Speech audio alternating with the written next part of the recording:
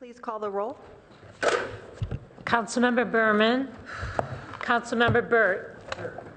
Councilmember Holman. Councilmember Klein. Vice Mayor Niss. Councilmember Price. Councilmember Scharf. Councilmember Schmidt. Here. Mayor Shepherd. Here. We only have 4 council Do we have enough? I'm trying to see if we have enough council members. They're back there. Do we need one to go more. call them? We only have 4 out here. Okay. Pat's going. Sorry. Can I go ahead with the Architectural Review Board? Yes, please. Board Member Guyer. Here. Board Member Liu. Here. Board Member Lippert. Present.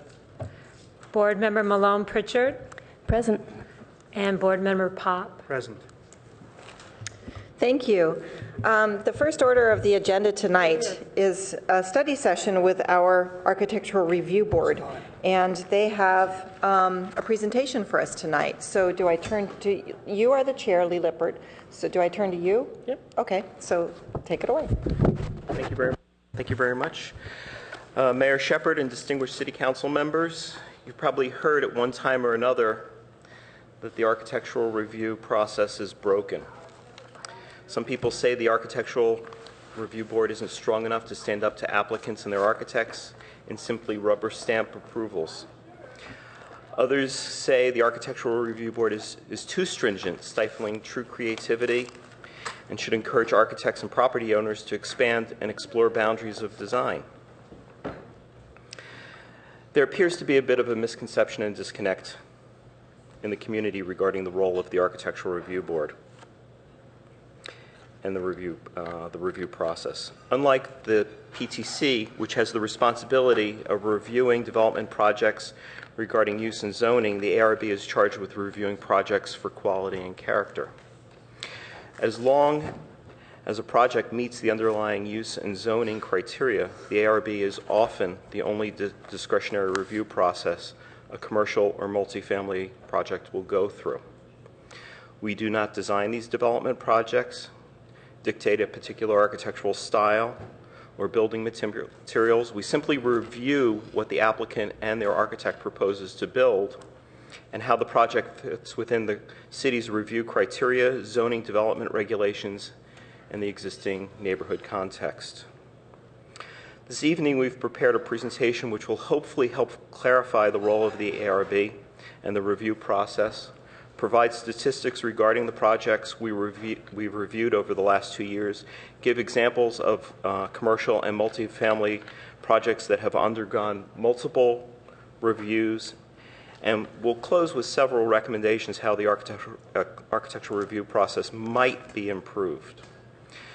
So with that, we've broken this up so we're not violating the Brown Act. Each of us have put together our presentations independently or in teams, and we've discussed it at our last Architectural Review Board meeting to finalize the arrangements.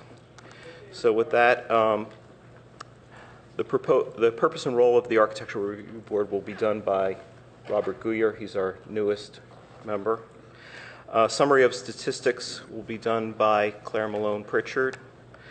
Project examples will be done by Alexander Liu and Randy Pop, and closing suggestions and remarks I'll be making. So with that, Robert, if you'd like to take over. Thank you, Lee. Council members, thank you for having us give you the opportunity to describe a little bit what we do. As you can see on the slide, the main points that, or the purpose of the ARB is to promote the orderly and harmonious development in the city. And that doesn't mean that one particular, item or building needs to match an adjacent one. It's just that they work well and flow together. Enhance the desirability of residents or investment in the city. Being basically, again, the main thing that we try and strive for is quality of the developments that are presented before us. Encourage the attainment of the most desirable use of the land and improvements. And again, we strive for that, but we also are limited by the fact that we have to sort of present, or I should say critique, the development that's presented for us. And I think that's where sometimes the criticism is indicated, where we do too much or we don't do enough, and a lot of that is dependent on what's presented to us in the first place. Next bullet, the enhance the desirability of the living condition. That sort of, I guess, goes without saying that the ideal or the ultimate solution would be the best thing for the city. And finally, promote visual environments which are of high aesthetic quality and variety, and which at the same time are considerate of each other. And again, that's where something doesn't need to match, but it needs to be harmonious. The role and responsibility, the biggest thing is, and I think, and that's where sometimes there's a disconnect, is that a lot of people look at our board as sort of an architectural control board, meaning, you come before us and we sit here and go, nah, we don't really like that. We want it to be this or that or whatever. We've had, I've been on it now a very short amount of time, but one of the comments that came up when I was being interviewed is that the comment that it seems like all you guys ever do is recommend modern buildings. And it's a matter of, and I've been doing this for over 10 years in other municipalities, and that the one rule that I always live by, and having now worked with the other people, they work with the same thing. We can only critique what's presented to us. We don't sit there and design the building for you. It was sort of the hallowed thing. You don't design it for the applicant. Although as architects, we have a tendency to want to do that. Thank you. Board Member Malone Pritchard.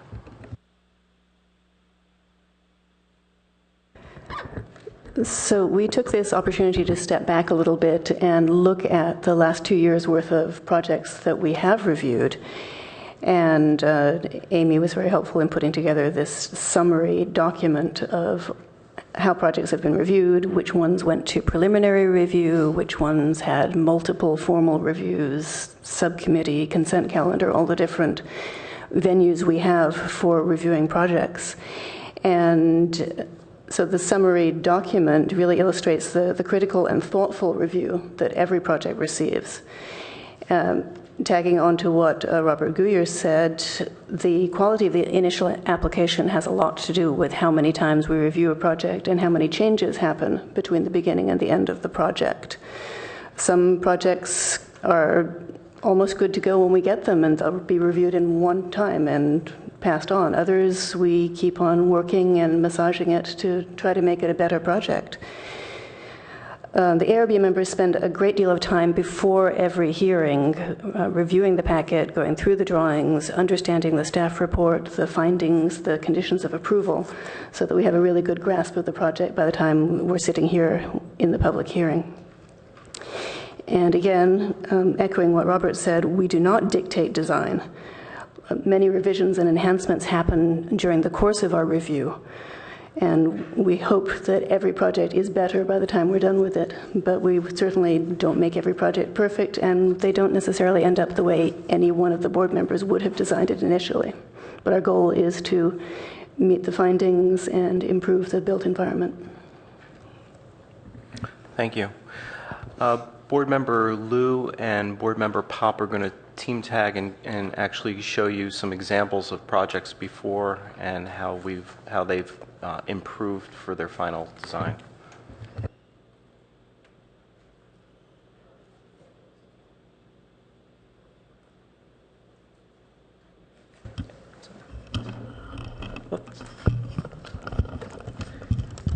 So the first project we have before you is 500 University Avenue, which is a new mixed-use building. It hasn't been constructed yet, but it's at the corner of University and Cowper.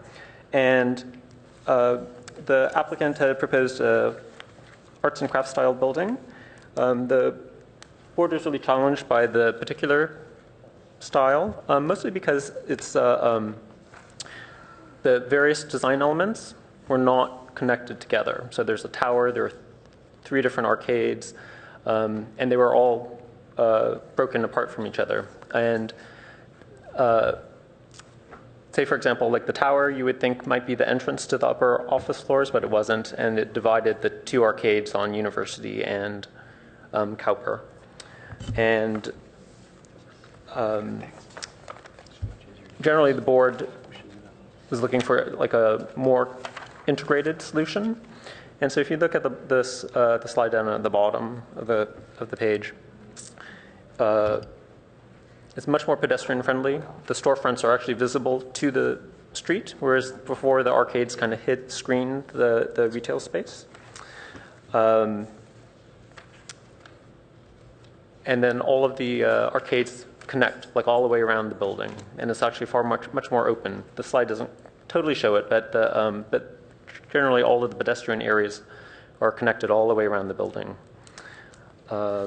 And we've gotten some feedback from the property owner who came to the subcommittee, and he said that that particular corner has always had a very difficult time leasing. He's had a difficult time leasing the spaces in the existing building.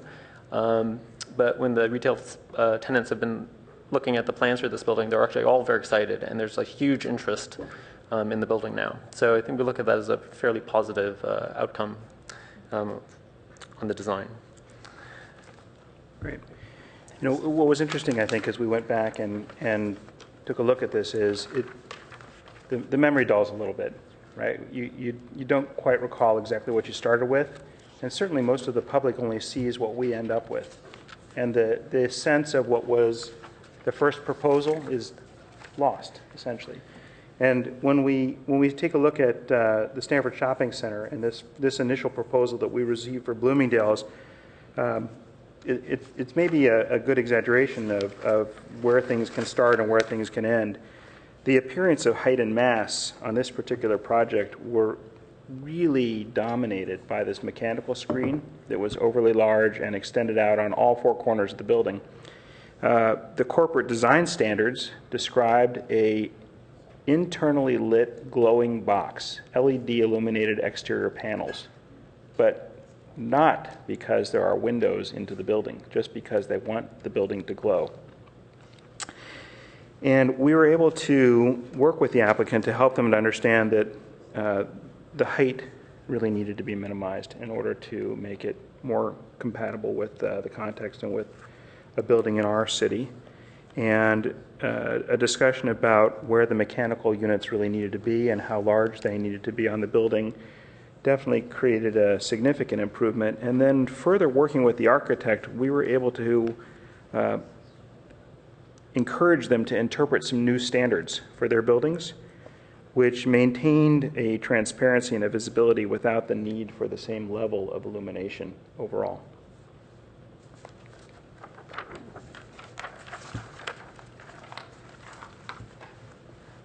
And this next project, 405 Kirtner, is a new 6-unit condo building in the Ventura neighborhood, very close to El Camino. It's probably the first property off of the commercial properties on El Camino. And the top image was what it came to us first in a preliminary hearing. And you'll see it was a tall 3-story like row house with unbroken, like no modulation really of the facade. And then you'll see the short elevation was what faced Kirtner, was actually fairly blank. There was just tiny, 2 very small windows on the front facade. And generally there's like a lack of we call it like there's a lack of fenestration pattern, and it's just a long unbroken mass. And the applicant really had the highest intentions for like sustainable design, but the board wasn't really seeing it in the actual plans. Meaning, like in the top image, he's showing like sunscreens, but they're actually not in front of the windows. They're actually in front of blank walls, and so it really just wasn't working for us that well. The bottom image is what was approved by the board, or recommended for approval by the board, where there's greater differentiation between the different units. The front facade has more windows and balconies that face the street, and generally much more harmonious and integrated landscape, and also individual entrances to each of the 6 units. Okay. And then our last example is a project you all know well, but I'm not sure you all know what it looked like when we first saw it. We were presented with an initial design at a preliminary review, essentially a study session, and we were asked for feedback from this applicant, at which time they stated very specific goals of a sleek, clean, and modern building, and wanting to be net zero. The board's response to the applicant was that it was architecturally severe, and that the concept for the structural frame was really out of scale with a building of this size, much more appropriate for a high-rise than for a building of really 3 or 4 stories. And just cold and harsh were the kinds of words that we were using at the time. And close to this point, we also requested that because there were some dashed lines that were shown for an adjacent building that was being thought of, that we'd like to see what that was all about as well. Our goal here is to best anticipate the context, both current and future. And as a result of what we thought was quite a nice process and a productive process, the massing of the building was really broken up in a significant way, and overall really dramatically reduced. Much of this is due to the structural system being contained to what we would consider to be a very elegant minimum. There were balconies that were inserted in the building to create variation and soften the intensity. One of the challenges here, of course, is the build-to requirement, and at this point there is very little way around that. And based on community input, this was something that was very challenging. But working with the applicant and studying this carefully, some landscape planters were inserted, additional landscaping built around the project, and at the end of the day, the approved design, something that is moving forward, and we're all quite proud to have been a part of. Thank you. So just in closing, we have some suggestions for improvements and challenges. And the first one is to create a better understanding of the purpose and role and responsibility of the Architectural Review Board. The community oftentimes confuses what the role of the Architectural Review Board is. Oftentimes, the Architectural Review Board is the only public hearing for a project. So whatever the community is feeling or thinks about a project, it may not have anything to do with the quality or character issue. It might have to do with the use and zoning. We are the beneficiaries of that. And a lot of the frustration with the community is because it comes to us.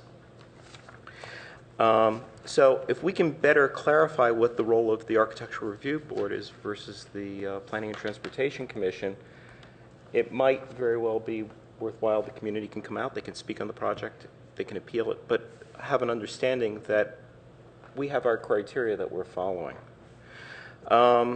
We're not a design control board, as in the case of many jurisdictions. You have communities like Santa Barbara, for instance, which dictate what the standards are for all buildings. If you want Palo Alto to have a particular style, the City Council is free to adopt something like that. We're also not responsible for parking or traffic in the community. We don't decide how many parking spaces there are. If it's accommodated and it's surface parking, we review the quality and character of that surface parking lot, the landscaping, the spacing of those vehicles, and whether it all works. But we don't decide how many cars are coming or going to that site. there's an opportunity here for outreach or education to the public. As part of our Palo Alto, we're actually looking at perhaps having a dialogue, 1 or 2 dialogues on design in Palo Alto and what we want our community to look like. And we really do want to hear from the public, whether we have something that we can actually do about the project or not. It's important that the community does voice their concerns and we hear what those concerns are. So with that, thank you very much. I really appreciate it. And I just want to say one last thing. I was called away on a family emergency, and I was away while the Architectural Review Board worked on this. Claire Malone-Pritchard, as well as Vice Chair Pop, worked on putting this together, and I really want to thank them as well as my colleagues in terms of picking up the mantle and running with it.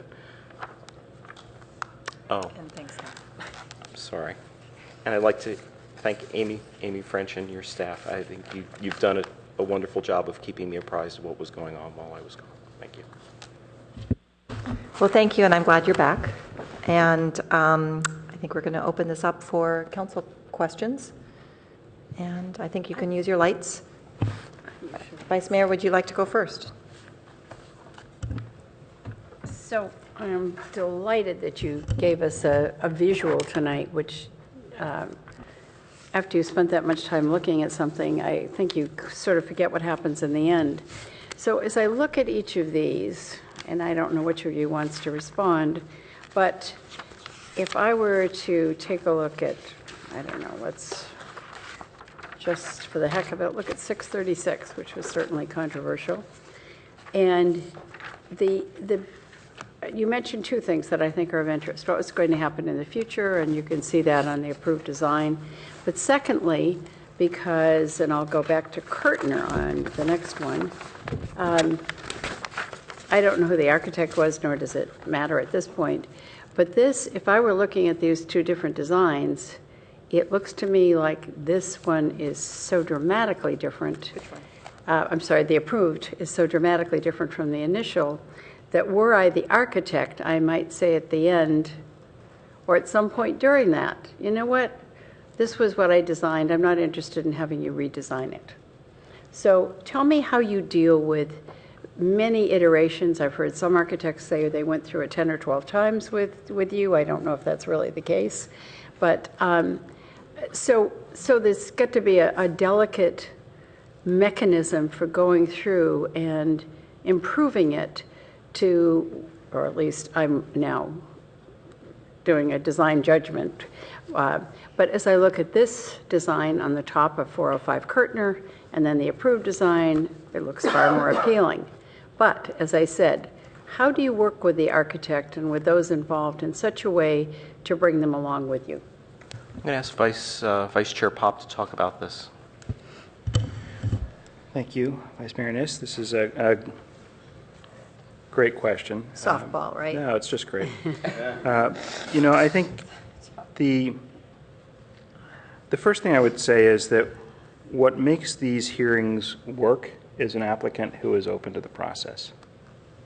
And an applicant who is challenged to receive input is often the most difficult for us to really interact with. In this particular case, we had an applicant who was open and willing to listen to us. And in fact, an unusual project in a way, because over the course of this, and you can see this one has had significant change, it's the only project that has been reviewed since I've been on the board where we actually, as a group, offered to the applicant a 4th meeting and said, would you be willing to come back a 4th time? We typically say 3 and out, and then they need to reapply. And we weren't ready to approve their design at the 3rd, and he asked us if we could have a 4th, and we agreed to do that for him. So it was overall quite a nice process. We try and take the buildings apart piece by piece, not just give a broad-based like it, don't like it, very specific criteria about what's working, what's not working. And as Alex was describing, I think some of the input that we gave this particular applicant was that the initial design was too singular and too long, and that this single unbroken roof form wasn't the type of architecture that lent itself to fitting into the neighborhood, which is different types of buildings than this, that the stated goals of sustainability weren't being met because the roof was oriented the wrong direction to actually receive solar panels, and the fenestration on the, there were subtleties here that weren't quite working. And so we gave some initial feedback about some of these items and asked them to go back and reevaluate some of their design and some of their process. And he came back with interim designs that you're not seeing that eventually led to something that we all felt was an approvable design. It was quite a healthy process, I thought, and really, the only way to describe it is iterative, right? It's one step at a time, one piece at a time. Yeah, it's interesting as we were looking at these statistics and sort of understanding how many reviews had occurred over the last 2 years, and thinking about personally the time that I spend preparing for a review and going out to the site and evaluating and meeting with applicants and all these sorts of things. As a board, as a cumulative number, we're spending almost 17 and a quarter hours on every building we review. So it's a significant process. Yeah. It's not a rubber stamp. It's not quick and dirty. This is a very careful and critical process we're going through, but it takes the applicant to make it work. Yes. And I have to say that I appreciate so much the staff's work with the applicants and helping them to understand the process so that when they get to us, they're ready to be part of the process. So, great. Thanks. That answer your question? Sure. Yeah. Councilmember Price? Yes, a couple of comments and a question. First of all, I wanted to say how deeply I appreciate the work of the ARB and your thoughtful and careful review, being sensitive to the applicant. And you all know from your own work the sensitivity around vision and design and creativity. And so it's aesthetic. There's a creative element. It's very personal, and I wanted to commend you for your work. The other thing I wanted to note is what I think you've done excellent work, and I also am sorry and regret that you have been occasionally critiqued and verbally abused by some disgruntled members of the community. And I think that's very, very difficult. And I wanted to, again, express my deep appreciation for what you've gone through and your commitment to this work. And you are volunteers, and I recognize how that may have felt. And I wanted to say, again, thank you. Your comments about improvement and challenges, are there things that you can think that the city could do differently or more productively to help educate the community a little better about your roles and responsibilities? Or are there individual things you, as members of the ARB, think that you could do that would assist in this process? Our Palo Alto process is one element of that, but just wanted to hear a couple of comments about that. I think that would be useful. Well, I believe that doing a component that would fit into our Palo Alto, first of all, would be very helpful to explain what the Architectural Review Board does, as well as the Planning and Transportation Commission, and what our differences are. Both myself and several members from the Planning and Transportation Commission did make a presentation to Leadership Palo Alto, or Leadership Mid-Peninsula, sorry. Yeah, it's Palo Alto. Yeah, that about what the Architectural Review Board does and the Planning and Transportation Commission. I think that if this was maybe made into a formal presentation and done maybe once or twice a year, that would also help. It would help understand for the public to be able to understand about speaking before the board, and that it's a discussion, not us coming in and reaching, imposing some decision. We really want to hear from the community, and we want this to be a dialogue between three parties: the board, the applicant, and the community. Councilmember Schmidt?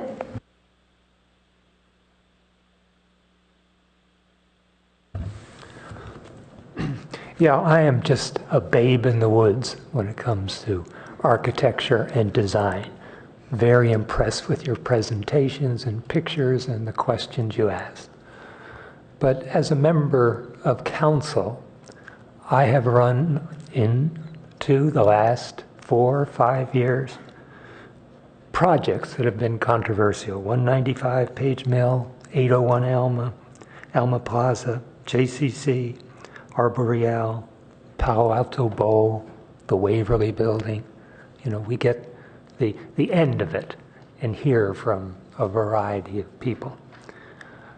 Council members, starting in 2010, put in official requests for both South El Camino and elsewhere. Let's have some design standards developed before we go too far down the road.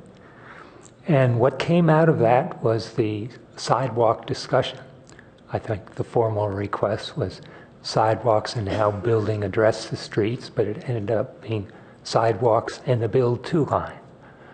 And I think both the ARB and the PTC said no, can't deal with this. We need to take a wider and deeper look.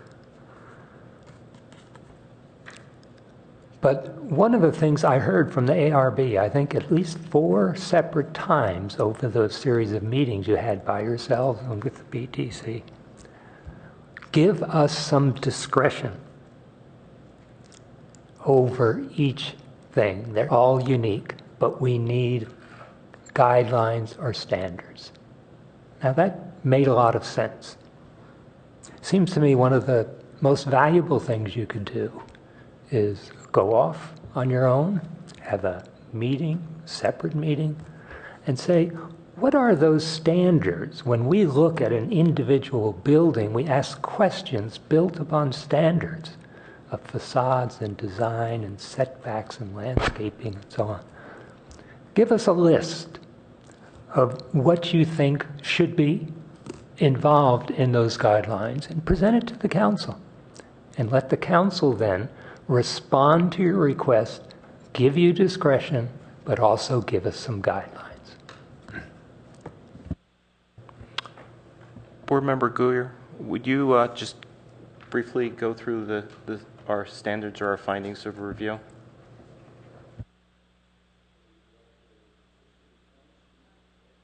Just point them out. You can.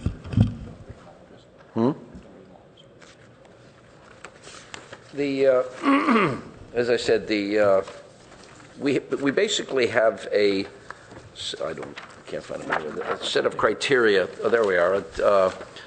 And actually, from again being fairly new, but having done this in various other municipalities, I have to hand it to the ARB and the council and everything else for doing actually a very good job at being very specific as to what's required. This is actually quite good and very informative for someone coming from the outside who really doesn't know what to expect, because a lot of municipalities will, have vague language like it needs to look nice or this. It's like, I'm sorry, that's how high is high. You can't. So these, again, I won't go through reading all of them. They're very straightforward. But like I said, all of them are very specific of what they try and do. The problem that we run into are things such as compatibility, where you might end up with a situation where there's an underlying zone, for instance, that's different. So, a particular area has been, single story. Robert, can I just interrupt you for a second? You're looking at page 14 on the slide presentation, which, I see it. Right, no, I've got it here. Yeah, that's right. Where the zoning is changed, or there is an overlay zone or something like that, where a developer comes in and says, well, gosh, the zoning says I can do a 3-story building. And, the neighbors have been used to single-story, buildings in the entire neighborhood. And the reality of it is they're both right.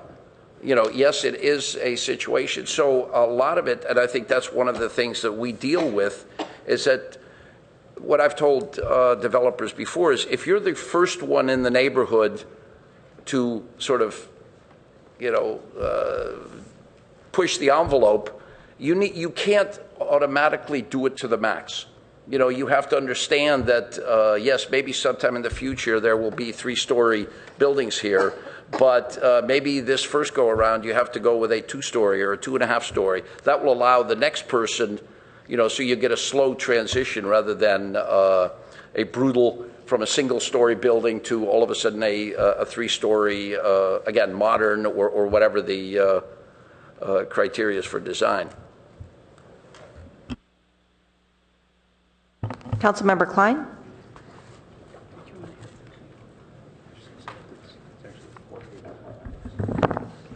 Well, thank you very much for your work, and thank you very much for the presentation tonight. I think it was very instructive, and if I had my magic wand, I would have it play in every household in Palo Alto so people really could understand what you do and what you don't do. And the latter is probably even more important than what you do sometimes. That being the case, and you've rightly brought up that you're a review board, not a control board. And those of you who've had experience as architects with a control board, could you speak to that issue? Would it be desirable for Palo Alto to have a control board? And what are some places that do, and what are the results? Board Member Malone Pritchard, would you like to take that? So in places that have controlled boards, I think of places like Irvine, for example, where all of the architecture looks very much the same. There are places that say all of your buildings must be stucco. Here is the range of colors you're allowed to use.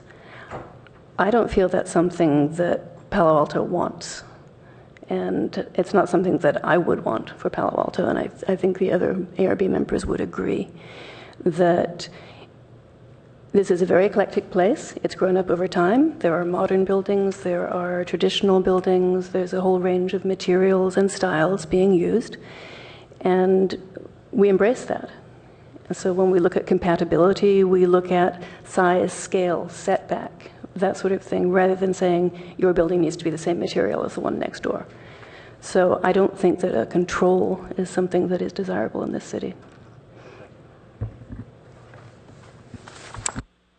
Councilmember Burt.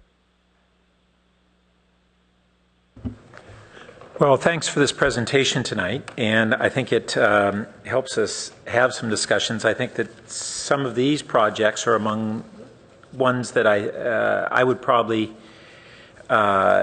be supportive of the direction that the ARB took. But we've had other projects that I wouldn't feel that way, and I wanted to kind of try to steer the discussion toward areas where we want to focus on what we perhaps as a council would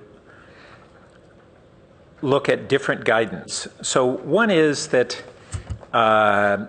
Chair Lippert had said, oh, you know, we're not the Planning Commission, we don't set FARs and do those kinds of things, but I think that there is a problem for the community when the ARB speaks out on those issues, even with qualifiers saying it's not our purview, but here's our opinion. And that we think it's this, we just had a project come before you for a pre-screening in 4,000 block of El Camino, and it was an upzoning. And if I recall it correctly, there was a statement, well, you know, we don't do zoning, but we'd sure support it, essentially. And I think that that presents a sense to the community and to the council of sentiments which go into another aspect which applies to really staff and the Planning Commission and the ARB and the council, which is when we have maximum heights and maximum floor area ratios, are those considered not only maximums, they're not only the ceiling, but they're the floor in almost every circumstance. It's very rare that we see a project that comes in at any less than the maximum height and the maximum floor area ratio. But the way our codes are written is that is the maximum, and we have all these other criteria, which may not allow a project to go up to the maximum if they can't meet those criteria. And so I would like to see, and I'm interested in whether other colleagues concur, the ARB exercising more input on limitations of projects so that the quality of the project is better and has more latitude in its design if there is not a sense that the floor area ratio and heights are necessarily entitlements. And then that opens up a whole bunch of design discretion. I think back at 800 High, we ended up handcuffing ourselves by having an FAR that didn't allow for much design discretion. And I think about the Hobach building on, is that 195? Yes. Yeah. 195 Page Mill, it's essentially on Park, but that's its address. And when that came to the council after ARB approval, I would have disagreed with how it complied with the ARB findings that you have presented here tonight on several counts. I stated at the time ways in which it was not consistent with compatibility guidelines for the comp plan. It wasn't compatible with that immediate environment. I don't think its scale and character were harmonious with that neighborhood and surrounding buildings. There was virtually no public open space. It was all interior open space. And the balance between the private interests and the public interests in that building seemed out of kilter. And there really weren't ancillary functions provided, which we pushed back and finally had some of that. So that's an example that I would use of a project. You know, these are probably good examples of excellent work in moving designs in the right direction. And I think it's okay for us to talk about, okay, and what are the ones that are examples of where we maybe think we want to change. And I think clearly there is a sense that we want to recalibrate. The community feels that way. I know certain of my colleagues feel that way, and I think we need to embrace that recalibration. It's also been stated that, you know, the ARB doesn't stipulate style, but we've had circumstances in the past where the ARB has spoken out against what they described as traditional or derivative styles. Frankly, I'm not sure I know of a style that is not to some degree derivative. So to me, that's a difference in degree rather than in kind. And certainly, you know, the worst of derivative are things that we might call, you know, Taco Bell homes and that kind of thing. So there's terrible derivative, and then there's good quality derivative. And so I would like to see a consistent approach where what Chair Lippert described is consistently followed, that there isn't the ARB pushing its own style values. And I know that a lot of the time that's not the case, but a lot of the time there's a sense that it is the case. And so I think we've seen on Waverly a number of buildings that don't seem at all in character with what that block has been about. And if the intention is to transform the architectural style and mass and scale of that block, then that's one thing. If it's not, then we have a different discussion. So those are my comments at this time. And one other small thing. We've had the Audubon Society talk about the need to be considering bird-friendly materials and designs. And I'd be very interested in hearing in the future your input on that. Thanks. Well, there's a lot in there. Would you like the board to address some of those issues, Councilmember Burke? Okay. I was not on the Architectural Review Board when the Park Avenue building was reviewed, but two members were, Board Member Liu and Board Member Malone Pritchard. Maybe they can talk about those specific projects. And I'm not looking to rehash that. I was using that as an example just as these were using. So I'd like to keep it at a higher level of consideration rather than rehashing a given project. But it was an example just as these are good examples of good quality work. Just fine. Board Member Liu? So I do share many of your concerns, and I would say, just as an example, there's a new, well, there are several new hotels, but one hotel in particular is being built across the street from Arbor Real. It's a Hilton Garden Inn, and when that first came to the board, it was a full 4 stories, and I think, as many of you know, that Palo Alto changed its zoning to allow larger hotels, which is 2.0 floor area, which is larger than the 1.0 in many of the CN areas, and the board asked them to step the building down to meet the height of Arbor Real, which is typically 3 stories. So we do that. We don't always do it, but it does happen, and it's and I think even then, my eye is that building is still very big, even with that change in the design. I think Claire might be better for 195 Page Mill because she was on, if I'm correct, she was on the board for both times that it came through the board. I was on it once. I was the dissenting vote, so maybe Claire was on the majority side. So, but I generally thought that building was not compatible, and I was just say general. If I can make an overgeneralization, it's pretty hard to get 3 no votes on the ARB. I think that's pretty. You have to have a really horrible project to get 3 no votes. Board Member Malone Pritchard, do you have anything that you want to add to that? Well, I don't want to rehash old discussions either. I will say that was a very difficult project. It went through many reviews, and like many of the examples we showed you, it did improve significantly from when we started to when it was finally recommended for approval. And I would like to address materials very briefly. I think that that's a very important component that hasn't been really discussed here.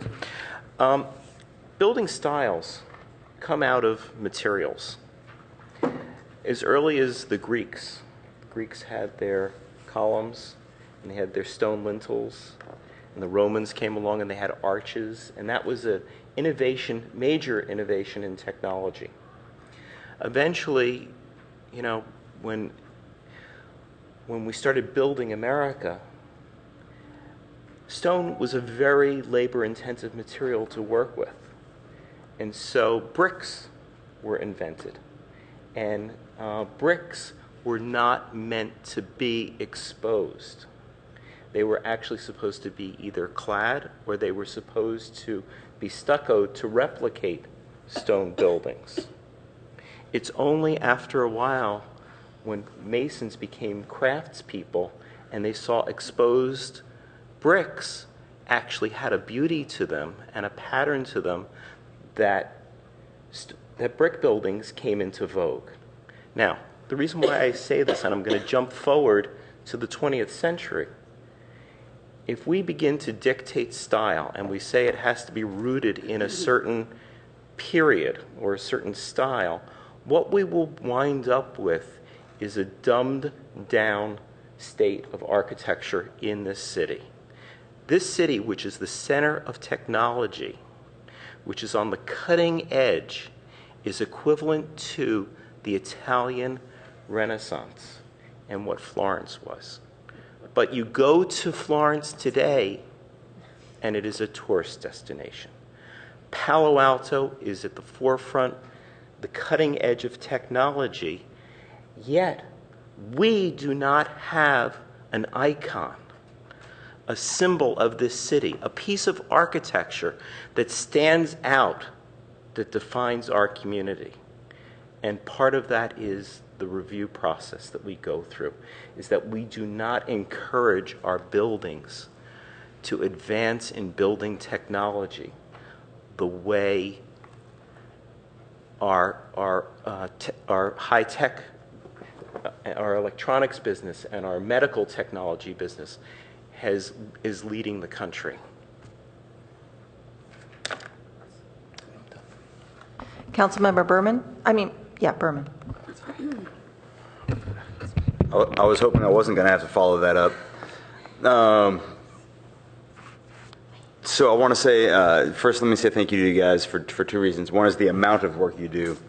And I didn't realize that until I took a look at this handout. And it's really, it tells you, how much that's going on in Palo Alto right now with the economic upturn and people having access to capital. And also, I think, how old some of our buildings are and the desire to refurbish them. We had a conversation a week ago, I think, about El Camino and the setbacks and the build-to line and other elements. And I asked some of the people who were there in the community who were building owners on El Camino how long they'd had their buildings there.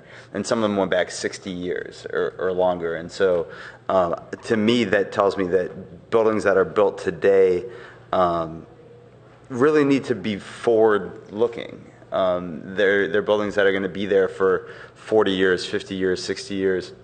And we need to consider that when we're considering both the architectural elements as well as some of the other elements. And so that's difficult because, and this is my second thank you to you guys, is how difficult your job is.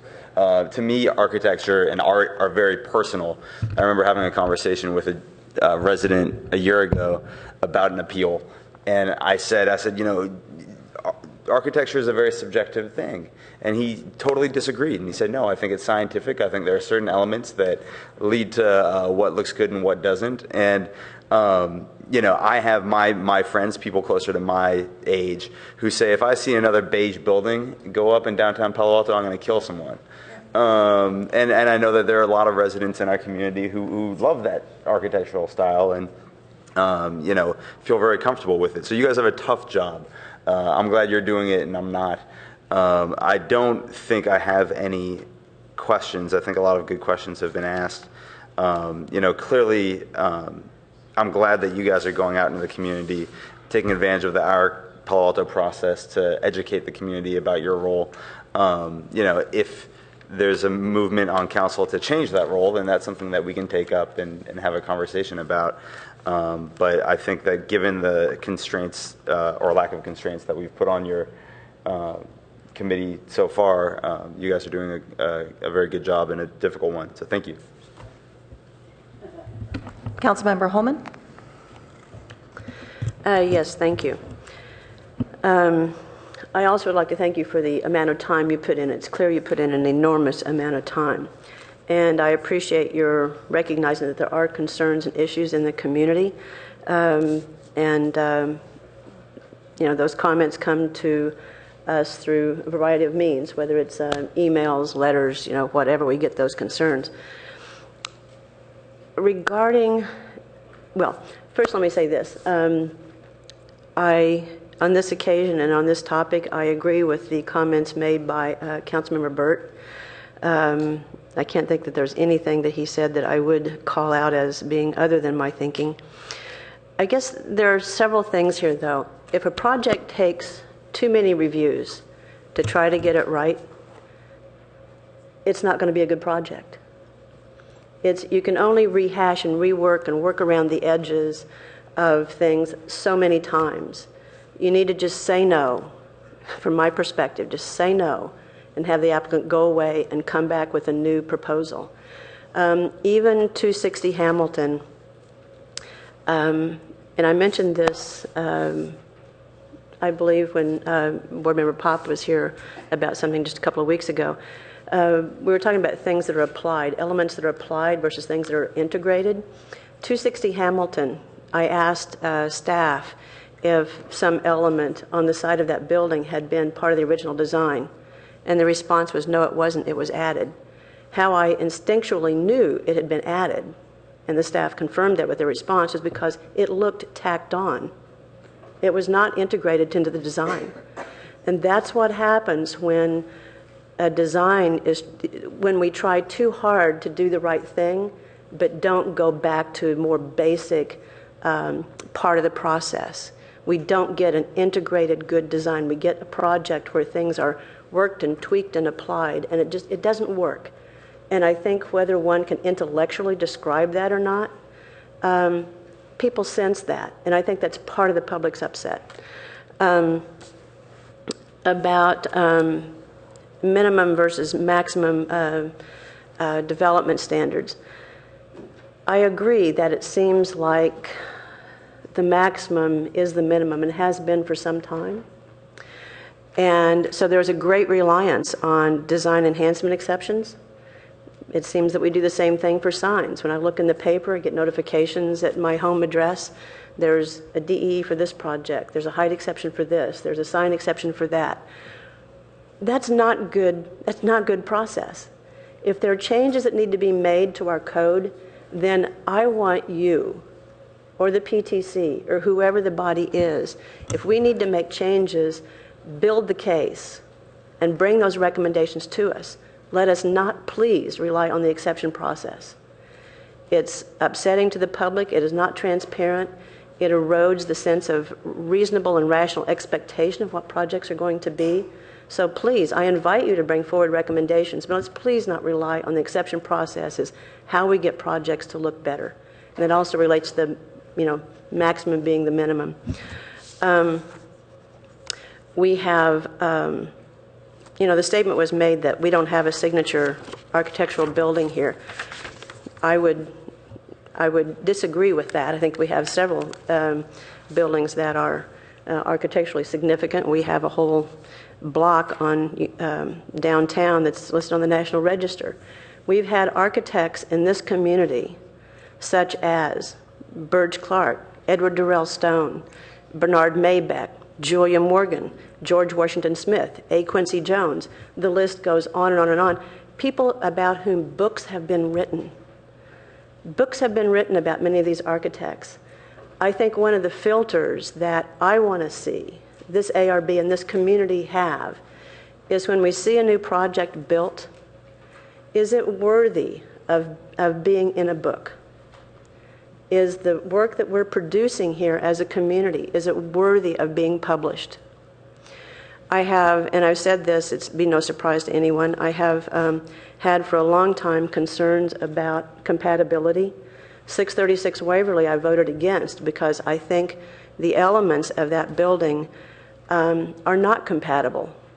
They are very large, dominant, primary defining spaces, or architectural elements, I should say, on a small building that are incompatible with the fenestrations on either the large house to the left or the smaller commercial building on the right. Compatibility does not dictate style, but there are basic components to compatibility that I don't feel like that we're following and that aren't being produced in the buildings that we are seeing developed. I thank you for stepping back the fourth floor on the new hotel. The El Camino design guidelines talk about how what's appropriate on El Camino is 2- and 3-story buildings. So if there's going to be a fourth story, it just stands to reason that that fourth story should be stepped back. So I thank you for doing that. I also have another concern and have had for a long time, and that is our canopy. I look at 2 projects that one is being built and one has been built. One is the hotel where Palo Alto Bowl was, and I see how that heritage tree is just so crowded that all of you weren't on the board at that point in time, but when it first came to the Planning Commission, that's where I was when it first came there, the tree was so crowded and so constrained that in this, where we consider ourselves an environmental community, a tree community, the tree was so crowded and constrained by the development that it was going to take artificial light to keep the tree alive. That is a sad, sad, sad statement on how we do tree review, or do our architectural review. It's inconsistent with our other values. And I look at the project on Lytton, that's where I always think of it as the gatehouse. On Lytton, between that would be, Ramona and maybe Waverly, I guess, something like that. I look at that tree and I see how it has been pruned back to allow for the building to encroach on that space to help get whatever the maximum FAR is there. And maybe that isn't at the maximum, but whatever, from my perspective, whatever size that building is, it is too big because it compromises our community values about canopy.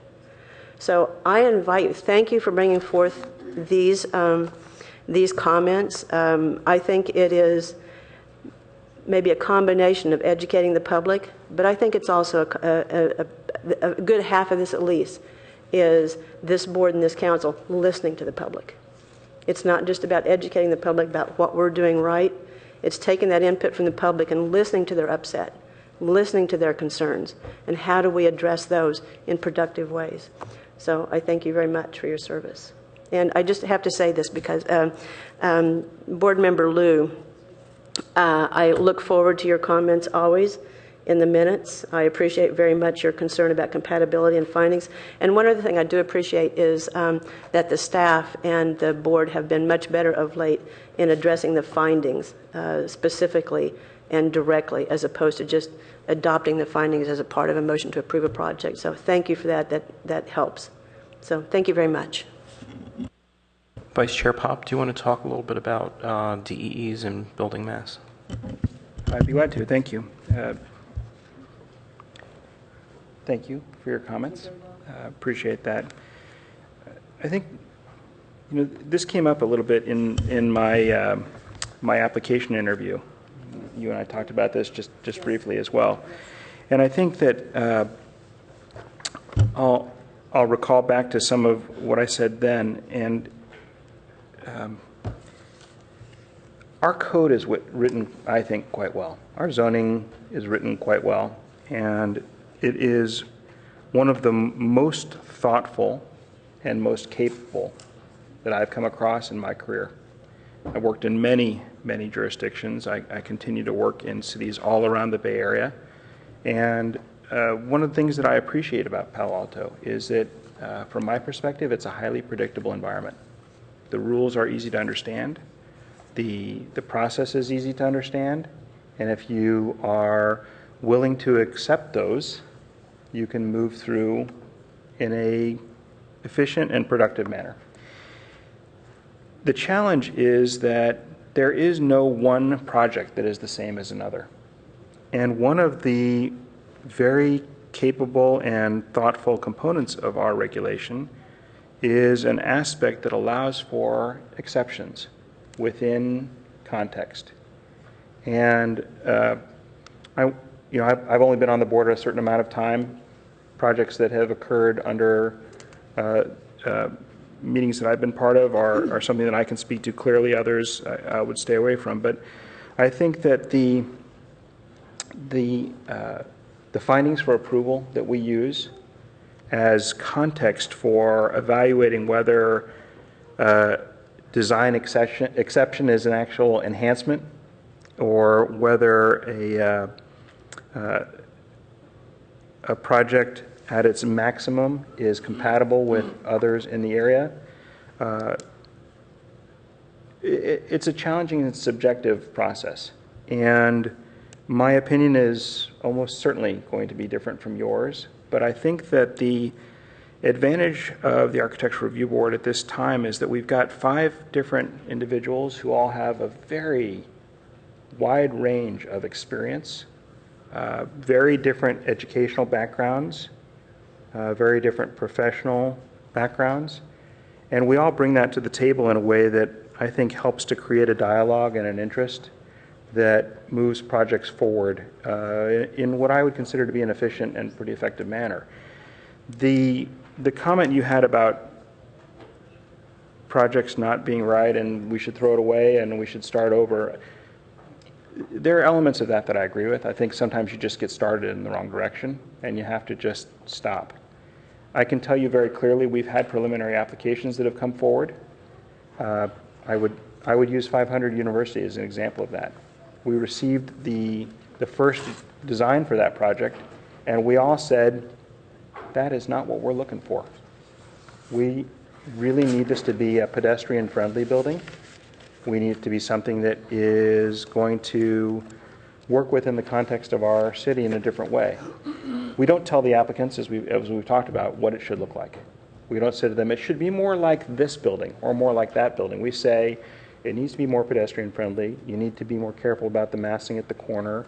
You need to create a stepped approach so that the building settles down into the site better. It needs to relate to the buildings that are around it in a different way. But the concern about restarting and the way you're describing that, I'm not sure I entirely agree with. There's certainly projects where, yeah, you want to restart. Worked with an architect for a long time, a lovely guy. His name was Goody Steinberg. And Goody used to say to me all the time, you know, every time somebody says to you, it's not quite right, I'm not quite happy with it, I want you to go back and look at it again. He always said to me, you know what, that is the best opportunity anybody could ever give you. Because you can take that back and you can go work on it again and you can make it better. And you can change whatever you want when somebody says that to you because they've opened the door. And as I mentioned earlier, a willing applicant, a good applicant, will take that and will run with it. And the applicants that are not quite so capable maybe or are not so skilled need a little more advice and encouragement from us. And in the ways that we can, I think we like to try and guide them. But the limits that we have in terms of where we go with design advice and what we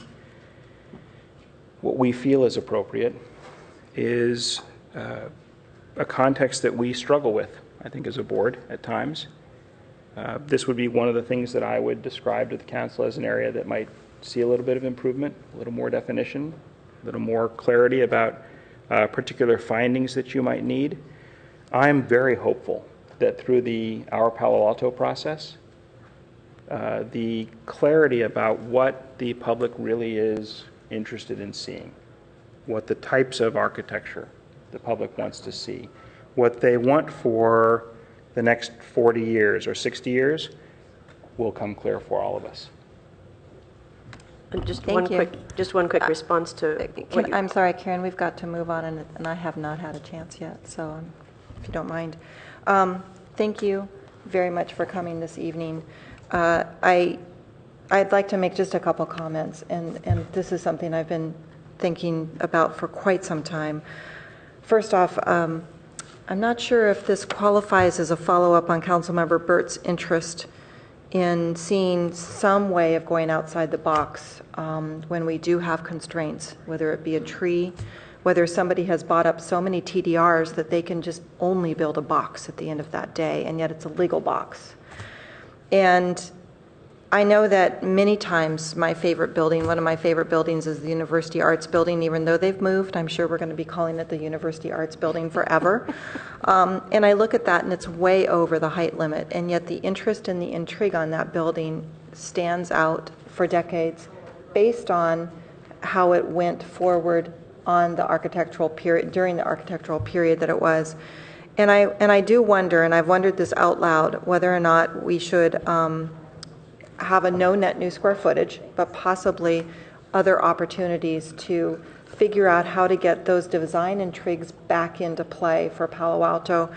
I get it why people have to build to the max. It's a very expensive proposition to go in and to build on your property. It's expensive for the architects. It's expensive on the materials. You get to do it one time. You're not going to do it again in 25 years. You're not going to do it in 50 years, hopefully. This is your build.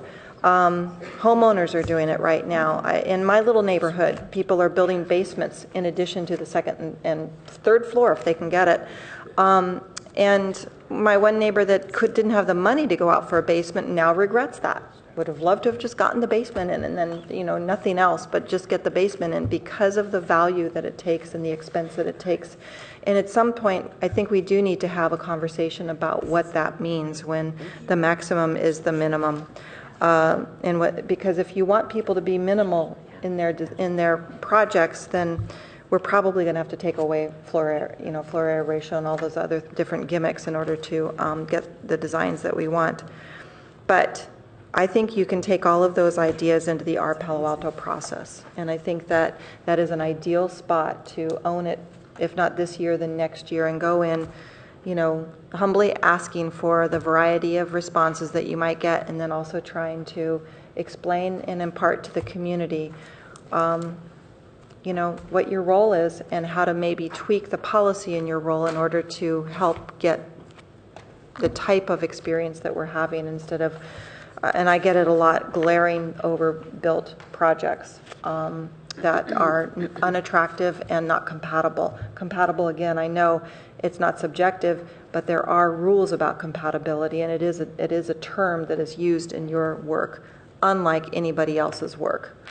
So all of those pieces would be really useful, I think, to get out into the community so the community can understand what compatibility really means, and how to take a look at it and see it and spy it, and why a glass building is compatible with something that's very historic. I find that to be fascinating when I listen to the Historic Resources Board talk about those concepts.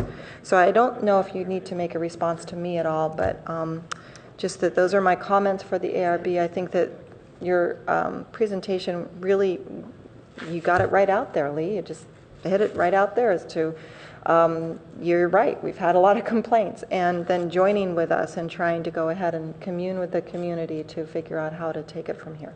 I think that that's exactly where I would like to see all commissions work. So.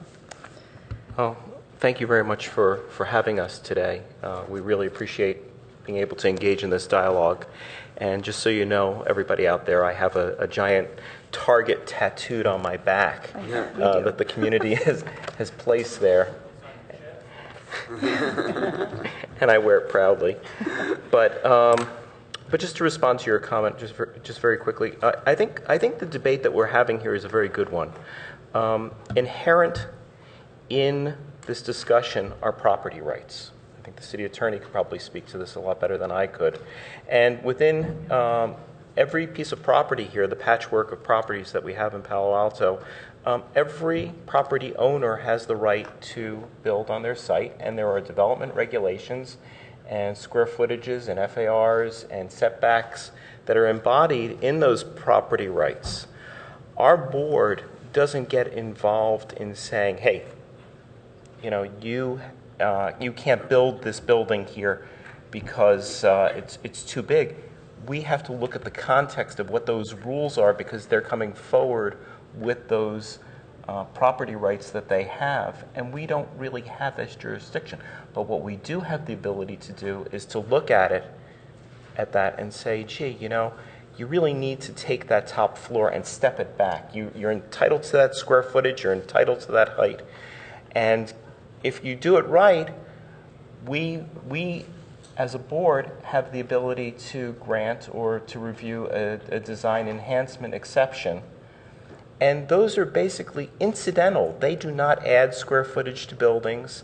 But what it says is if you do this in a positive way, in a way that's meaningful and creates an interesting piece of architecture, well, we can look at that, how you've gone outside the box or the envelope here.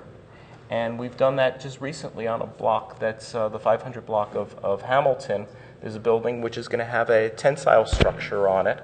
And it's a very exciting proposal. It doesn't add any more square footage to the building, but what it does is it allows the roof to have some activity on it. And it's a very exciting proposition. They needed an DEE, design enhancement exception, in order to be able to do that. So thank you again for having us, and hopefully we can continue this dialogue. Great, thanks. Well, let's take a few minutes just to reorganize, I think, as one commission leaves. And it looks like the apps challenges are here, challengers, winners, award winners. They've got black T-shirts on, and if you look closely, there's a logo there that looks like a Palo Alto tree, sort of.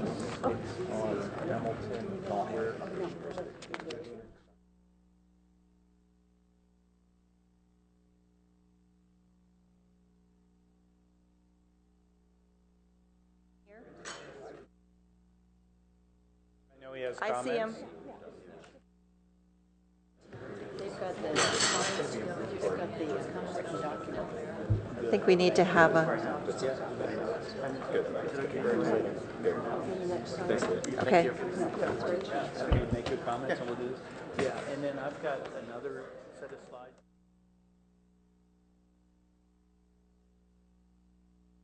There's also a meeting on the 23rd. All of these meetings are very, very lot of items on here. Probably will supposedly take us late, according to on the agenda. They have little time segments of how long it's going to go. This is projected to go to 11:40 tonight. If it's 11:40 tonight, it's going to be way over 11:40. I'll tell you that right now. So you could be here for a while. On a little happier note, besides all this meetings and getting through the hot weather here, Sunday is Father's Day, a very important day for so many people, but it's also World Music Day from 3 to 7:30. That's something you want to put that on your thing. Great to take your dad to. It started in the Sid Espinoza administration, getting people out in the streets, a celebration of world music. Very popular in Europe, all kinds of great music. It's a great time in Palo Alto. It's beautiful. I was out Sunday at the water polo match at Stanford between the United States and Serbia, and then a lot of Serbian people, all kinds of very international affair. A lot of people in downtown Palo Alto watching soccer and basketball in the cafes and walking around and shopping in a very, very, very, very hot Sunday. I'm sure this will be just another great event. They say last year 20,000 people attended, and that will take place on University Avenue and on King City Hall. And this is an exciting time to have our apps finalists here with us tonight. And Jonathan Reichenthal has taken this on and has generated a lot of energy. So we're here to celebrate our finalists. Yes, we are. So, okay. Thank you. Thank you very much. Jonathan Reichenthal, Chief Information Officer with the City of Palo Alto. Before we recognize the finalists and judges and formally conclude Palo Alto Apps Challenge 2014, I want to share a few quick thoughts with everyone. Fundamentally, the Apps Challenge is an experiment in community engagement. By creating incentives for the public to help create community solutions by means of smartphones, tablets, and computer applications, a model for government and community co-creation can emerge. Unlike other apps challenges, entrants of the Palo Alto Apps Challenge were required to submit an idea and be prepared to build it. The finale required a workable prototype of the idea. At the close of entries in February, we had 74 submissions within the theme of community engagement, in which 10 were selected by judges who are here tonight, and those 10 would then compete for the final. One had to drop out, so we were left with 9 finalists. In the 4 months leading up to the finale, the finalists received coaching and feedback from Cloudera, a local technology company, and they had a chance to elicit feedback from the community during the Apps Challenge Showcase event at the Palo Alto Art Center on April 27th. In the 30 hours leading up to the finale, the finalists received a stunning 3,200 online votes. 3,200. By the way, this is after the votes were completely scrubbed of duplicates to ensure that each vote was authentic. The grand finale was a live TV broadcast last week and web streamed on Saturday, May 31st. It was deliberately held in conjunction with the second National Day of Civic Hacking, which was the world's largest civic innovation event. 123 events in 103 cities, all at the same time. So was our experiment a success? It succeeded way beyond our expectations. Today, there are at least 3 highly valued app solutions that will be delivered to our community. We have an app on volunteerism, an app for adopting animals, and an app for ADA support. Many of the other finalists have committed to finishing their ideas. I really hope you do. Finalists built teams and engaged stakeholders in our city and beyond. Finalists felt engaged and motivated to help their community rather than simply sitting on the sidelines. At least one of the apps, Adopt Me, is already being used by several animal shelters in the Bay Area. We've demonstrated that community engagement takes many forms, as the heart of Silicon Valley technology solutions leverage a core competency. It's the intersection of community, data, open government, technology, and strong leadership support that 21st century local government and cities can become smarter. So thank you very much, and I want to just say thanks to some of the sponsors, and then we'll give out some certificates and plaques here real quick. So thank you very much to our premier sponsor, the Stanford Federal Credit Union. Thank you so much.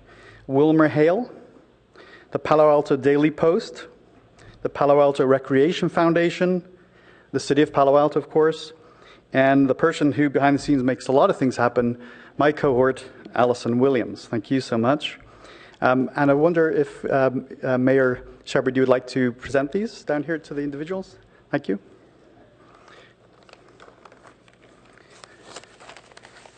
So we'll present the little plaques to the judges first for their efforts.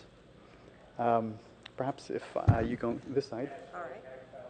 Yes.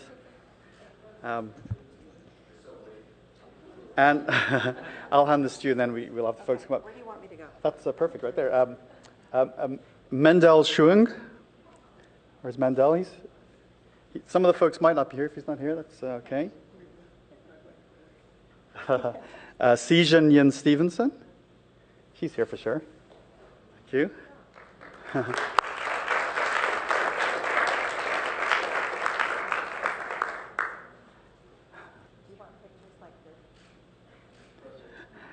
Jamie Barnett, who I know for sure is not here.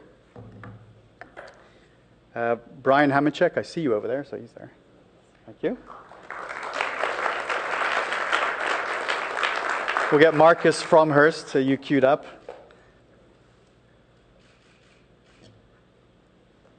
This is from Marcus.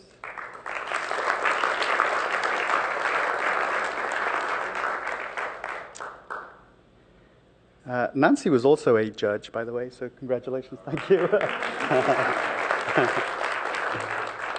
And Samid Chakrabarti is right here.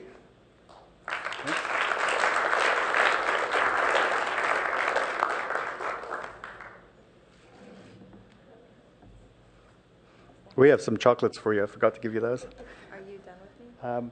We're going to now give certificates to all the finalists. So you want me? I'd love that. Okay. You need to be here. Thank you. So the first finalist is Molly Munson for Bike Watch. Here you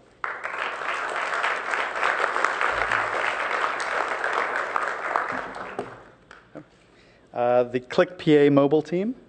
Here they are.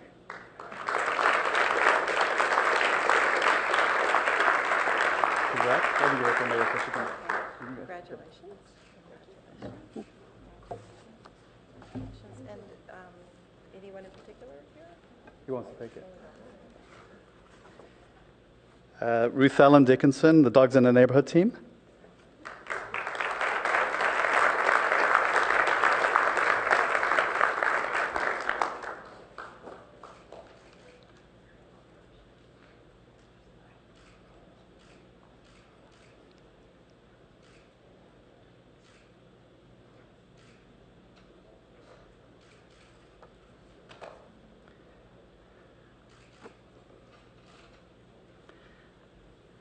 We have Oren Schnorson with the farm, but he's not here tonight. Okay, a few more. Lisa Altieri, the Go CO2 Free Palo Alto team.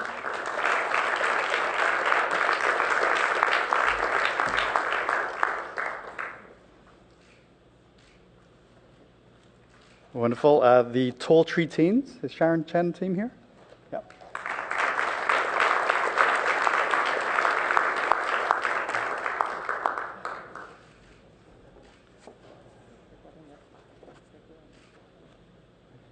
And so now we have the actual winners. We'll start with the third place first. And you know who they are, so there's no drama.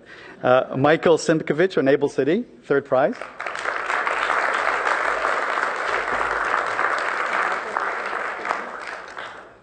Thanks very much. And now we have Cynthia Topaldos at the Adopt Me team.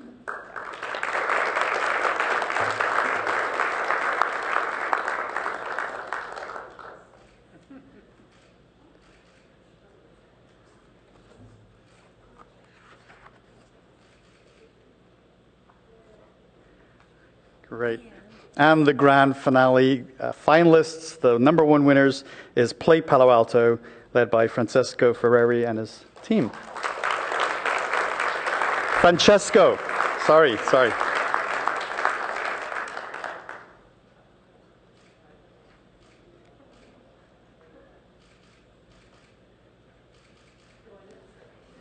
They were the winners. Thank you very much. And that finally concludes the Palo Alto Apps Challenge 2014. Thank you so much.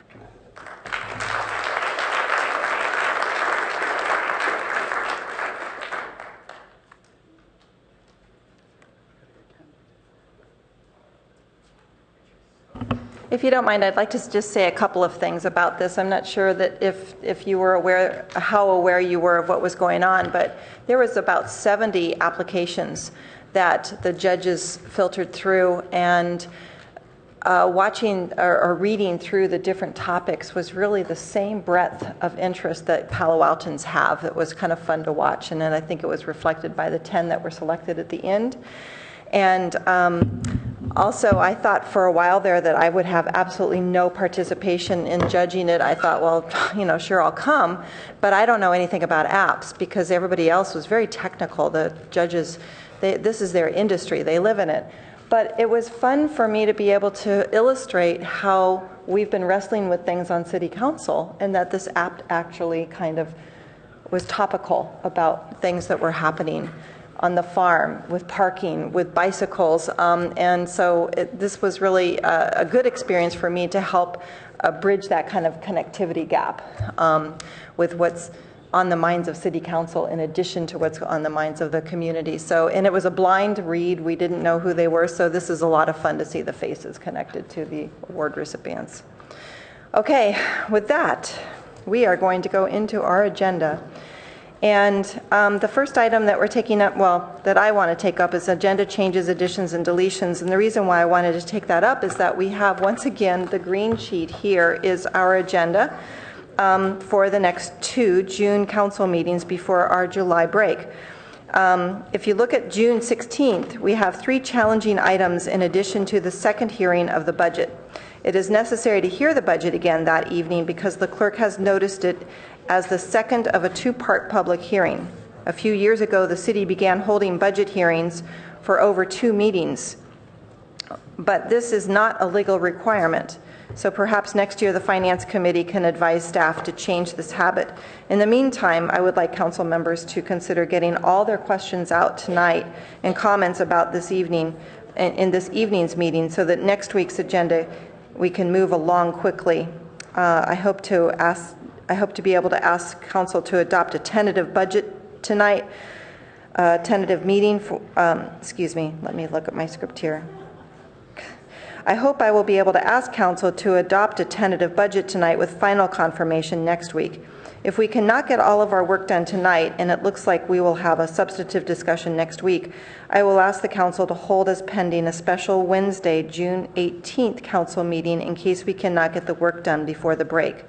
We will do a check-in during the meeting tonight to determine if we should consider that possibility. So if you could just take notice of 3 of the items that are scheduled for the 16th will probably have some good public participation as well. Okay, now with the city manager's comments. Jim? Thank you, Madam Mayor, council members. Seems particularly appropriate tonight on some of the things I'm going to report on after discussing design and architecture with the Architectural Review Board, seeing the amazing creativity of our citizens in the Apps Challenge. I think as we shared with you before, I think I had it right, Jonathan, that 30% of the app submissions that we received were from youth under 18 years old in the apps challenge. And now it's, I just did want to share with, again, another beautiful addition to our beautiful city out at the Palo Alto Arts Center. So Lisa Marzo is here, and the Public Art Program and the Art Center are happy to announce the permanent installation of Nathan Oliveira's Universal Woman in the Art Center's sculpture courtyard. There you can see Nathan when he was at work. I know some of you knew him well. The Art Center exhibited Nathan Oliveira's work in more than 11 group exhibitions dating back to the 1970s and featured the last significant solo exhibition of the artist's work before his death. And his first exhibition focused entirely on his sculpture, Nathan Oliveira, The Painter's Bronzes, in 2008. And I remembered how impressed I was. I had just come to Palo Alto city manager and was at that event, and consider myself a very lucky person to be in a community as creative as ours. Universal Woman is a result of a lifelong ambition by the artist to create a larger-than-life scale bronze. The lengthy and difficult execution of creating this large-scale piece from a maquette presented new challenges for the artist, and the working name at the studio for the piece during creation was Big Girl. During the fall of 2013, the Oliveira family offered Universal Woman as a generous donation to the city of Palo Alto. And this gift, which was facilitated collaboratively by the Public Art Program and the Palo Alto Arts Center, will showcase the legacy left by local artist Nathan Oliveira to our community. Stop by the, so thank you very much. While Elise is here too, I would just say that stop by the Art Center this month and meet veteran and artist in resident Aaron Toole, watch him work at his potter's wheel, and talk with him about his projects. The next item I have is right up there. And if you could put that slide up, that would be great. Can I try that pointer here? I think I can just use the mouse, right? Mm-hmm. All right, great pictures here.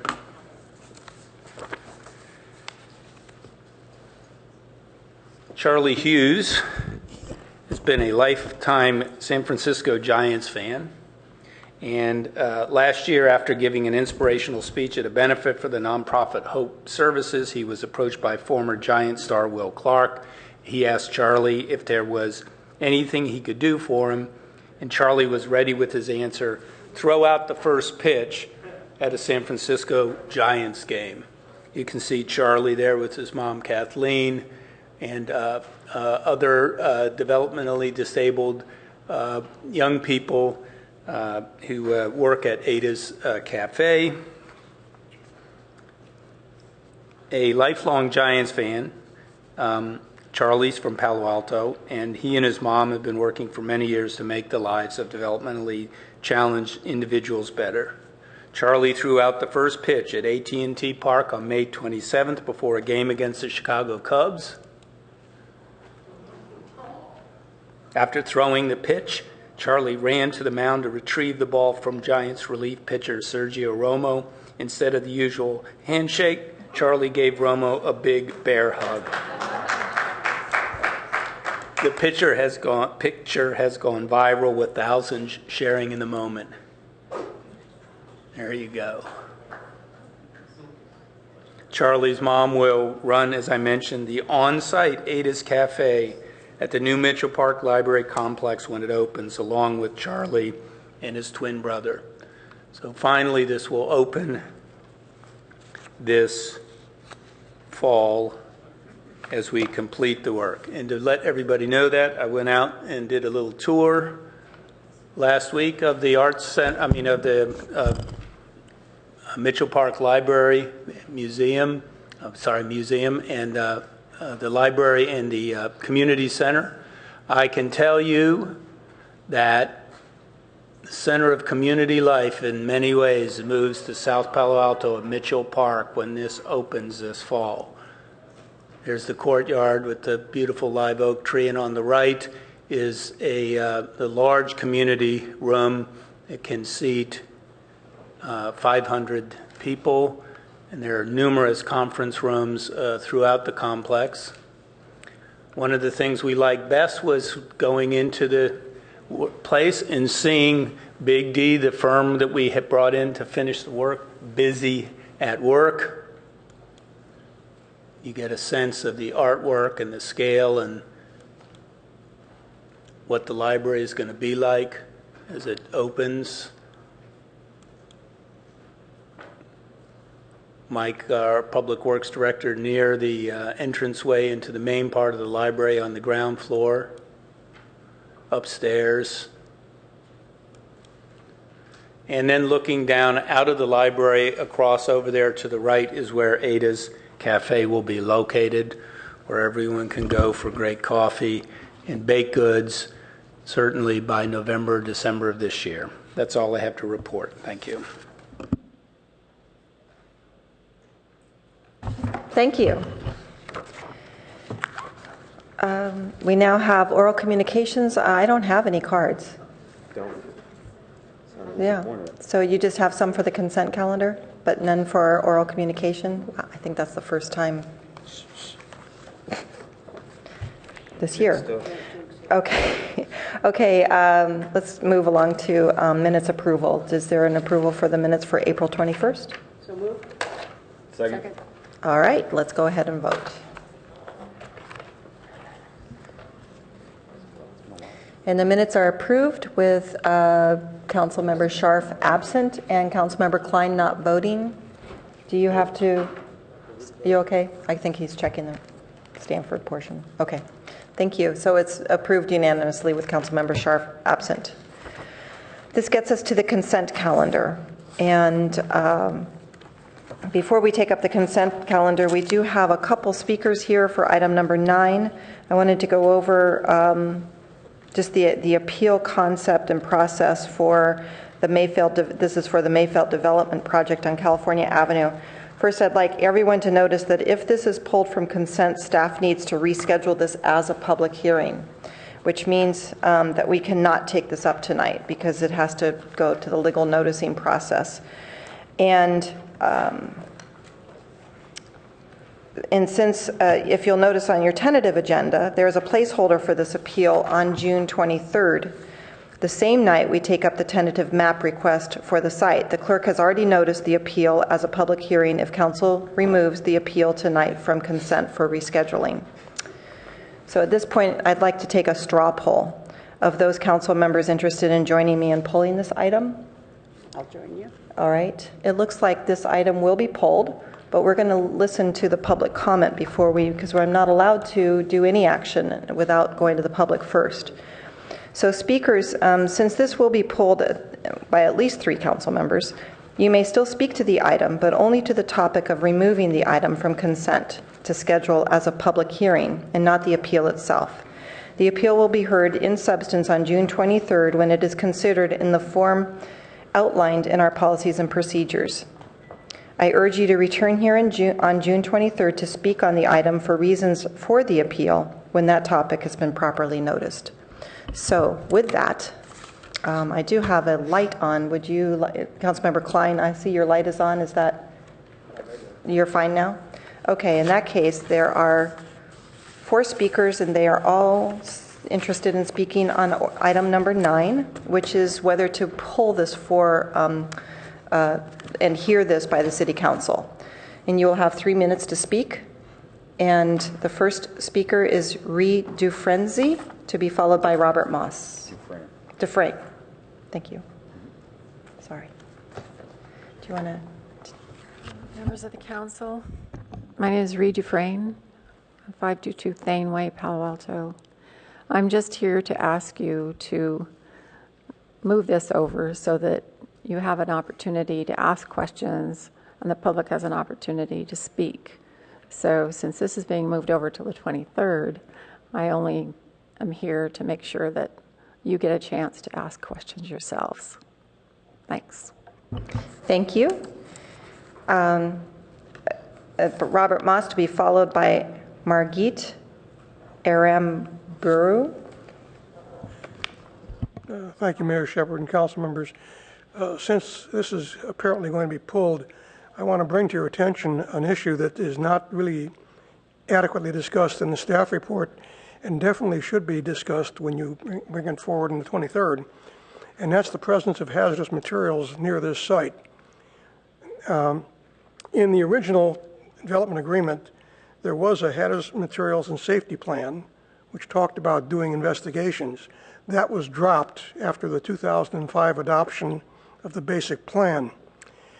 Since then, the toxicity and the impacts of TCE, which is the major toxin near the site, has been significantly increased in threat and in, let's call it, level of acceptable level in residential properties.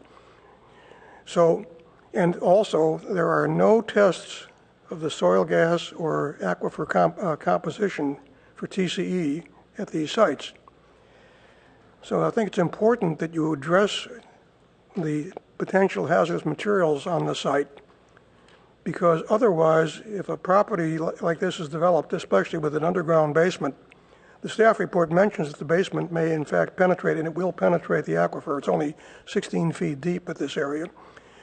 You have a serious threat to people's health that live on that site. And let me give you an example. In addition to being on the board of the Barron Park Association Foundation for 25 years, which the EPA gave oversight of this toxic area, these Superfund sites and the COE site at California Emerson. For 15 years, I've been on the board of the Moffett Field Restoration Advisory Board, 9 of those years as co-chair. And just this year, EPA was doing some testing outside of the area which was identified as part of the toxic zone, and half a mile away from where they thought they had the barrier, the end of the toxic zone, they found concentrations of TCE as high as 300,000 ppb. The allowable level in residential areas is 0.5 ppb. So they are now doing an extensive survey to find out how that got there. And until we do testing at the site, 1451 to 1601 California, we won't know whether we have a problem with TCE and the serious health hazards it might engender. If you don't know you've got it, you don't know how to mitigate it. And so that should be something that's discussed when you talk about developing on this site. All right, I would like to make a comment here that this is on the appeal only, and the appeal is limited. And if you would like to speak before the council, to please fill out one of the cards and give it to the clerk. And we still have time to receive items on the consent. So Margit Ambaru, thank you. Sorry to interrupt you. The next speaker is Chris Wuthrin, to be followed by Fred Ballin.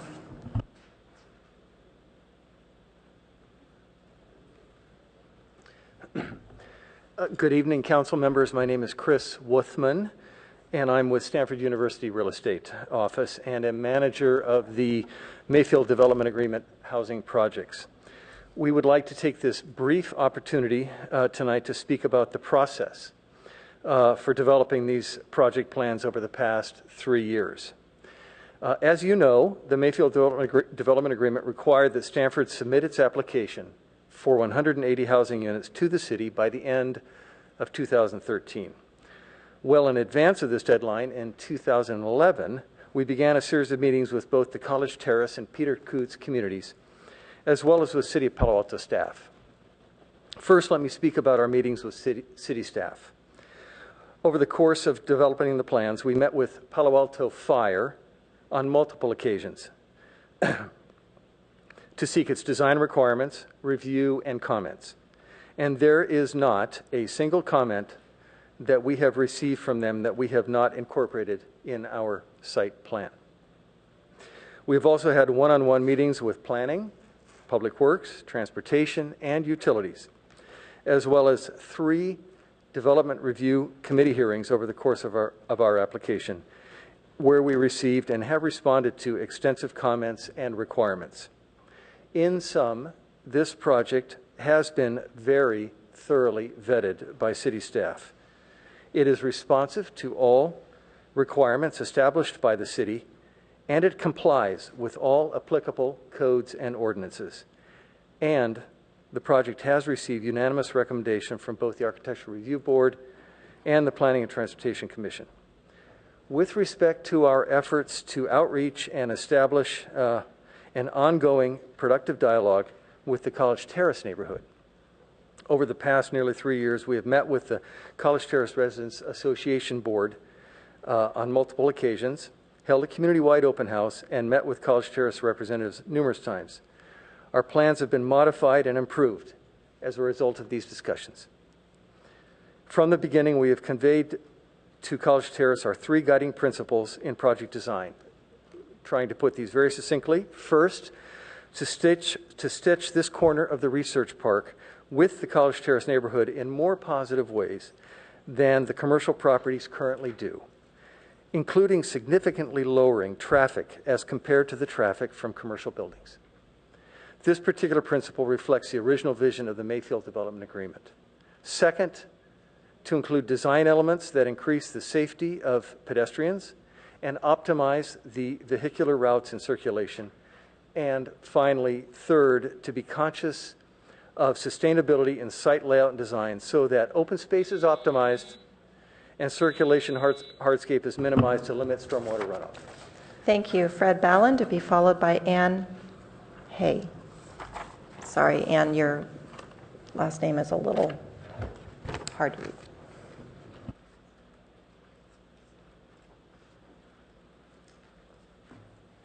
I missed the earlier comments. Are there constraints on what I'm to say here? Well, we've already taken a straw poll to pull this, so the comments are supposed to be directed specifically to whether or not we should pull this item. But there has been obviously some other topics that have gotten, we've learned about toxins, and so if you could just go ahead, we'll start your timer over.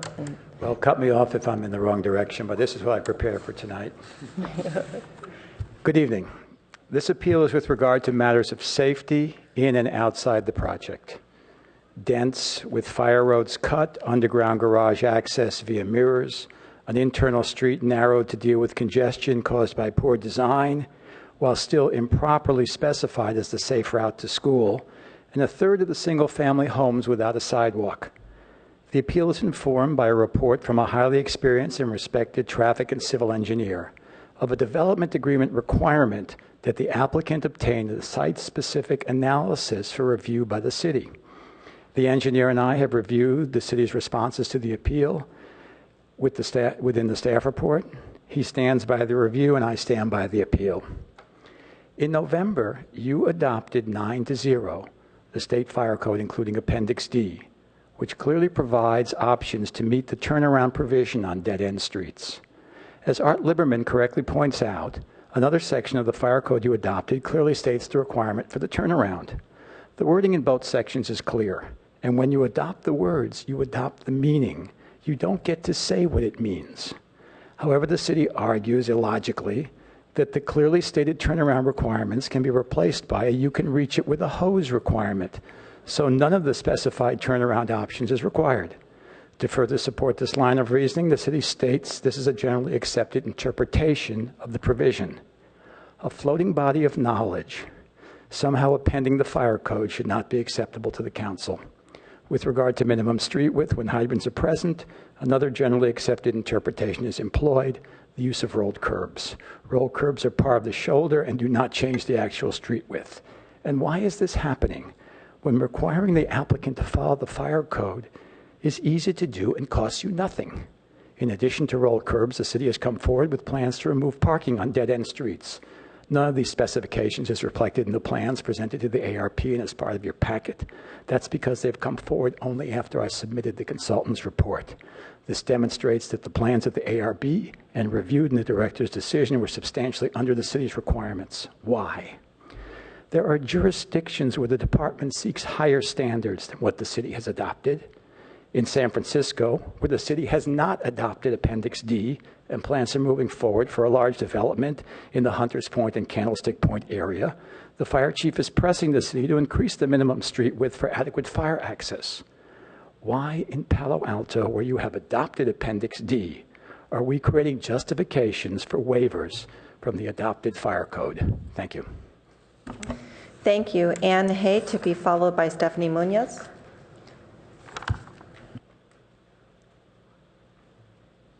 Hi, I'm sorry, I don't really know the procedures. I came in, I wasn't really intending to speak, but I heard the Stanford person talking about traffic, and I'd just like to remind you that a few years ago, there was a big problem with traffic coming from California, coming along Columbia, going around the corner onto College, and it sounds like the current plans will just increase that manyfold.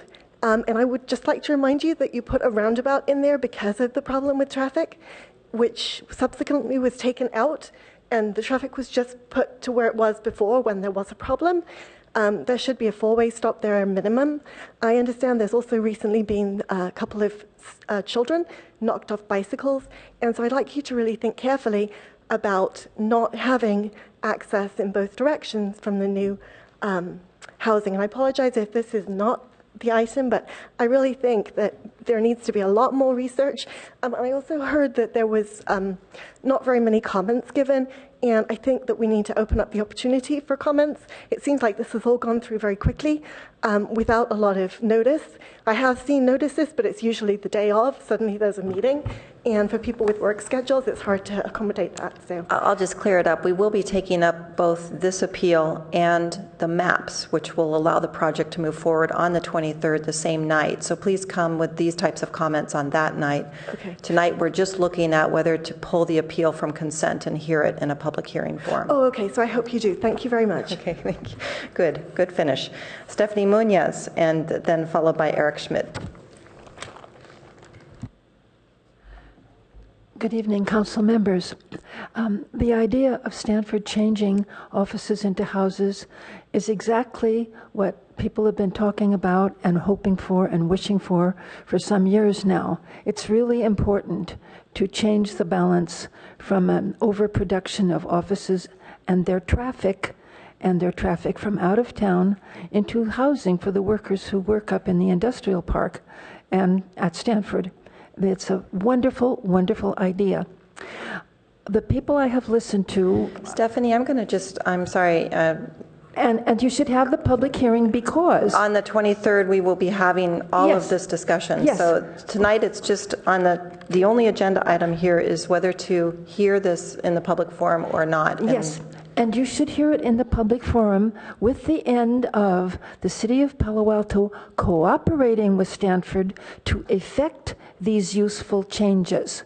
That would be really useful. Not let them drag on and put them off, but do everything you can to have the city help make the changes that will make the project work. That's why you need the public hearing.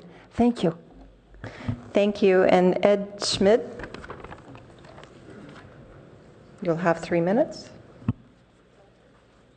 Well, I'm not sure if I understand the agenda. If we're trying to keep this up open as a public forum and on the 23rd, then I don't have to speak now.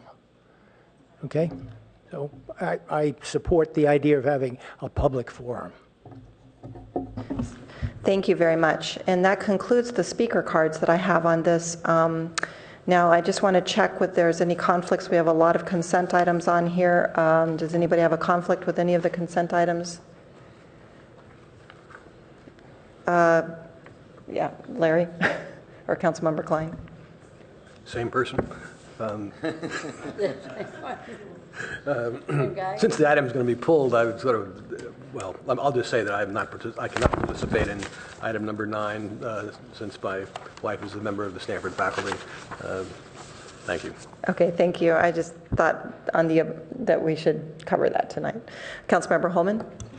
I believe we need a motion to pull. Yes, we do. I was going to ask for that after we cleared that. So. Okay, so I'll move we pull item number 9. Okay. All right. That has been moved and seconded. So can we go ahead and vote? Oh, I'm sorry. We haven't gotten a motion yet, too. I'm sorry. I will be the third. Yeah, I need 3. So, but I think I heard from 3. So it's Councilmember Holman, Burt, and Schmid. Sorry to rush that along. I was So, Madam Mayor, just to clarify, the motion is to pull it and reschedule the item for the 23rd. Right. We will, and so it is noticed publicly in the newspaper, so we will be able to take that up. It will be at the same night of our maps item as well on the same project. All right. Now, is there any other? I am looking for a motion on the consent calendar. Second. Sorry, I Thank didn't realize you. that. I know it's. Yeah. The 3 already covers it. We don't need to vote on it. Yes, we Done. don't need to vote on that. It's been pulled. So let's go ahead and vote on the consent calendar with item number 9 pulled and rescheduled for June 23rd. So clumsy on it. And that carries unanimously with Councilmember Scharf absent.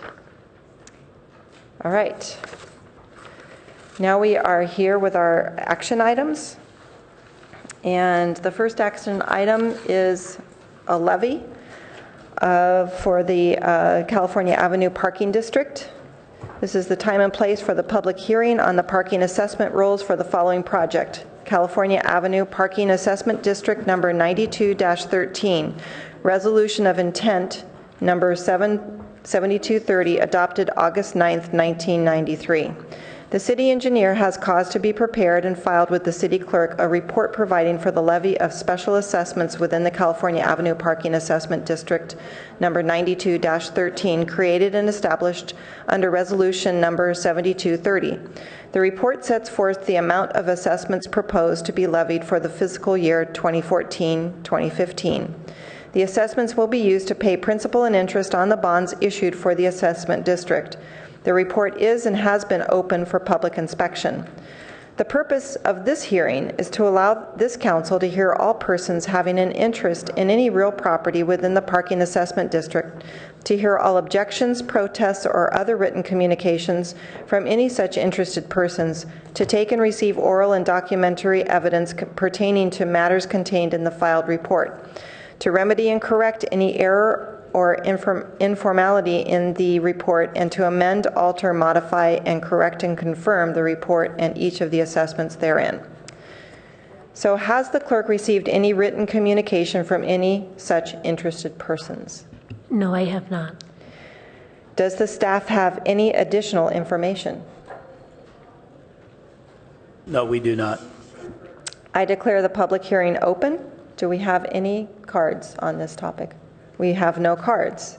I declare the public hearing closed and bring the matter back to council for recommendation. So I'm motion.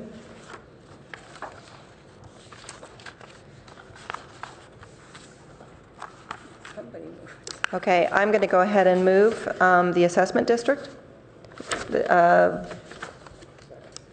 Thank you. Do we have a proposed motion here? Yes, we do. Is it? We don't have it up on the board. I'm noticing. Sorry to fumble like this. It's here. Do you want me to Read it. Well, no, I've got it. Okay, so the recommendation, staff recommends that council adopt the attached resolution A confirming the engineer's report and assessment role for California Avenue District project number 92-13. And that was seconded by Councilmember Schmid. Thank you. So I'm going to call for the vote. That passes unanimously with Councilmember Schmid absent. Scharf. Excuse me, Scharf. Thank you very much. It's going to be a long night. Okay. So this takes us to item number 18, which is the revised draft of the infrastructure project.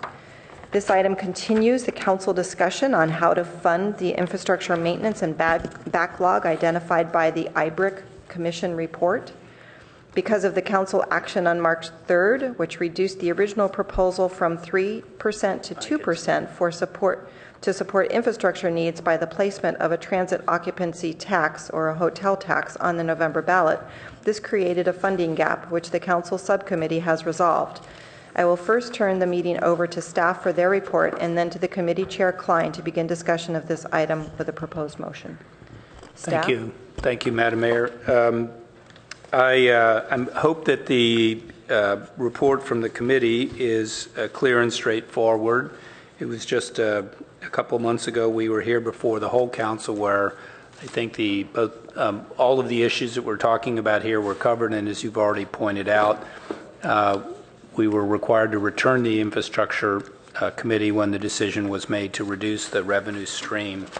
And the staff had presented a number of reductions to make, and I will leave this to the chair of the infrastructure committee to explain the committee's thinking as far as some important needs that they thought needed to still be included.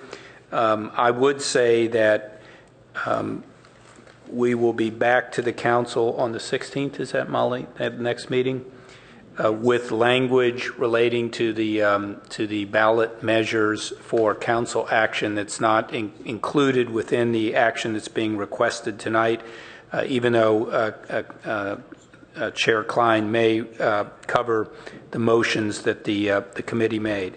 And the reason for that, of course, is that we wanted to do some last-minute polling and to have the results of those polls available at the next meeting, the 16th, to be available to you before you took action on that polling language. So with the main focus on the infrastructure funding proposal itself, both the expenditures and revenues, I'll turn it back over to the infrastructure committee, and then staff will be here to answer any questions as needed. Thanks.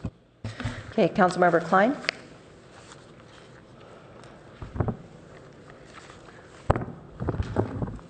Following up on what the city manager stated, the infrastructure committee did meet and adopted 3 motions, one of which we acted on at our previous meeting, and that is to go out for the further polling.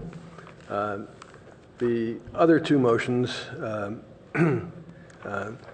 deal with, first, the projects to be covered by the measure we put on the ballot if we indeed do that, and secondly, with guidance to staff on what the ordinance should include. You may recall that when we decided not to increase the TOT by 3%, but by 2%, that led to a necessary reduction, or at least in theory, it led to a necessary reduction in the projects to be covered by our infrastructure plan.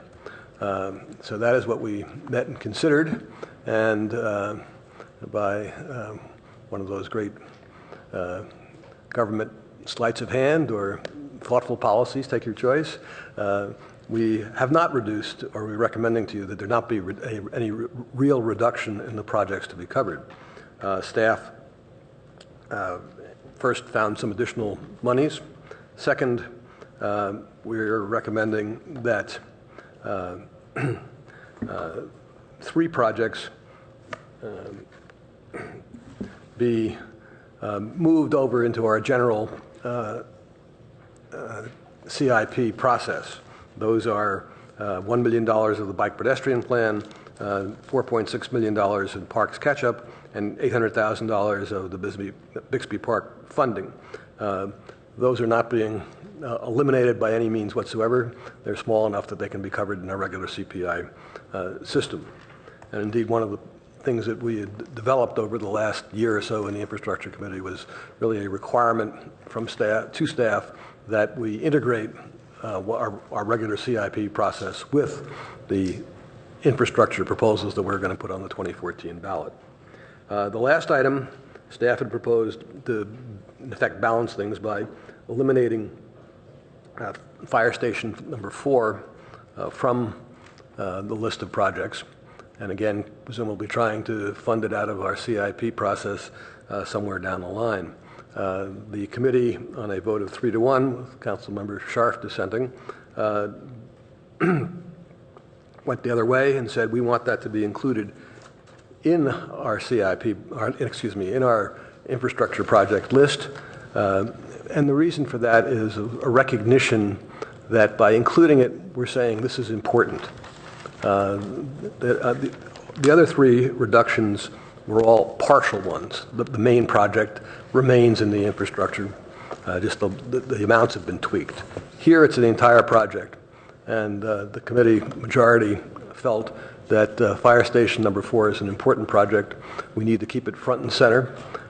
It will be sort of at the end of any major program, so that we think that its funding will come primarily from the rental of the police station after the new public safety building is constructed. We're talking about the fire station number 4 being 5, 6, 7 years out, because it has to follow fire station number 3. You can't have 2 fire stations out at the same time. And fire station 3, as you will recall, is the one that's considerably older, built around 1940, whereas the fire station 4 was built in the 50s. So that's what we are recommending to you, that we accept the staff's recommendation to reduce the 3 items, $1 million for the bike pedestrian plan, $4.6 million in parks catch-up, and $800,000 in Bixby Park funding, all to be made up out of the CIP, and that we continue to include fire station number 4 in the infrastructure proposal that we expect will be considered by the public in the fall. And the second item was a motion by Councilmember Burt, second by Councilmember Berman, that that the transient occupancy tax ordinance that the city attorney is presumably drafting up should include changes from our present ordinance to reflect the changes that have occurred in the hospitality industry, mainly things like Airbnb and related items, to make sure that those are indeed subject to our transit occupancy tax. And that being the background, as chair, let me move those 2 motions, the ones that are set forth on pages 824 and 825 of the packet, with the exception that we cannot approve part 2 of motion 1, since we don't have the draft transient occupancy tax ballot language in front of us. Okay, the suggested motions are the same motions that came out of the Infrastructure Committee, are now on the table for us, moved by Councilmember Klein, seconded by Councilmember Berman. Would you like to speak any further to Councilmember Berman? So I'm excited by tonight and excited by this, and a lot of it has to do with having served on the Infrastructure Blue Ribbon Commission back in 2010 and 2011, and I was chatting with one of the staff members that served that committee also, and you know, I don't think if you told me back then that we'd actually get accomplished all of the stuff that we're in the process of getting accomplished tonight with all the work that's happened over the past 4 years, I don't think we'd believe it. But this is a great step in the right direction. I think we've been responsible in the way and the amount of money we're going to be going out for in terms of a revenue generating measure this November. I think we're being responsible in the items that we've identified, the really high priority, high ticket items. I think you know, it's definitely a good thing that we put Fire Station 4 back in there. I think that was the responsible move from a public safety standpoint for our community. As Councilmember Klein, chair of the Infrastructure Committee, mentioned, you know, both stations can't be offline at the same time, so there'll be a chronology to that construction, and I'm confident that in between now and the start of construction of Fire Station 4, we'll identify ways to fund it. You know, grant funding might come up for some of the other items that we've identified here. There are a myriad number of ways that things are going to change over the next couple of years, and I'm confident that we'll have enough funding for our items. So I think this is really, I'm looking for a more sophisticated word than cool, but I'm going with cool. And I'm excited for the campaign that we'll have in the fall that the City Council won't officially be involved in, and getting these projects moving. Thank you. Councilmember Burt. Well, I'd just like to add that we not only are going to have this excellent set of critical infrastructure projects funded, but the vast majority of these dollars are coming not from new revenue, but from other revenue that we have assembled together through reducing our ongoing expenses and Stanford funds and a whole variety of other sources. So I wanted to make sure that that was clear for the public, that we've been able to do this primarily through working our existing revenue and need this critical final component of it to complete the projects. And then second, I know that Councilmember Berman, when he was on the Infrastructure Advisory Committee, one of the things that they had looked at were our streets, and we have tripled the funding for our street paving, and we are now more than halfway through a complete transformation in our streets from very mediocre condition to, in less than 5 years, it should be in the excellent range. And I think that's very important to the community, and I just want to make sure everybody understood it, because until your street gets paved, you don't quite notice that we're halfway through this progress. And I think that is very important to the community, and I look forward to staff coming up. I think they have some new tools that are going to show interactively where we are on all that street paving, and I know that the community wants to see and understand that when we're looking at these other major projects, that we haven't lost sight of that. In fact, we've been proceeding on that first and these other projects second. Thanks. Councilmember Price? Yes, thank you. I want to commend the work of the Infrastructure Committee, and it's really exemplary work, and it's very exciting to be able to move forward on these items. I have one quick question. On top of page 4, there's a reference to the new golf course, and the discussion in the top paragraph is related to cash flow. And one of the issues is to use available cash to minimize capitalized interest costs by potentially advancing funds in advance until the Joint Powers Authority remits its mitigation payments. And could someone give me 1 or 2 sentences regarding just kind of that process? And I assume there is virtually no risk here, but I just wanted to get a quick comment about the mitigation payment plan per the JPA related to Joint Powers Authority. San Francisco Creek. Sure. Well, let me address part of your question, and then I think someone else may want to address the mitigation payment from the JPA. But our goal here is to advance monies for golf course construction, so we don't have from existing funds, and a budget amendment ordinance would come to you on that, to cover the final design, but mostly construction costs for the golf course.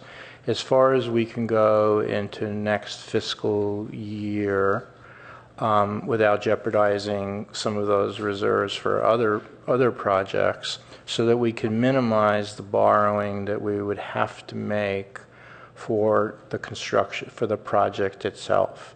Towards the end of next fiscal year, we will ultimately borrow what we need net for all of the construction costs of the project, net of whatever we get. The golf course managers of the project expect to get what's called dirt revenue for taking dirt from other projects, as well as the JPA mitigation payment.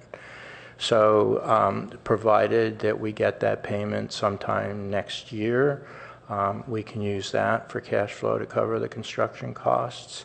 And obviously, we don't have to borrow that. So the expectation, I believe, is that the mitigation payment will be made. We don't know the exact time. I don't know the exact timing for that. Hopefully, sometime next year. But we will use a combination of the mitigation payment, the dirt revenues, and any debt that we have to issue to fund that project. When we get the money from the debt that we issue, the proceeds from the bonds that are issued, we will replenish those reserves from which we've borrowed money so they can be used for other projects that are listed here before you. So that's the concept. Okay, thank you. Vice Mayor Niss. Well, this is fun to hear about, and I want to comment a little to Councilmember Burt's comments, which certainly deal with the fact that we've become far more prosperous. And to that end, we have seen a great deal of improvement, especially in the areas that the public seems to notice the most. I think I see some police and fire out there, and it's not that we're not celebrating a new fire station, but I think what people notice on a daily basis is how the streets, the sidewalks, and how the pedestrian and bike access is maintained and where it is in their street. And Pat's absolutely right. If your street hasn't been done, you don't think we've done anything in this community yet. And all of you hear from people on a regular basis about potholes still being on the street or so forth. I know we're moving in that direction. So my question would be, since we took up apps tonight, do I recall that there's some kind of interactive app regarding the coordination, not just when your street's going to be done, but the coordination between, and I hear complaints about this a lot, between Public Works and your street being done and any other kinds of construction that may cause your street to be dug up after it's been done, say last year, and now suddenly this year, the crews are back again and digging up the street. I think that's one of the biggest frustrations for the public, is not seeing where coordination is. They're delighted to see, I think, that we're putting money into the parks, into Bixby Park and so forth, but this coordination is something that I think has troubled a number of our constituents for a long time. Anyone want to address that? Sure. Thank you, Vice Mayor Niss. Brad Eggleston, Pat Assistant says, is it Director on of this Public agenda? Works. Absolutely, it's on this agenda by edict. So as far as an app that the public can see the coordination going on, we don't have that. What we do have in our GIS system is a coordination function where all of the streets projects that are programmed out for the next 5 years and all of the pretty much different utilities infrastructure projects that are programmed for 5 years and sometimes even out farther than that are entered in street by street. And so we actually use that in addition to the pavement condition index scores for determining which streets we'll do work in. And there's an express goal there that's understood with the utilities department that we're coordinating so that once we work on a street, there's a minimum time period of at least 5 years before there's an expectation that work could happen on that street. Now that is really not my experience so far.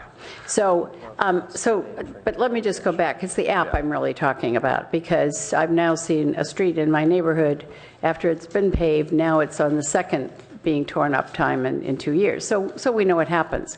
The question is there some mechanism that you can access other than, I hear what you're saying. You're saying there are records indicating when your street will be done and when utilities may be done. But if there were some other interactive way, we've just had a great apps contest, we've had terrific, response and so forth, it would seem like there might, so you don't need to respond again, just it seems like there might be a better way in this very, as Mark Berman referenced earlier, this is a high-tech city on the cutting edge. We need something that is more interactive. That's my request. Thanks very much. Councilmember Schmidt. Let's see, just one other cleanup item before you come back with language, and that's the notion of fair share. I noted that there was a meeting in the Finance Committee where David Tausig and Associates came and presented development impact fee study. And he said the fee charged residents is twice the amount that commercial properties are charged per unit. He also said that commercial office space doesn't pay anything. Now, I don't know if he's right or not, but that implies that residences are covering the bulk of development impact fees. Now, he explained it by saying, well, traditionally, office workers only use 1/2 the services of residents. But I noticed that we're talking here about parking garages, we're talking about police stations, we're talking about firehouses. And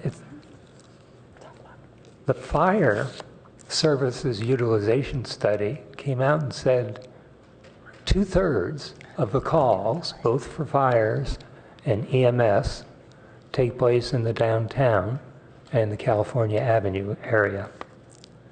If you look at the police blotter, 75% of their calls are either downtown, Stanford Shopping Center, or the highways entering town.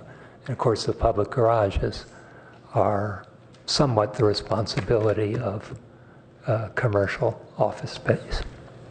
So I think it would be helpful if when you come back next week, you can have a clear statement saying that either I'm wrong about the development impact fees or that something will be done before the election on development impact fees, so we get to more of a fair share notion of paying for development. I think the chair would like to respond also to that.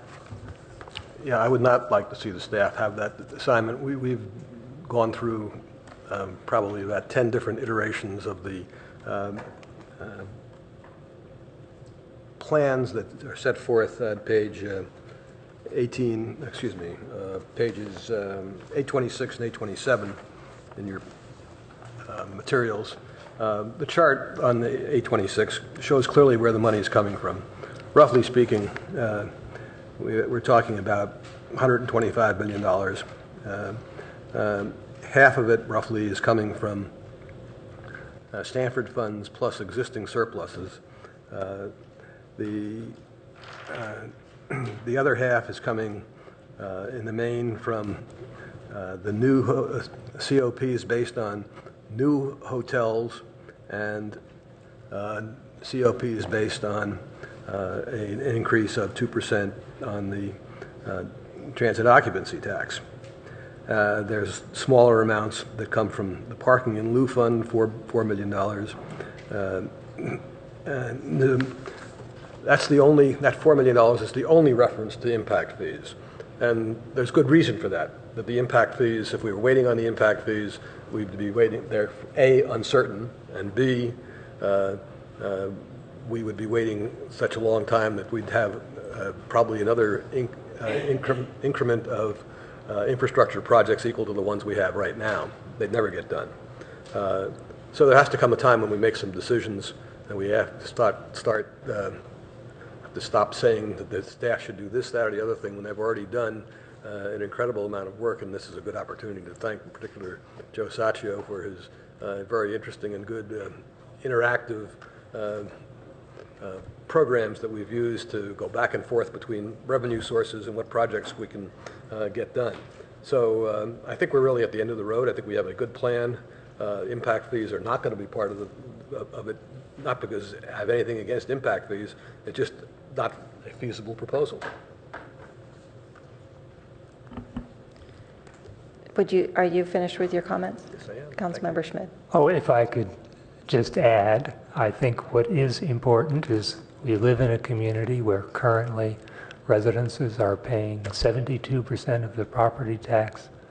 They are paying 64% of the sales tax. Workers pay 21%. You know, it's quite clear that residences are carrying the burden. Most of the funding sources we have identified are general fund funding sources. So I think we want everybody on board, and I think it would be helpful. You came back next week and had a clear statement about what development impact fees share are now and what you think they should be. Thank you.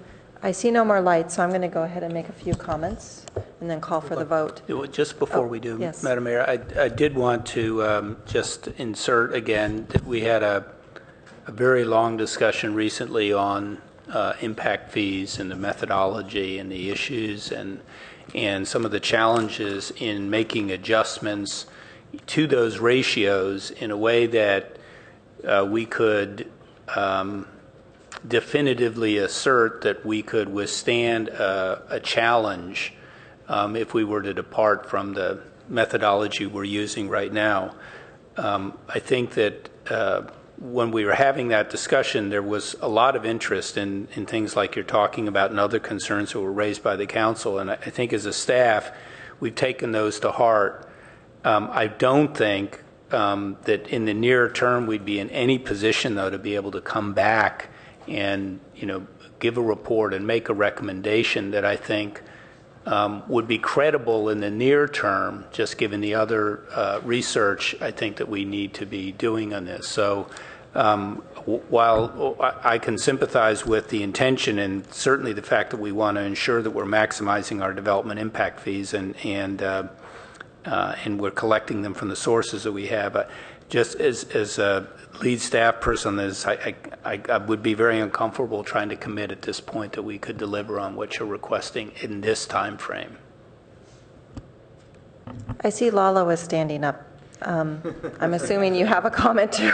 I just wanted to add, Lalo Perez, Chief Financial Officer, I just wanted to add that we did have that discussion with the Infrastructure Committee and with the Council as a whole. And I just wanted to give you a little more background because I think it's helpful to make sure that the audience understands that we did look at it. Keep in mind that you can only add development impact fee funding to the expansion of a current service or program. So if you're replacing a fire station and the fire station is staying within the same square footage, then there's no way that you can use the development impact fee. If there's an expansion of such fire station, you can only allocate 15% of that cost to the new development, because the 85% is for the current residents. So when we looked at the opportunities, there was really no connection that we could solidly find. So I just wanted to give you assurances that we did look at it. Thank you. I do want to speak again. Go ahead, Councilmember Chairman Klein. Yes, I am sympathetic to Councilmember Schmidt's concerns that that business bear its fair share of the financing of these improvements. And I certainly have spoken many times about how Prop 13 has a very negative impact on that. It's ironic, however, to hear that mentioned tonight because I spoke last week before the Chamber of Commerce on the proposed transit occupancy tax, and this was primarily before members of the Chamber who were also in the hotel industry. Not surprisingly, an overwhelming majority of them were opposed to the transit occupancy tax increase. I felt great that we had two people who said they were in favor. But their argument, Greg, was that it's not fair for the business community to be the only ones taxed under the proposal that we have here. Just the reverse of what you're arguing.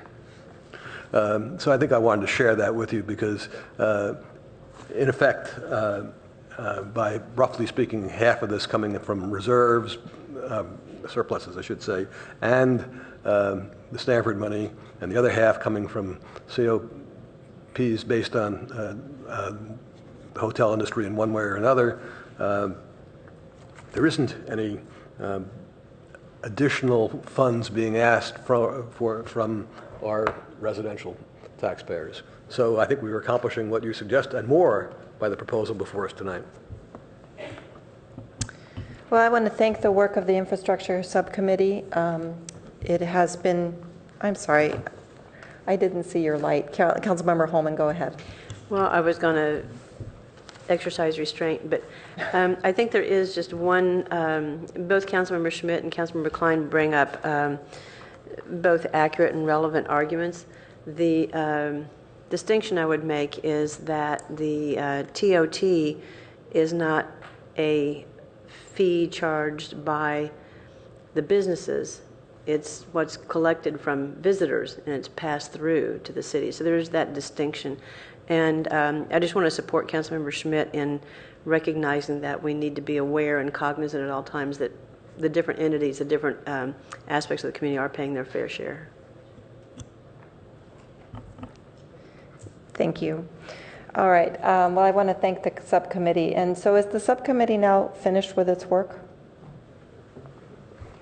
Does this conclude it? We wait. We wait for November 2nd, I think. Okay. Well, 4th. All right. Thank you. It's good to know somebody's alert. And for staff for working, this has been a long process, and I think the process got off to a really good start with a colleague's memo my first time on council in 2010 to activate an infrastructure task force. And sure enough, a lot of Palo Altans showed up and said they like this topic of infrastructure, something that, you know, when you're in a campaign, you're not supposed to talk about infrastructure because it's boring. But it is, it's critical. When we're looking today, just when I look at the housing element numbers and data that's coming in, and we've grown 13% since 2000, I don't think we've scaled our infrastructure to support that. And I think we talk about it, and we talk about it. The taxing vehicles are completely ridiculous. They are not directly related to how any good community should consider increasing and sustaining their infrastructure, not just increasing, but either building new buildings or just keeping our streets, you know, pothole free and you know, I'm looking for a word and I'm stumbling. Sorry, but I'm really shocked by how hard and how difficult this is. This has been something that's been ongoing for a long time in Palo Alto, and the council has been accused many times of squandering money to spending other places that should have been put in infrastructure. I think that was not, well, I get emails to that effect, but I think that the IBRIC committee has actually, you know, identified the fact that we have to do this catch up and this keep up.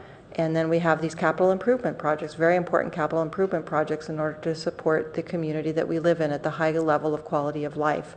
And I think that we've addressed that. And this is the final deal, hopefully. It will go on the ballot this November. I certainly hope that we have good support from the community from this.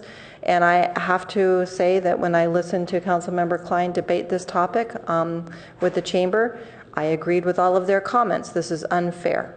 Why didn't you look at a sales tax, or why didn't you look at a bond? That's more fair. Of course it's more fair. Can we get it approved? This is, you know, we have to face reality. This is the world that we live in right now, where taxing just is not fair anymore. So I'm hopeful that this will be successful in November. I feel good about it, and we'll be putting it on the ballot on the 16th next week, with the language comes back to us. Is that correct, how we've got this laid out? I was just checking the tentative agenda, and I didn't see it immediately there, so we were going to have to look at the 16th or the 23rd. I don't recall exactly what we had talked about for the date on that, but it will be one or the other. Okay, one or the other. All right, well, thank you. And with that, I'd like to call for the vote. And that passes unanimously with Councilmember Scharf absent. Thank you. Madam Mayor? Yes. It really would be helpful if staff could tell us whether it's going to be on the 16th or the 23rd. There are many people I know who want to be here for that vote. Members of the public who want to speak to it, particularly people who've been on the IBRIC and things of that nature. Yeah, we can have it on the 16th. I think. Yeah. We were doing the charter changes on the 16th, and I think we sort of, in our mind, had it bundled with the charter changes and all of the elements that need to get on the ballot on the 16th. Still, the 16th has some very active public interest. So we have to look carefully at whether or not we need to have that meeting on the 18th to get the work done as well. So, thank you. But I think we're holding firm on the 16th with ballot initiatives. Okay. All right. And now we get to take up item number 19, which is the budget. Mayor Shepherd, can I interject just one moment on item number 19? There have been some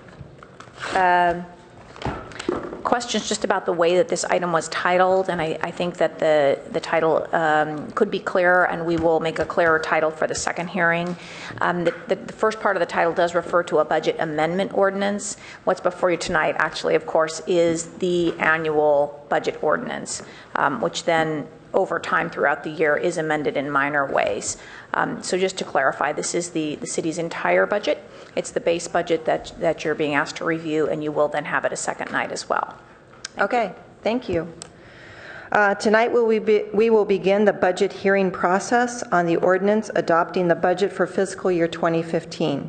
We will have 2 public hearings on the budget. The first hearing is tonight, and the second hearing will be on June 16th, at which time the council will take its final action.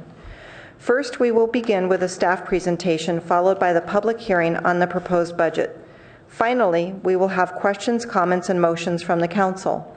The council discussion will be divided into 2 phases. 1, the Stanford-related budget items, and 2, all remaining budget items. To ensure that the staff receives clear direction on the budget, council members who want to make changes to the budget should make a motion so that council can vote. Any city council decision will be incorporated in the budget, which will be adopted on June 16th. Council members should make every effort to raise issues and concerns tonight rather than waiting until the final budget meeting on June 16th. This will ensure that the public, council, and the staff have an opportunity to consider and respond to the issues. I understand the city manager would like to make a few preliminary comments. And the city manager stepped out for a moment, so I will take over. And so now let's go ahead to the staff presentation. Great, thank you, Madam Mayor. Good evening, Walter Rossman, Budget Director. I would like to bring you a brief overview of the fiscal year 2015 proposed budget as it was revised through approval by the Finance Committee. We had 5 meetings in May. The Finance Committee heard presentations about each budget from the respective department directors who focused on accomplishments, initiatives for the upcoming fiscal year, and significant budget adjustments in the operating and capital budget.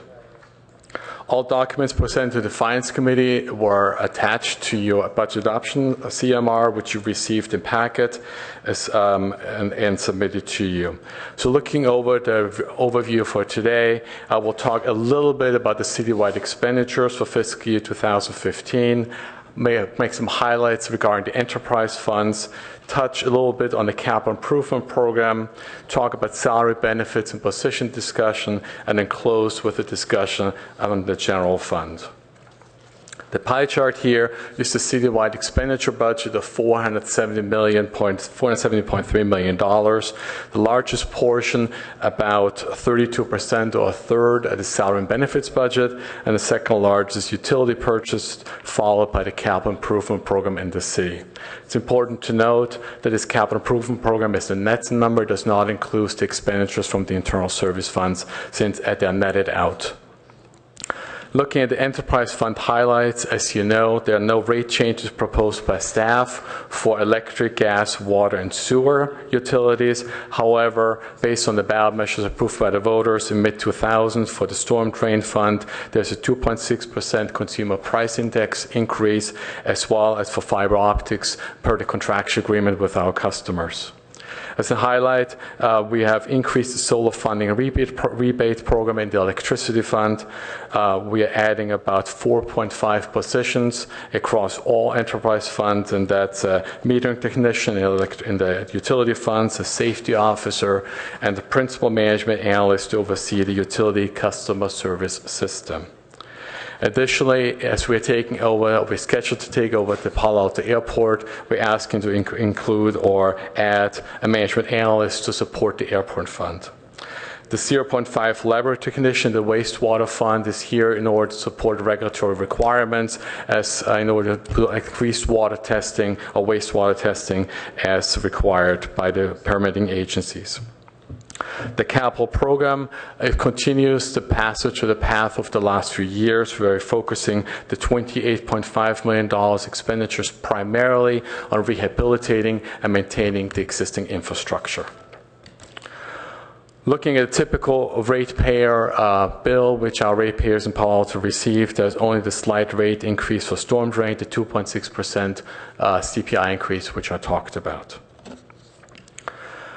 The Capital Projects Fund, the expenditure budget for fiscal 2015 is $58 million, the majority of which is the Capital Project Fund, which is general fund and grant funded, and the second largest items are the utility enterprise funds for electricity, as well as water and wastewater collection. The change from last fiscal year from 14 to 15 in the Capital Project Fund is about $5 million less expenditures, and the main reason for that is the Gulf reconfiguration project, which is hopefully soon on its way. Looking at the general fund CIP, something, a pie chart you've seen in the past, and really hasn't changed much in its composition. We're still investing the majority of funds in streets and sidewalks, followed by traffic and transportation, and parks and open space. It's important to note that during the Finance Committee hearing, based on suggestion from the Planning and Transportation Committee, we have now added a new project for $500,000 for Baylands Levee Improvements Feasibility Study. The changes between the fiscal year 2014 adopted budget and 15 is due to salary and personal benefits. It's $10.9 million. It's important to separate out here what are base budget changes, increases in salaries and benefits which we have to provide to the employees, and that is salary based on contractual agreements, pension increases as stipulated by CalPERS, healthcare, actually the cost went down slightly, and veterinary medical, you approved this report today as part of the consent calendar of an increase of $2 million. In order to fully fund the annual required contribution. The proposed budget increase, that's really the changes from this in the service level 2014 to 15, has a $1.9 million increase in all funds, so citywide, primarily in salaries of 1.2, the related variable benefits such as pension and health care and others. Allocated charges, we really have only two minor changes here, and that's in the technology fund and the general fund cost allocation plan. And as you know, the general fund cost allocation plan pays for the services internal support departments provide to enterprise and utility funds. The next chart is important to look at from a historical perspective. As you know, since 2005, we have lost a substantive amount of positions, while at the same time, our population grew. So in all funds, the position count of positions went down by 5.5% in comparison to the fiscal 2015 budget, while our population grew by 8.4%. If you look at the general fund alone, that decrease from 2005 to 2015 is 12.4%, or 83 positions. The next slide is really an overall look of the position changes by fund, the general fund, enterprise, and other funds. And other funds consist of special revenue funds and capital funds. And the majority of the additions which we have in total of 14.45 FTE breaks down between the general fund of about 9 positions as well as the enterprise fund of 4.5 positions. Looking at detail of these positions, there's a very extensive slide here, which hopefully is easy for you to understand. So let me guide you through that. What we have here is we're looking at the first group of positions is enterprise and other funds. The second one is general fund with a dedicated revenue source. So that could be reimbursements from other agencies such as Palo Alto Unified School District, or from development fee related activities or revenues. Then what we try to do here is really group how we develop the budget. And we could develop it in 4 categories, where it's accounts of support council priority and initiatives, where they respond to regulatory requirements, enhancing existing services, and increasing administrative and operational oversight. So as you go through this chart, you can see immediately that of the 14.45 position, 5.5 are directly linked to the non-general fund activity, including a public arts manager, which supports the new public art for development program as approved by the council in December last year. Then if you look at the next 1.5 positions, these are two positions, one in development services, which is a new department we're creating officially this year to support their activity, as well as JMC educators, which are hired to support Palo Alto Unified School District elementary school classes, which we're enhancing starting next fiscal year. Then looking at the last 7.45 positions, these about 3 support the new libraries, which is scheduled to come online in fall. That's Mitchell Park and the Rinconado Library. Then we have a support for the legal fellow for city attorney's office, and planning and activities such as land use analyst, senior planner, and a coordinator for transportation system management. And these 3 positions are here to respond directly to council priorities.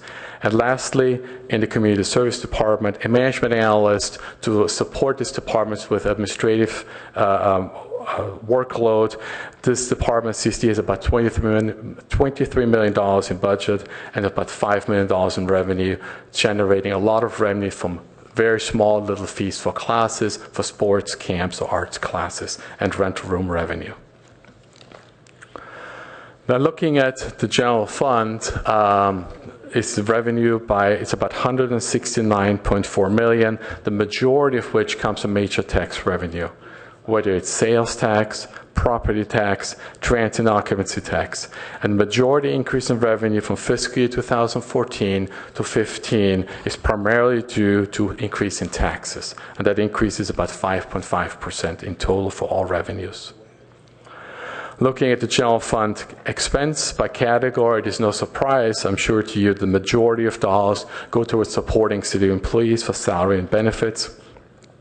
That increase has been about 7.3% or $7.3 million, of which 6.3 is the regular base budget increase for higher contractually obligated increases or health care increases or CalPERS increases. And the $1 million is really the new position which we're asking you to fund today. Other significant changes from the last fiscal year include an increase in contractual services by $1.8 million, or 13.5%. These are primarily to support City Council initiatives such as shuttle services, which we have set aside in the reserve, pending further discussion by the Council. Our Palo Alto, an initiative to engage the community, and election costs for the next fiscal year, or for November 2014. Now looking at the general fund expenditures by department, the majority of the expenditures go directly to public safety, followed by administrative services, public works, and development services. And here you see for the first time the actual cost for development services of $10.5 million, or 6%. Now, how did we approach this budget? The city manager talked about this initially at the May 6th meeting when he introduced the budget to you. We looked at City Council priorities. Then we reviewed City Council directed initiatives. Then as he reviewed the proposed budget and the city operations in March, how can we improve the effectiveness of operations? Looking at training succession planning, which we need in order to continue training our workforce as it turns over from baby boomers retiring, and strengthening operational administrative oversight. So let me go a little bit more in detail by those categories. Transportation funding, I talked about the shuttle service as well as the Transportation Management Authority. Again, those items are set aside in the reserve. I'll pull out about $300,000 funding manager's office in the planning department. The opening of the libraries, the assumption of the airport. We had to increase the loan amount for the airport by about $235,000 to ensure that the airport fund can function the first fiscal year. Then council approved about 1 or 2 years ago the development services blueprint, so we'll be providing more funding for that work as well. A public art manager, which I mentioned before, and to support and temporary staffing, the sustainability office and their efforts for the next fiscal year. And lastly, elections funding. Election funding includes the funding for the election 5 council members as well as 3 ballot measures. Next, as we looked at city operations, training, and other work which we need to get done, we included funding for training, succession planning in the fire department, the police department, as well as other departments. As you may have heard Chief Nickel say, in the next 5 years, he expects that about 1/3 of his sworn staff will turn over. So he's very eager to provide leadership training to the next rank of sworn employees moving up through the ranks. A cost of services study. We've started this effort about 2 years ago, and we realized there's more work to be done. So we're asking for staffing to support that, as well as studying the planning community environment. Fire department would like to continue with their own operational study and the facility study in the public works department. Public works successfully reviewed their vehicle fund and their activities, and with a study and have proved efficiencies which included in this budget, and they hope to do the same thing with the facility study. So lastly, looking really at the general fund balancing, this spreadsheet provides you the total revenues. We propose a budget surplus carry forward from fiscal 2014. We expect the fiscal 2014 to close with a surplus of $6 million, of which $4 million is set aside for infrastructure and $2 million we're proposing to carry forward. That leaves us with a balanced budget and additional contribution of funding towards the budget stabilization reserve for fiscal 2015, leaving that reserve with a projected ending balance of $31.9 million, or 18.6%. This concludes the report for tonight, and we're open for questions. Thank you. Would the chair of the Finance Committee like to make a few comments summarizing the finance discussion on the budget? Councilmember Berman. I would. Thank you very much. And this time I wrote down my comments so I don't end up using the word cool. But I'd like to first thank my colleagues on the Finance Committee for many enjoyable nights in May, and that would be Vice Mayor Niss, Councilmember Burt, and Councilmember Holman. That's right. And I'd also especially like to thank staff for the hard work that they did to put together the budget. And I'm supposed to thank somebody else. The mayor for standing in one night. And the mayor, I completely forgot. It was so memorable, I forgot. Thank you to the mayor for standing in one night in a pinch when we didn't have a quorum. You don't mean that. You don't mean any time. But thank you for doing it that time. So, and again to staff for the hard work they did, and so many staff that came to our meetings and stayed late just in case we had any random question that we'd eventually have, and you guys more often than not had the answers, and if you didn't, you got back to us quickly. So thank you guys very much for the work that you did. So I'm not going to go into the details of the fiscal year 2015 budget because Walter just did a way better job at that than I could, but I did want to highlight for colleagues and for the public that the city manager's proposed budget kind of met a skeptical finance committee when he initially proposed an additional 17.5 full-time employees onto the current city staff. And after thorough vetting by the finance committee and reconsideration of some things by the city manager and staff, 3 of those 17.5 positions have been diverted to either be filled by consultants or part-time staff, leaving us with only 14.5 additional full-time employees, which represents a 1.4% increase in staff on our current staff levels. And our current levels are far below what they were in the mid-2000s. And our city is bigger now in terms of population than it was back then. So we still have far fewer staff doing better work for even more people than we did in the mid-2000s. But as the financial situation has changed and as certain elements of our community have gotten busier, it's only responsible that we add staff to meet the needs that exist. And that's what this budget does in a responsible way. So those are the only kickoff comments I have.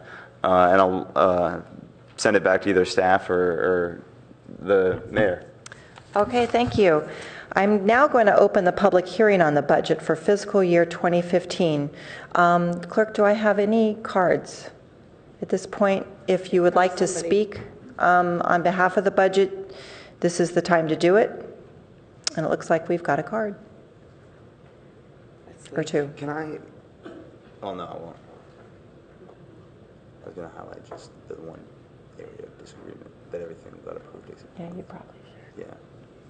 Do you want to let me do that right before he speaks? So let me just quickly add one bit that I should have added earlier, which is that the Finance Committee unanimously approved everything in the budget except for the amount of the HISRAP funding.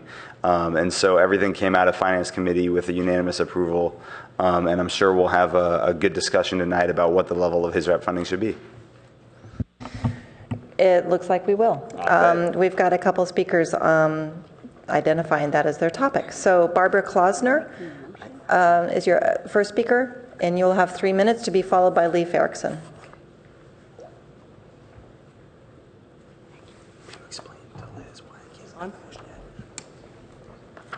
Thanks. Thank you. It's my first time here, certainly not as a school board member, but my name is Barbara C. Klausner, and I'm here representing one of HISRAP's grantees over the years, Dreamcatchers, which is a local nonprofit. And in fact, I have been on the board for the last year and a half or so, and I will actually be taking over as the executive director later this month. I have to admit I'm not fully prepared to give you comments. I asked the current executive director, who couldn't be here tonight, Carlos Guzman, to send me some comments, which he did, and I'll try my best to read them. Basically, we want to thank the City Council. We understand their issues about HISRAP funding, and the main message we want to communicate tonight is that it really does matter. It matters to Dreamcatchers. In fact, I was calculating on my way over, the modest amount that we get thus far is actually more than 10% of our budget, to give you an idea of what we run on. It's a almost entirely student-run organization of Stanford undergraduates, full-time students who mentor and are paired with low-income PAUSD middle school students.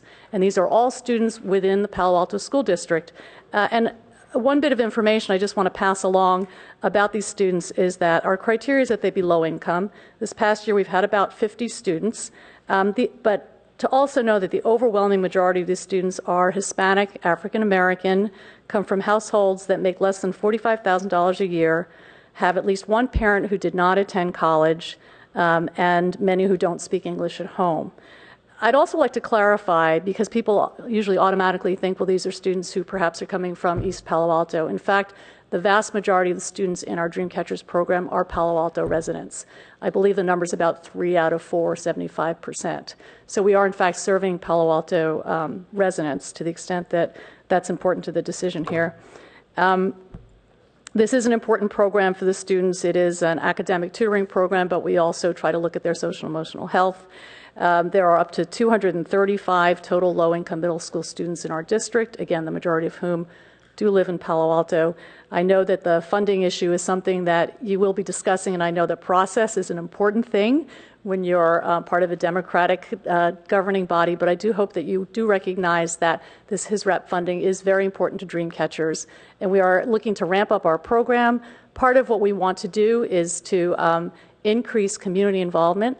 And specifically, we're hoping to hire an intern who was the young woman who did the emergency preparedness plan for the city in the past, to work as an intern this summer. I should be meeting with her tomorrow or this week.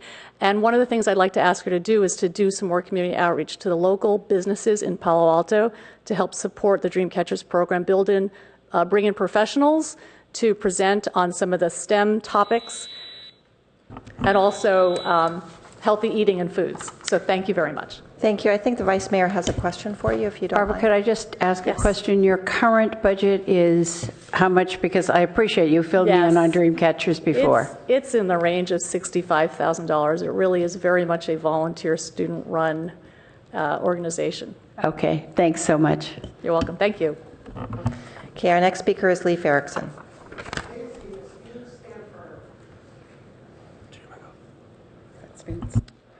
I'm Leif Erikson, Executive Director for Youth Community Service. Mayor Shepherd and council members, thank you for your thorough work considering aspects of the city budget for the coming year. Particularly appreciate the attention you are paying to consideration of an increase in budget allocation for the HISRAP item that commits a portion of general funds in partnership with local nonprofits delivering direct services to local residents.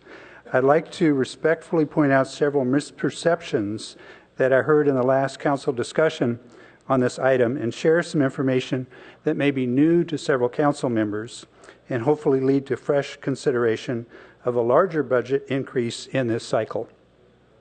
First, the energy about an increase in HISRAP budget allocation did not fall from the sky overnight, but is the result of work by the Human Relations Commission and city staff, including extensive community conversations and input from those engaged in direct service.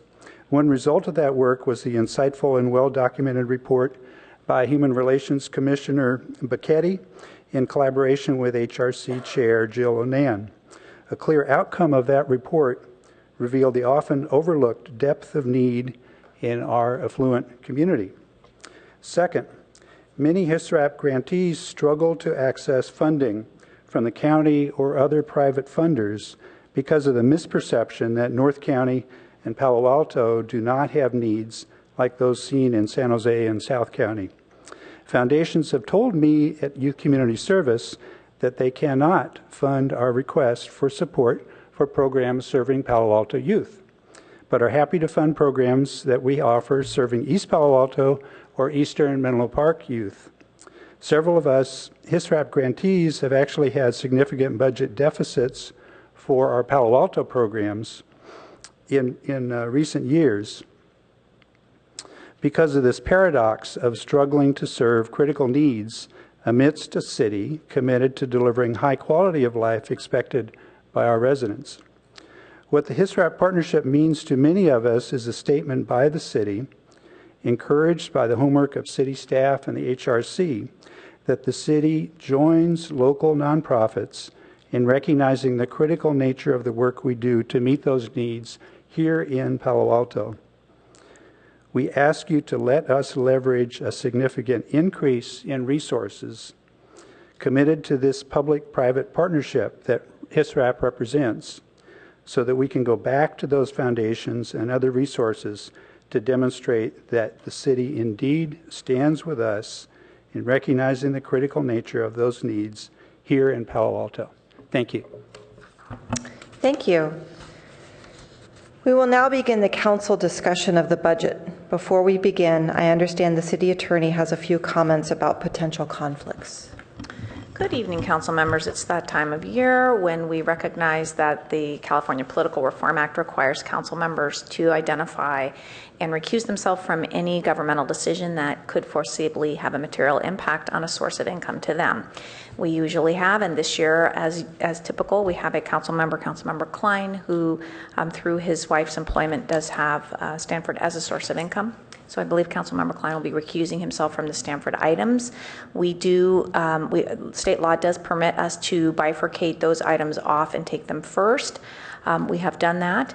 And so the council will first have an opportunity to discuss those portions of the budget that do directly impact Stanford University. Once there is a discussion and vote on those items, then all council members can be present for the remainder of the budget discussion. Could I ask a question, Molly? The Vice Mayor has a question for you. So, Molly, I presume then you've told Councilmember Klein he cannot be involved, am I correct?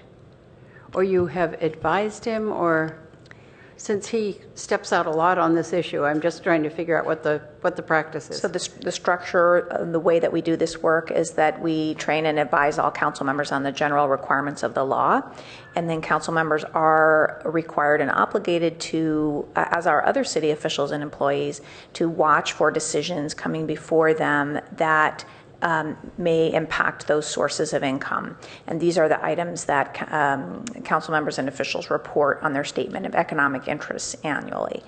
Councilmember Klein has done that here, as he always does, and has indicated that he will recuse himself. But you stand as a sounding board, not as a decision maker as to what we can actually be involved in. That's correct. Thank My you. office does not make decisions. We assist when council members have questions. Thanks. Councilmember Klein? Is now the time I should make my speech? I will not be participating on any of the budget discussions that involve Stanford University, since my wife is a faculty member at Stanford. And let me add, given the discussion, the dialogue that just ensued, this is my personal decision. And there seems to be some misconceptions in the local media. Decisions as to whether to participate or not are made by the individual council member. They may, of course, consult with the city attorney, but the city attorney does not have any authority to give permission or to say you can't participate. All she can do is to consult, and it's up to the individual council member to make the decision. And so I take responsibility for my decisions in this regard, and I am the one deciding that I will not participate in Stanford matters that involve more than $100,000, which obviously the budget does. Thank you. I'm sorry, it's typical to have that member leave the room while we discuss these items. Yes, are we ready to do that then? So Councilmember Klein, just to remind you, the procedure is that you wait in the back room while the Stanford items are. We got it now? I wasn't clear which was coming first. What's that? He wasn't sure what was coming first. Yeah. But Stanford, yeah. Yes, Stanford first. We can't see you during this portion of the budget. So first we will be discussing the portions of the budget of the items on Agenda 19 related to Stanford, including fire and police budgets and the CPI budget. Are there any questions or comments on police, fire, and CPI budgets affecting Stanford? I do not see any lights. Councilmember Berman? So, and I'm not sure, do we need to make a motion to pass those budget items while Councilmember Klein is out of the room? Yes, ma'am, okay, absolutely you do. Can staff help us with what that budget, what that motion should look like? Sure. The motion would be to approve the budget for the fire department and for the Stanford Development Funds, as well as for the police department and the related capital improvement projects. Madam Mayor, perhaps the reason that you don't see that on your list of many prompts tonight is that we typically actually take that vote at the second budget hearing. Okay. So I think we're typically using this first evening for questions, discussion, any changes the council wants to make, and that the budget ordinance itself is actually voted on the second meeting. So we will go through this exercise again where Councilmember Klein needs to not participate and remove the room, and then we will vote on those items, and then he will come back and return, and we will go through the next. Okay, so right now we're just looking at questions and discussion on any of those items, and I see a light with... Nope. No lights? No more. Oh, now I see a light. Thank you. Councilmember Schmidt. I heard you say police and fire. Is it police and fire just dealing with Stanford or the whole budgets? Just the ones dealing with Stanford. Okay. Quick question. I know we were in negotiations with Stanford on the fire, and it was about now we were going to hear. Is there any word on where we are? We have not received an official response from Stanford regarding the request for proposal we submitted. Actually, we submitted a proposal in response to the request for proposal, but we're hoping to hear something soon.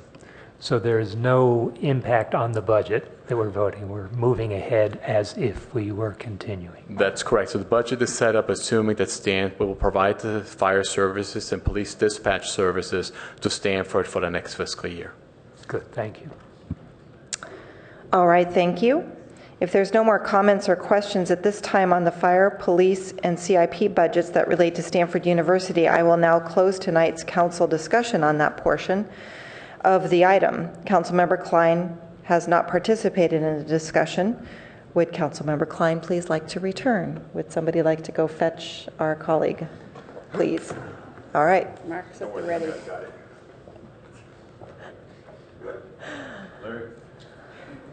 Did we vote? No, we're not voting. We're just doing discussion. Tomorrow, next week, we'd vote.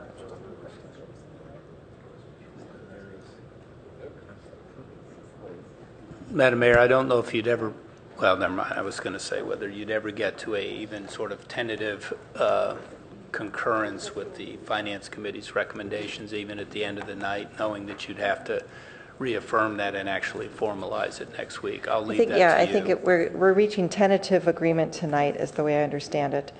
So this concludes our discussion. Okay, never mind. We are going right into the budget discussion right now. So, Chair Berman, you would like to kick this off? I would. Thank you very much. So I'm going to keep my comments to the HISRAP issue just because I agree with everything else, and so did the Finance Committee, and I encourage my other colleagues too. We have so many amazing organizations in the community that, as we've seen tonight, are run by so many amazing people and provide services to our community that are needed. And even in a wealthy community like Palo Alto, many of these nonprofits are not able to raise the funds that they need to provide the services needed in our community. And the city, I do think we need to have a discussion about the fact that the city does devote a large amount of our funding to helping these nonprofits in our community. And I asked staff to put together a comprehensive list of programs that the city funds. So it's HISRAP funds as well as additional funds. And I'm assuming, is this available in the back as well? It's the places memo which provided to the council this evening. Yes, and is this also available in the back of the room, or was this Yes, just? it is. Great. Yes. So there's a copy of this. We all have a copy up here. There's a copy in the back that goes to HISRAP funding, but also additional funding that we provide to other organizations in other ways. And I'll give a quick overview.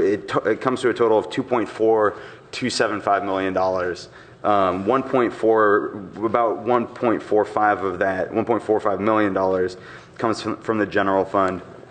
And additional amounts come from other funds, including CDBG, the Stanford Development Agreement, University Avenue Parking District funds.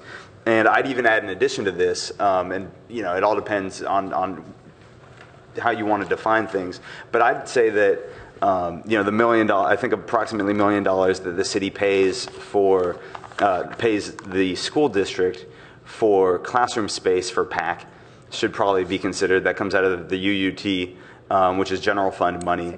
Is it 600,000? So not as much as I thought, but about 600,000.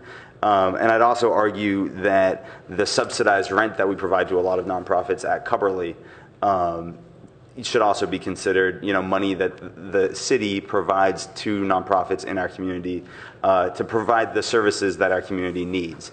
So I'm not, all of that is very worthwhile. I'm glad we do it all. I just think it's important for us as a city council and for the community to have a comprehensive understanding of, HISRAP isn't the only place where we provide money to nonprofits. We support a lot of amazing organizations in the community because they do great work. That being said, the city can't be and isn't the only funder to those nonprofits, and we can't necessarily completely make up the budgetary needs of these nonprofits in bad times.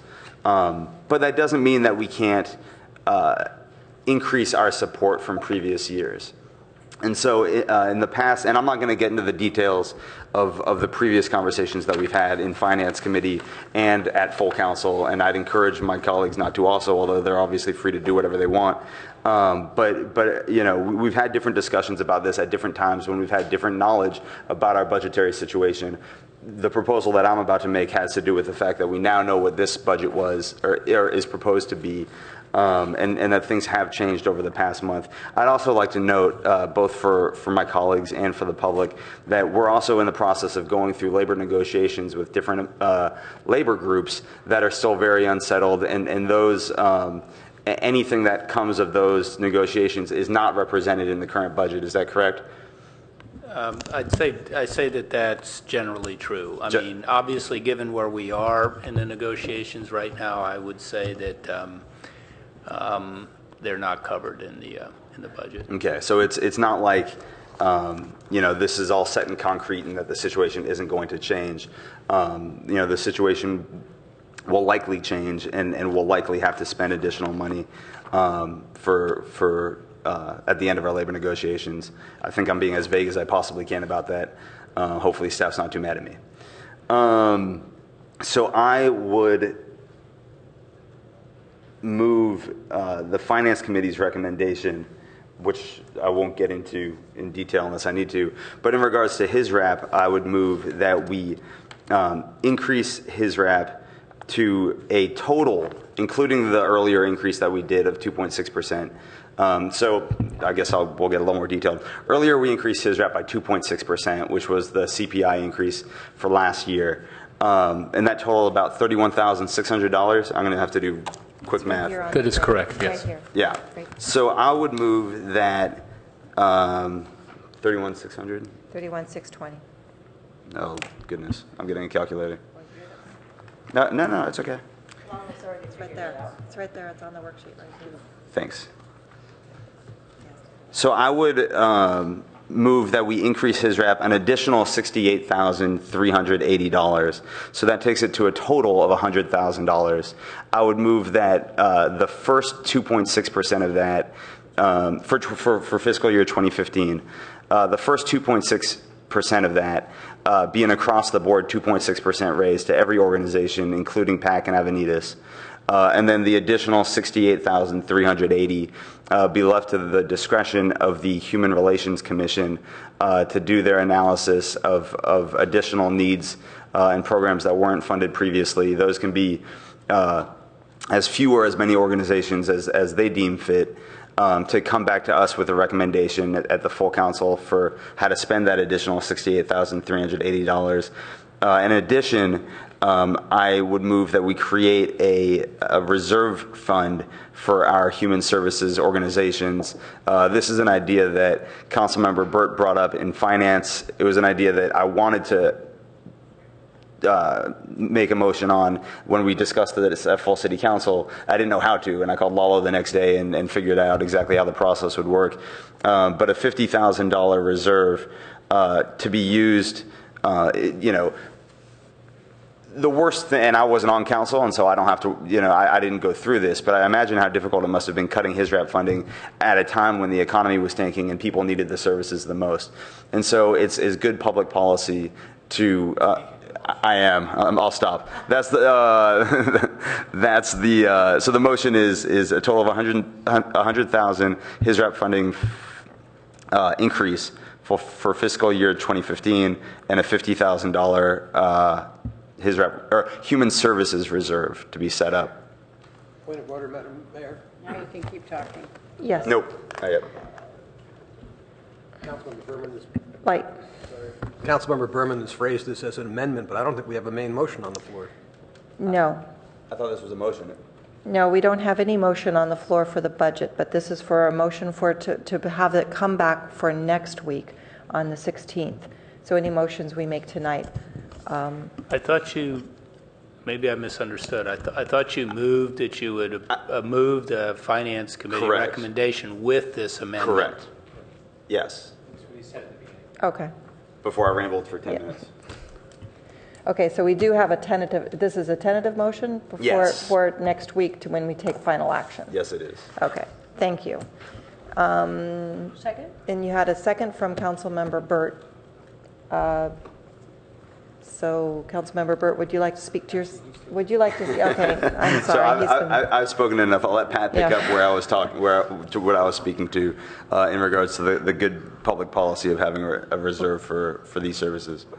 Madam Mayor, excuse me, Councilmember Burt. Yes. Just so we're clear and we're all on the same page, staff would like to understand if this is a one-time or an ongoing funding, including the 68,380 and then the 50,000. Well, I mean, this would be for fiscal year 2015. My understanding is that we'd reevaluate, that this process gets reevaluated every 2 years. So I don't know. I mean, I wouldn't intend for that to go down, but I don't think we lock this into perpetuity anyhow. It is whatever direction you want to give us. If you say that the 68,380 is for 15, they will treat it as a one-time. And if you say to put 50,000 in reserves, we'll assume that that's a one-time as well. Okay, I mean, I'll say the 68,380 is technically, I guess, ongoing, but could be lowered in future years. The 50,000 I would call one time to be evaluated on an annual basis, how much more to put in there. Thank you for that. So this is a motion to do 100,000 and 50,000, is that what you're? Correct. Okay. 50,000 to the reserve. Okay, I'm going to go over to Councilmember Burt right now. Madam Mayor, I'm still not clear on our process. All right. I'm not trying to address any substance, but are we now having potentially a series of motions that might amend the budget, but ignoring the main motion until next week? No, we have a main motion. This is included in the main motion. Is this where you are right now? I don't see the main motion up here, which is why I am having trouble with it as well. So could you address that? And could you and Could I Councilmember suggest, Madam Mayor, that we separate out get the main motion out there and then start the amendment? And just vote on each separate amendment? I think that would be also a much better way, more organized way to do it as well, Chair. Sure, I don't understand what we're doing, but... Well, if we could get the original motion out, the main motion that we need to get out in order to have final approval of the budget next Essentially, week. the Finance Committee recommended budget without these, your amendment. Yeah, then we can Okay. go through each of these types of amendments because others might have amendments themselves and we can vote them in or out of the main motion. The only problem is that the Finance Committee did not move anything on his RAP funding because it deadlocked at 2-2 both times. So something has to be moved on his RAP funding. Right, It's but not that part can, of the main that can motion. be, right, but the main motion is the budget. Okay. And then an amendment to that would be for the HISRAP for exactly what you're talking about right now. Okay, so I'll go ahead then and move the main motion. All right, then we. Second. And thank you. Thank you. And the main motion is very long, but do you already have it typed up, clerks?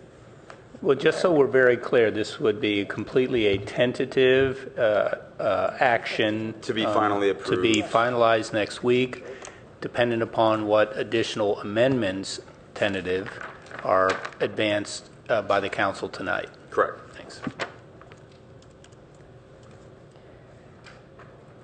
So I am assuming that we are looking at the recommendation is, Jim, could you help me with this? Because I see a couple of things here, and this is where I do wish that the staff reports were a little clearer about what is the recommended motion.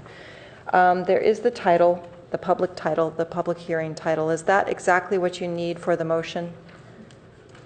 Is that it? Because if so, I'm going to go ahead and read that out loud so members from the public community can follow. So, The only thing you would have to add, Madam Mayor, is tentative. you want to call this a tentative, so we have a tentative approval to adopt the budget ordinance for fiscal year 2015, including adoption of operating and capital budgets and municipal fee schedule, adoption of 5 resolutions, including adopting a dark fiber rate increase of 2.6% and amending utility rate schedules EDF-1 and EDF-2, amending utility rate schedule D-1 for storm and surface water drainage, to increase storm drain rates by 2.6% per month per equivalent residential unit for fiscal year 2015, amending the 2012-2013 compensation plan for management and professional adoption by resolution number 9357 to add 1 new position and change the title of 2 positions, amending the 2013 to 2015 Memorandum of Agreement Service Employees International Union, SEIU, adopted by Resolution 9398 to add 1 new position and correct the salary of 1 position, and amending the terms of the Utility Management Professional Association, adopted by Resolution number 9359 to correct the salary for 1 position and add 2 new positions. This is your motion. Yes. Okay, Councilmember Klein, this is you seconded this motion. Would you like to speak any further to this motion? I would not. Councilmember Klein, would you like to speak as the second of this motion? Yes, no, I understand the main motion. I know where I am. But yes, I think this is a good opportunity to say a few words on the main motion. Since I was not part of the Finance Committee, I do want to congratulate them on working through an always difficult process, and I think that Walter and other members of the staff are to be congratulated on a cleaner document, one that's easier to comprehend and see, and I like lots of these charts and graphics and all that. Makes it easier for, I think, for anybody to understand. I think that we also should perhaps shout it from the housetops rather than burying it in the financial discussions here, into the minutiae of the budget, that once again we have no rate increase on our major utilities. That's an accomplishment, and I hope we didn't have any, if I'm remembering correctly, there was no increase last year. Nods of heads for those who can't hear the heads moving. No increase in our major utilities. It's my electric, gas, water. Thank you. I think that that's a great accomplishment. And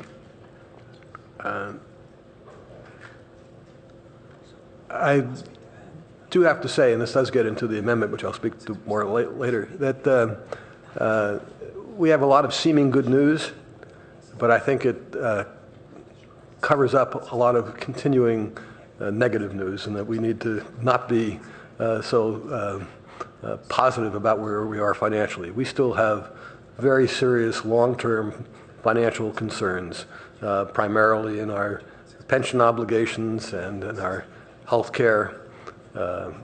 We face serious turnover in our employee groups as our older people retire, and it costs money when you replace people. Each new hire costs a certain amount of money to train and put into place. The numbers are not small. They're like 100,000 or so per employee that I've heard from in the private enterprise sector. So we face very serious long-term financial concerns, and they're not going to go away just because we have a few good years in receipts. We should feel good about that. I think we're still the only AAA-rated municipality in the state of California. Is that right, Lalo? There's a handful, but it's a very small number. You're right. Okay, we're not the only ones, but one of the 3 or 4 or 5. And that's great, but we're only going to stay there if we keep our financial house in order. That is, keep our new hires to minimum, not spend money when we don't have to, and to always keep in mind that we're stewards of the public funds, and we want to keep that AAA rating. All right, thank you. I'm going to go back out to Councilmember Berman, who would like to now take the amendment and put it on the table. Okay, let's see if I can do this more succinctly now. Oh, is it already? There we go. So I would also, I'd like to move an amendment to add an additional $100,000 to the HISRAP funding for fiscal year 2015, and an additional $50,000 for human services as a one-time increase to be evaluated every year. Mark, the $32,000 is in the budget. That was the reserves that you wanted to do. As a one-time. As a one-time. Oh, yeah, as a one-time, excuse me, thank you. As a one-time, an additional $50,000 to create for a reserve fund, for a human services reserve fund. And I guess an additional $50,000 one-time contribution to a human services reserve fund. Are you still meaning 100,000? Is it the 32,000 is in the budget? I don't. The 32,000 isn't in the budget. Yes, it is. 68,000. Oh, it is. You're right. Excuse me. Thank you. So 68,380. As for a total of 100,000. Add an additional 68,000. Yeah. So second, to add an additional $68,380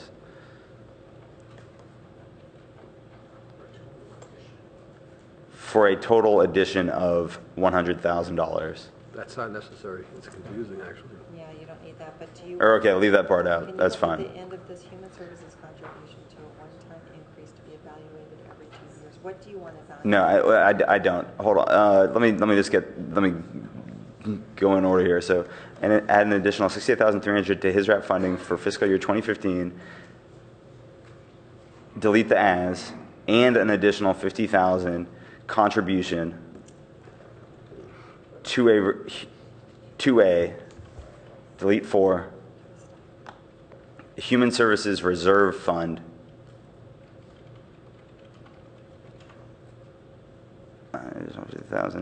Maybe, sorry, after 50,000, add one time to Human Services Reserve Fund, and then just delete the rest. You can even delete contribution.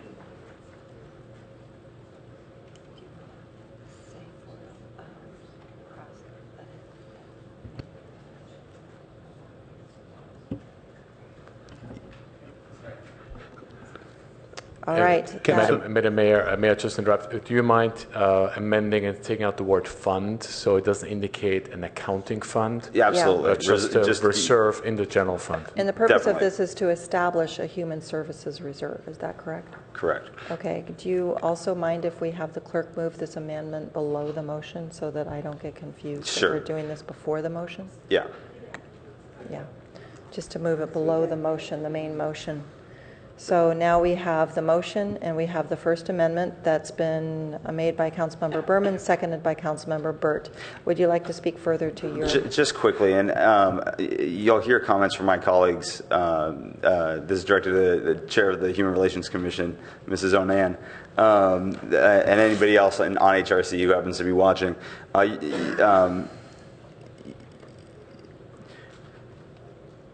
Ask a lot, when you're going through this process, make sure to ask a lot of tough questions of the proposals for additional funding, because when you come back to us, we're going to ask a lot of tough questions about the proposals for additional funding. So definitely, I just want to encourage you to be pretty thorough in your review. And I'm just kind of prefacing comments that my other colleagues will make tonight. But this isn't a decision that we take lightly. And we want to make sure that we're really funding good programs that have also kind of looked to other sources of revenue, and have that we're not necessarily the place of first resort, but rather the place of last resort. That's all I'll say to that. And I don't know if this needs to be in the motion or not, but to make it clear, my intentions for this to my colleagues is, like I said earlier, that first amount that we increased it is meant to be a 2.6% across the board increase to all HISRAP agencies, including PAC and Avenidas, who are no longer technically HISRAP agencies, but they're meant to get that 2.6% increase. This additional 68,000 plus can go to any or all HISRAP agencies, including PAC and Avenidas, but we'll leave that to the discretion of the HRC to determine what programs deserve funding or not, or should be prioritized above others. They all deserve it, but so hopefully that's clear. A clarification, Mark, on you just said including Park and Avenidas in the 68,000 or the 67, whatever it is. PAC and Avenidas can be a part of it. I mean, I'm not meaning to be prescriptive. It is open to the pool of what we used to call HISRAP agencies, even though we took PAC and Avenidas out. That point is really important. Yes. Yes, through 2015. Okay, Councilmember Burt, go ahead and speak to your second. Yeah, I actually think that latter clarification should probably be in the motion. And so, Mark, maybe if you can get with the clerk and work through that while we speak to it. So I think this is a good and appropriate action. For those of my colleagues who aren't aware, we actually started having discussion about inching back up the HISRAP funding toward essentially its former level 2 years ago. Councilmember Schmidt had helped raise this in the Finance Committee 2 years ago. Then we had another discussion about it last year as we were emerging from budget deficits. And frankly, we really wanted to make sure that we were fully emerged from the recession before we took this action. This is our third strong year in a row fiscally. And so this isn't something that we've rushed into. It's actually something that we held off on for the previous 2 years. And I think that these programs are highly efficient in their use of funds and highly resourceful. And they leverage these dollars for additional dollars from other funding sources and from the community.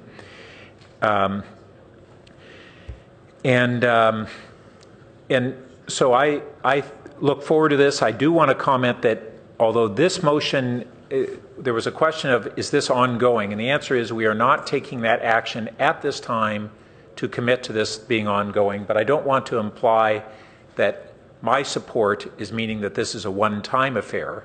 My intention and hope is that we will review this next year and look at this as a foundation either to continue this or perhaps even increase it more in the future depending on our finances.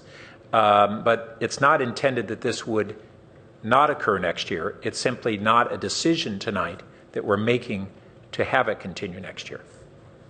So thank you very much. Vice Mayor Ness. Well, I'm delighted we've gotten to a point where we are at least have some a better head of steam about this. 2 or 3 things I want to say, and Councilmember Burt has come upon that, saying this is the 3rd year there has been sufficient money to not make cuts. The last time I can remember coming in here and speaking as a citizen, not as a member of the council, was while I was on the Board of Supervisors, and cuts were being made without question. And I came and suggested one way to save money is to go to even year elections, which you all took up and the public supported. And that helped save some money, but the prosperity we're in right now makes an enormous amount of difference. And I can't help but remind us that all of these cycles recently have been about 7 or 8 years. That's about as long as they last. And no one believes when you're in a good cycle that you're going to be in a down cycle, and no one believes when you're in a down cycle things will ever be good again. Honestly, that is the truth.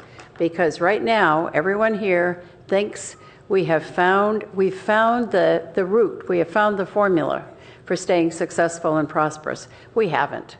And but it's going to be such a shock when we start down again and have to make cuts again. So I'm glad that both Councilmembers Berman and Burt said, yes, this is a good start, but this is one time at this point until it can go further.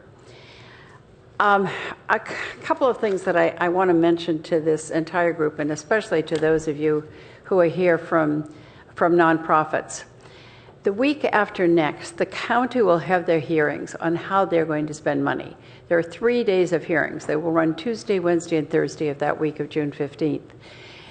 That is a good time to go and talk to the county about what you feel you should get as a nonprofit. That is when those services that are provided will be discussed. They'll talk, for example, about Momentum, which is a mental health service here in this city, and which is in good part funded by the county. Also, the money that will go to in-service, that goes into the shelter network, network as well. It's important to find out where funding sources are coming from. And much as we've talked about HISRAP as being a human services provision by this city, really it is the county and in many ways the state that provides funding. So don't overlook that. I talked to Joe Simitian's office. I know that they are currently working on the homeless issue since the Sunnyvale Armory closed, and they're looking at a whole variety of ways to address that homeless issue in the north part of the county. I can see that Leaf is nodding, so he knows this is going on, and outreach is going on currently. So please search for other ways, other methods. Don't hesitate to contact the people at the county, and don't hesitate to show up at some of those hearings. And lastly, Councilmember Berman, I was delighted to hear you include PAC and Avenidas in that additional funding, and if not, I'd be pretty sure they'd be here talking to us about it at the next meeting. So thank you. Those are my comments. Councilmember Price. Yes, thank you. I appreciate the amendment to the motion. Without going over my strong statements last time, I was quite upset that the original discussion of the $200,000 had gone down, because I pointed out, as many of us know, that we here in Palo Alto, many of us are part of the 2% in this country, and we have to think about the needs of those who are not as fortunate as many of us are. And in fact, all of the comments made by Vice Mayor Niss, I would reiterate in terms of certainly educating the county and talking about this. But the fact is, the rest of the county has very little sympathy for the plight of individuals within the city of Palo Alto.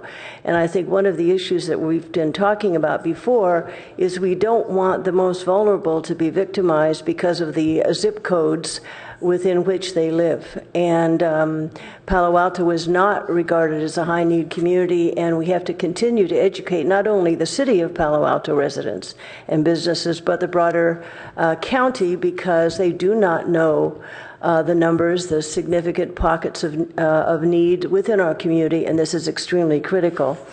So although I would like to be more generous, I will support, certainly strongly support the amendment. I think the nonprofits work extremely hard. I think there's a bit of a misunderstanding that and it has been touched on, that they work very hard to leverage funds, but the same issue faces them, which is they are not looked on very sympathetically by the funders. So the fact that the city of Palo Alto could step up and be more generous, I think is something that all of the nonprofit community nonprofits can use as they seek additional support. It's very clear that the costs of providing services continue to go up, and without additional support, they will continue to lag behind. The economics of the situation are very, very tough. And I want to also commend the HRC and the community-based organizations who come forward and educate us. I don't think we need to tell you how to do your work. I think you do it extremely effectively. And in fact, all of us are better human beings and better educated because of the details that you've sent to us and continue to meet with us. And I certainly deeply appreciate that. So I will enthusiastically support this. I am assuming that the issue of the 50,000 one-time contribution will be under the auspices of HRC to determine how that money will be utilized, or will we assume that there will be additional language coming back about the utilization of that reserve? So it's a statement and a question, clarification. Reserve, isn't it? Yeah, I kind of meant for it to be, set aside for rainy day necessities by council, considering we're the ones who approved their overall budget. It's meant to be if there's a time when council would need to cut the HISRAP budget, rather than have to do that, excuse me, they can dip into the reserve. Just a point, though, 50,000 is...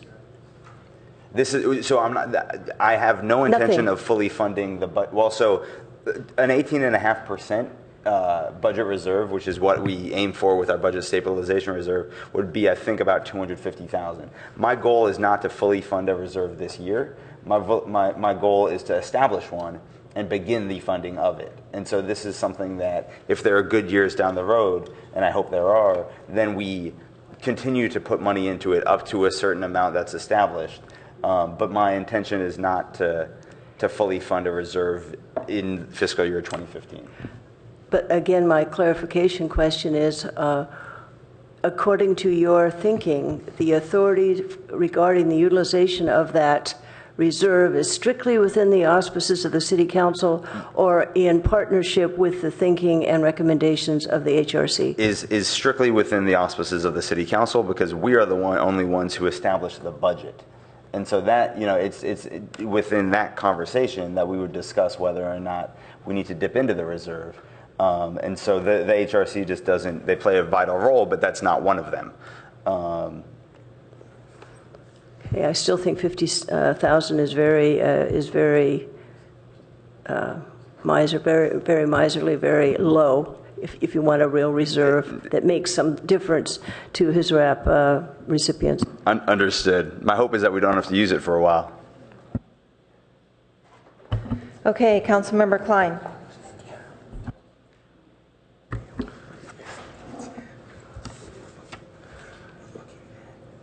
I'm going to speak again. I'm going to vote against the proposed amendment. I think it's fiscally irresponsible, frankly.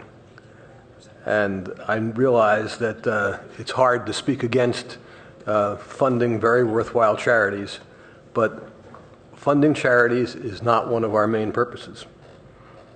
I think that this sends, unlike the county is in the social welfare business. Cities do this as sort of an extra when they can afford to. And I would submit to you that this is not the right time in any cycle because the cycle has changed dramatically. And I would compare this to our change in the number of employees that we have. We talked with some pride tonight how we have not gone back to where we were in the number of employees. And I think that we have to follow the same process with regard to how we're funding the HISRAP process. Our world has changed. It's not just a cycle. There is going to be a cycle, I would agree with that, but the world has changed. We all have a much greater appreciation of our long-term financial obligations. And I think that we're kidding ourselves when we say that this wouldn't be ongoing. Indeed, that's the supposed purpose of the reserve, that we're going to increase the amount that we're going to give to HISRAP. It makes us feel good. But I think it's being inconsistent with what our main obligations are. And I think it also sends a very bad signal to our unions negotiating with us.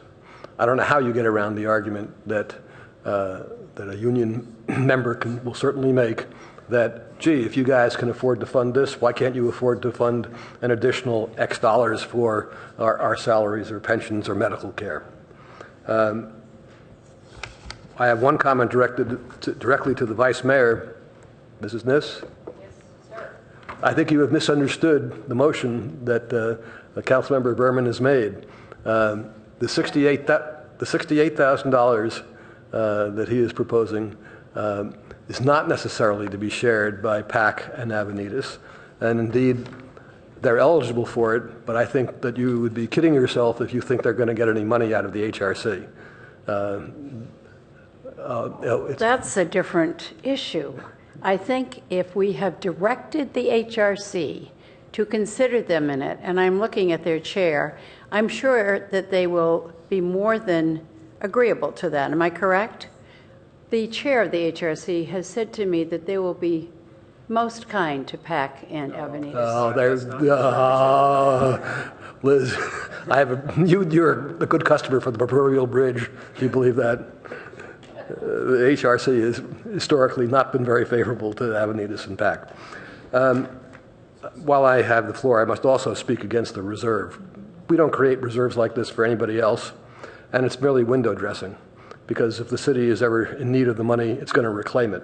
So I think it would be, I think that you all who are in favor of it are really kidding yourselves that your successors down the line would honor that reserve if the city needed the money.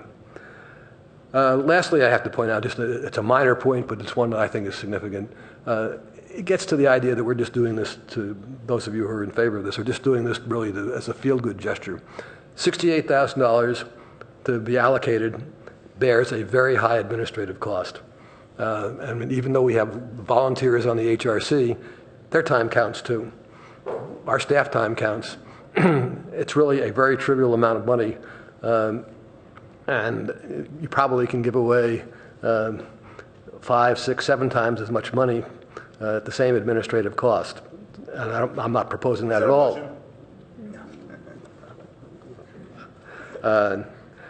No, I will just conclude by saying I think this is very, very bad fiscal policy, and it's going to be sending the wrong message to our constituents. Councilmember Schmid. Are we talking only on the amendment? Yes, this is just for the conversation. Okay. I'm going to call for the vote when we're done with lights right now. Okay, I enthusiastically endorse the amendment and would add to the HRC that the way I read it is you have discretion over the $68,000. Councilmember Holman. Well, I want to thank members of the public and Jill Anand as chair of HRC for sending the communication to us to really lay out the case for what the needs are. I will, of course, enthusiastically support this. I think that it is appropriate for the city to use this to fund these organizations. It's taking care of our own. As Leif Erikson said, there's a lot of competition. Whether it's whatever the nonprofit is, there's a great amount of competition and the perception of what the need is in Palo Alto because we are an affluent community. So I think that's a very, very valid point. You know, we talk a lot in this community about quality of life. Quality of life for whom? If we don't approve this funding, and if I had my druthers, it would be more. But if we don't approve this funding, what message are we sending? Whose quality of life? And are we talking about everybody equally in terms of quality of life, in terms of creating, sustaining, supporting a quality of life? So I think it's very, very appropriate to do this. I think Councilmember Price raises a very, very good point, though, in terms of the reserve. If the council has purview over when that's used, and maybe Menka or Jill or staff from community service, other community services staff can help me with this, but if the HRC has to come to the council to get authorization to use this, I believe it's out of cycle because you do your HRC review and recommendations before the budget cycle. And so I think we have a sequencing issue here. So I don't, maybe staff can, maybe Minka, could you respond to that? Am I incorrect in that, or is there a sequencing issue here in terms of approvals? Thank you, Minka Vanderswag, Human Services. I think for the next cycle, we could probably work that in because it goes to the Finance Committee first, and that is done in collaboration with Lalo Perez. So if there was a funding decrease that was requested by city executive staff in lines with other budget decreases for community services, we can be in dialogue with them at that point if we wanted to use the reserve, and that could go to council at that time. So it goes to HRC, then it goes to finance, then to full council. So usually that doesn't happen again till around June. Okay. And it goes to the Finance Committee usually in April and May. So there's a couple months of wiggle room there that we could have some conversations. Good. I appreciate that, and that assuages that concern. Two comments about the motion as it's written. The last sentence, the previously approved increase of $31,620 will go to a 2% increase in funding to the HISRAP agencies along with PAC and Avenidas. As I understood your comments, Councilmember Berman, I thought you had indicated an equal distribution of 2.6% to each, and that's not what the amendment or the motion says. The amendment says. So I was told by staff that that is my intention, and I was told by staff that that's covered in the current wording. If staff disagrees, I'll happily add in more words. But I had that conversation privately about 10 minutes ago. It doesn't read that way to me, and the direction of the council to the staff is the words in the motion. So, you know, between here and next year, I think if your intention... No, that's fine. So the previously approved increase of $31,620 will go to a 2.6% increase in funding to be equally distributed to the HISRAP agencies. Does that work? Yeah. Yes. To be equally distributed to... To be, yes, to be not equally distributed, to be pro rata distributed.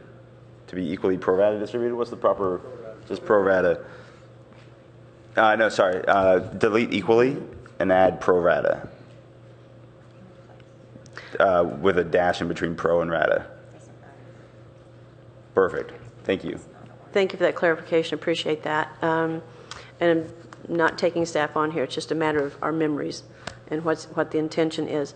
The other thing that I have a question about is the $50,000 one-time contribution. Councilmember Burt said that he didn't want it to be interpreted that this is just this time and never again. But again, we don't know who's going to be here in, 5 years from now, let's say.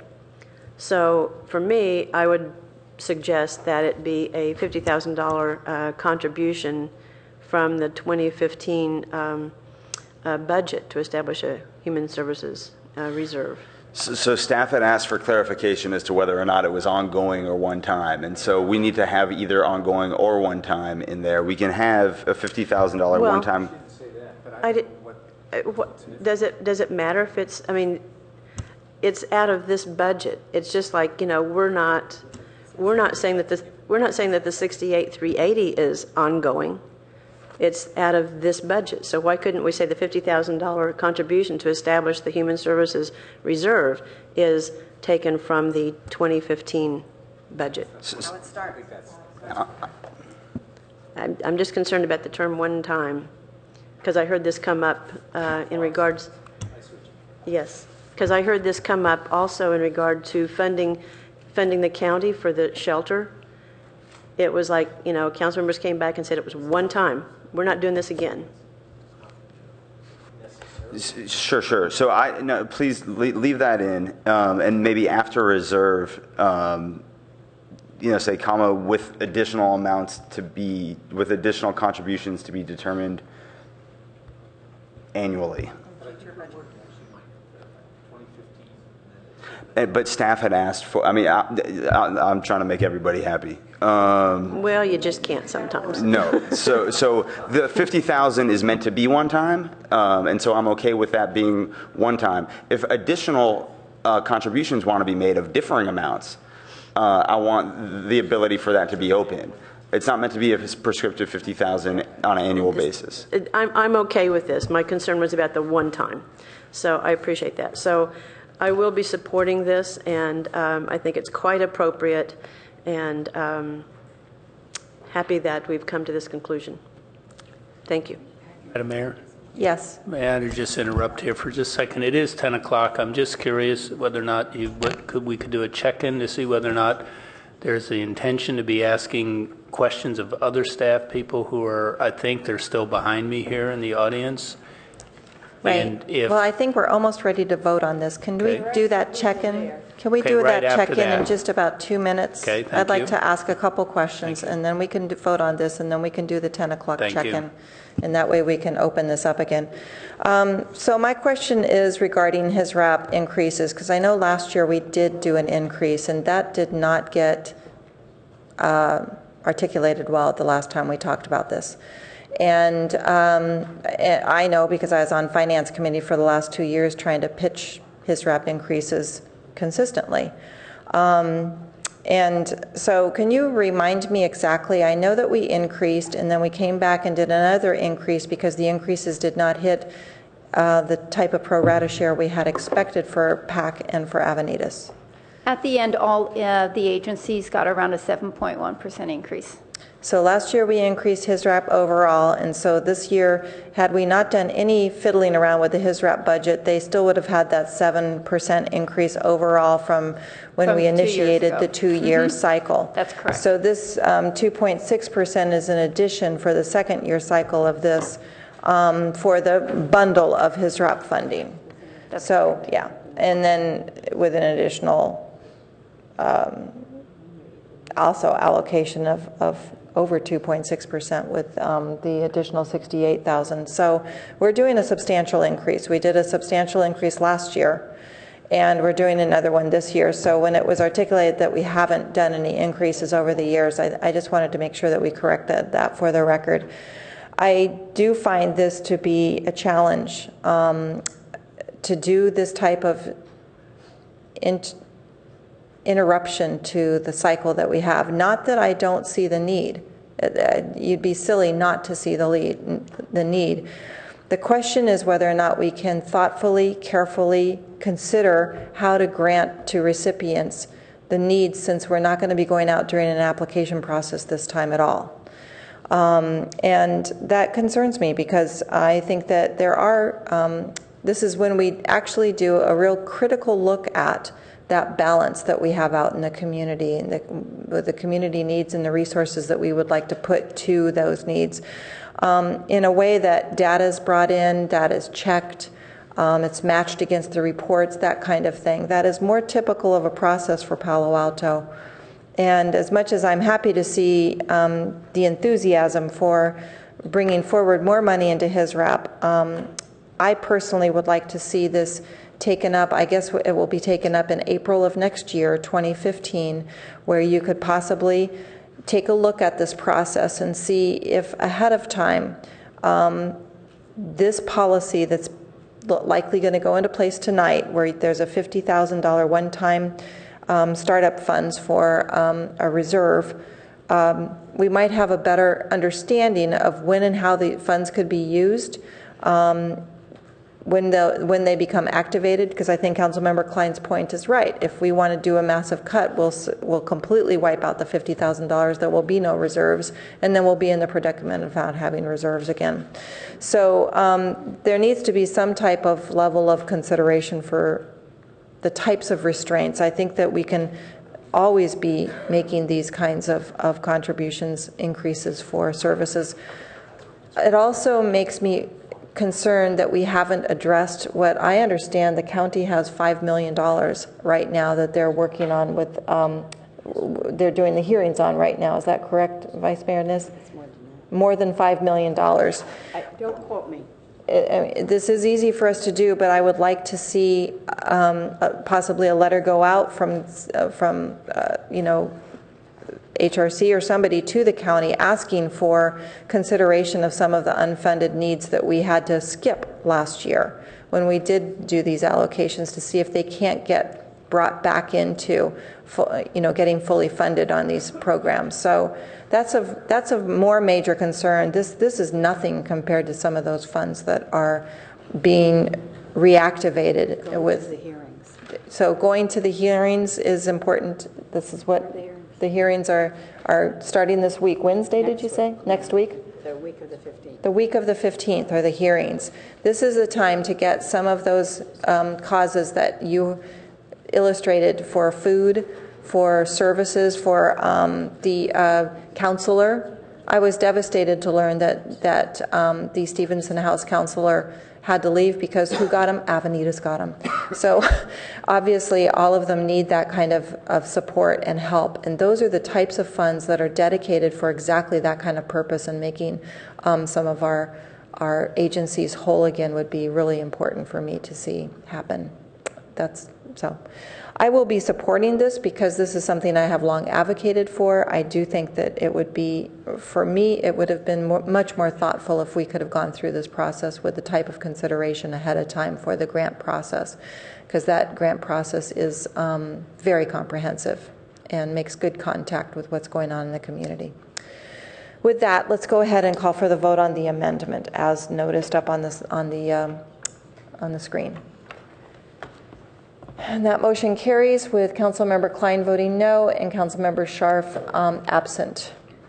Now, let's do a check-in at 10 o'clock. Go back to the main motion? We're going to go back to the main motion because there are going to be other items, but I know I would like to bring up the item of the golf course. Do we have other items that we might need staff for? Councilmember Klein, what item did you have for staff? I have the item. Mike, please. Coverly Reserve. Okay. Councilmember Schmid? Shuttle program. Okay. Anybody else? So golf course, Carberly Reserve shuttle program. I'm assuming that Finance Committee members have flushed out all of these questions. Had plenty of time on it. Yes. Councilmember Holman, I see your light on. You're asking for what other issues we have or questions we have? Well, we would like to release staff. These are the three topics that have come up. I have questions about things that were remaining either lingering or unanswered from questions I'd raised at Finance and subsequent to Finance. City Manager Jim Keene, do you have, can you respond to that right now so that we can? Walter and the staff to be able to answer that. I'm not exactly sure what that meant. And then if we need to get an answer between now and next week, right. We can do that. So Since there's no topic, I'm happy to list them. list what? The topics? The topics, yeah. Okay, well, this Okay. is a time to do that. Okay. One was the garden plots for a low-income fee. The staff report explains that there isn't one, but that doesn't mean that Karen, we let's couldn't. just get the topics out right now so that we can go ahead. Okay. Low-income fees for garden plots. The Alma Plaza Community Room. I'm sorry, these were coming out of the municipal fee schedule? Yes. Okay. And developer impact fees, commercial impact fees having to do with housing. Those are I believe those are the three. Okay, so just make sure we have staff prepared to be able to respond to some of those questions. I would like to get out to non-finance committee members first so that they can have a bite at this apple, and then perhaps if there's anything more for finance committee members. So, all right, with that, would anybody, Councilmember Klein or Schmidt, either one like to kick this off? Councilmember Schmidt. Oh. I'm sorry, we were doing a time check, so let me finish that up. And Coverly is the only item on our agenda after this. Jim? Jim, do you want to do a time check to see whether or not we can take up Coverly tonight? Is that what you're thinking? No, I'm trying to just see what we've got. Just to release. Sitting out there, and if you only need to talk to three, Okay. I just soon release the rest of them. Then at the end of the meeting, before we go into closed session, if we go into closed session, we will need to decide whether or not to notice the meeting on the 18th for backup for the meeting of the 16th. So I just want to remind, and Councilmember Price has to leave at 11. We're going to get through everything tonight, though. Yes, we are. We're going to get through everything tonight. So Councilmember Schmidt. Okay, I had a couple clarifications. On the motion, I think the 6th line down, it says increase storm drain rates by 2.6% per month. I think that is per year. Elsewhere in the agenda, it says per year. Number 2, Prop 42 passed overwhelmingly, and I keep reading items saying they are transferring funding from the state to the local government. What kind of impact would that have on our budget? What happens with prior to Prop 42, as part of an annual process, the city would submit documentation to get reimbursed by the state for Public Records Act activities. And we really never budgeted for that because we would never know how much the state really would pay us annually. So we weren't getting money. So therefore, there's nothing assumed in the budget for that, but it will have long-term an impact because we will not get any kind of reimbursements. Okay. There was an item on Coverly covenant not to develop. The reserve was going to be increased by $218 million to $1.2 million. Is that the school district reserve, or is that our reserve? This reserve is our reserve in the general fund. I'm a little challenged with the $218 million. Must be a typo then if you're quoting that. Okay. Okay. It was just the increase for the actual interest rate.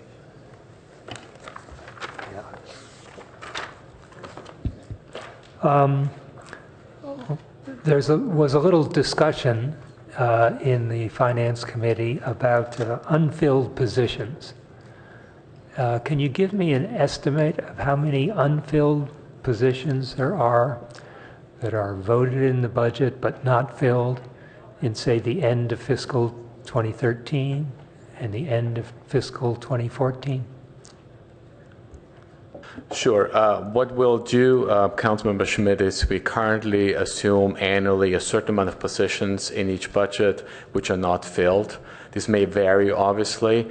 If I take the $2 million of vacancy savings, which are distributed across all general fund department budgets, and assume an average cost of a position, probably about $180,000, it gets to about 25 positions, if I have it right in my head. Maybe my math is a little off. Okay. I couldn't do it fast enough while I was talking. That acts as a reserve fund. It doesn't really access as a reserve fund. It's just assumed in the budget development. So what we do is we assume certain amount of vacancy savings each department's budget and reduce this budget automatically up front. We budget as a credit against and reduce it. That's way of doing it. Yeah. Okay. I guess I was concerned the actuary report on the number of retirements has gone up dramatically from 710 retirees in the city in 2009, and currently it's 968. That's a dramatic increase in retirees. Now, I know there's been talk about we have baby boomers reaching retirement age, but I guess I look specifically at fire and police, who have the biggest burden on both our medical and our retiree funds. And in there's a dramatic difference in retirements. The fire had more retirements between 2011 and 2013. They were up by 43. The police are up by 34. And yet there remains a 4-year gap between the police and the fire. Policemen tend to be at average 38, fire average 42. Seems to me as we have retirements, that average age should come down quite dramatically, especially if we turn over 43 retirees.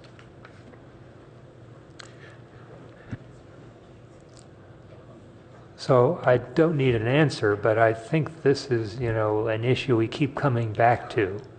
And I think it's especially important with the police and fire, is are we hiring younger people? I'm sorry, where did you think it should have come down? Was it in police or in fire?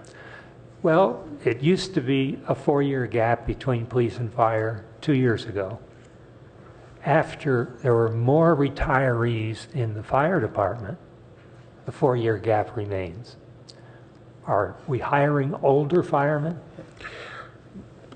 The statistic, I'm trying to bring up the email because I was expecting that on the consent, so I apologize for not having it in front of me. I believe there were 26 positions that were firefighter positions that were filled, and the average age was 29.6 for those positions that the fire department was tracking, from as low as 22 years of age to a high of 39. Yeah. And the department, along with the HR department, are working on different avenues to try to widen that span of applicants. Yeah. So there's no indication that the average hire for the fire department is older than the average hire for the police department. We would need to do the similar analysis for the police department staffing. The staff only had a chance to give me the fire department. We do know that there's going to be a significant turnover in the next 5 years. Close to 50% of the fire personnel, sworn personnel, is going to turn over. We had a significant turnover over the last few years of police. Fire personnel, the trend has been that they tend to stay. Pretty much through their career, there's little movement. There's not as much movement as there is could potentially be in police. Okay, well that's a continuing question that will come up. Last point is the shuttle program. I see that we have a substantial increase in funding potential in the shuttle program, and we talk about doing more of the same, running buses across town and different parts of town. And I do notice in parts of town the shuttles run by, except when they're taking kids to school in the morning, virtually empty all day. And putting more shuttles out there doesn't seem to be the answer. There was a nice article this week in the San Francisco Chronicle about San Francisco doing experimentation with cabs, taxi cabs of some kind being on call. And they are shared online and shared. So you call a taxi for a certain time, they come to your place, pick you up, a couple other people, take you downtown, arrange a time they take you back, always 2 or 3 people in a cab. So you have an individual car doing 20 trips a day, taking 50 people, eliminating 30, point-to-point auto transportations. What's most valuable about it, San Francisco has the 3rd best transit system in the country, and they're moving in this direction. Because what they want to do is get people who are not using transit now regularly.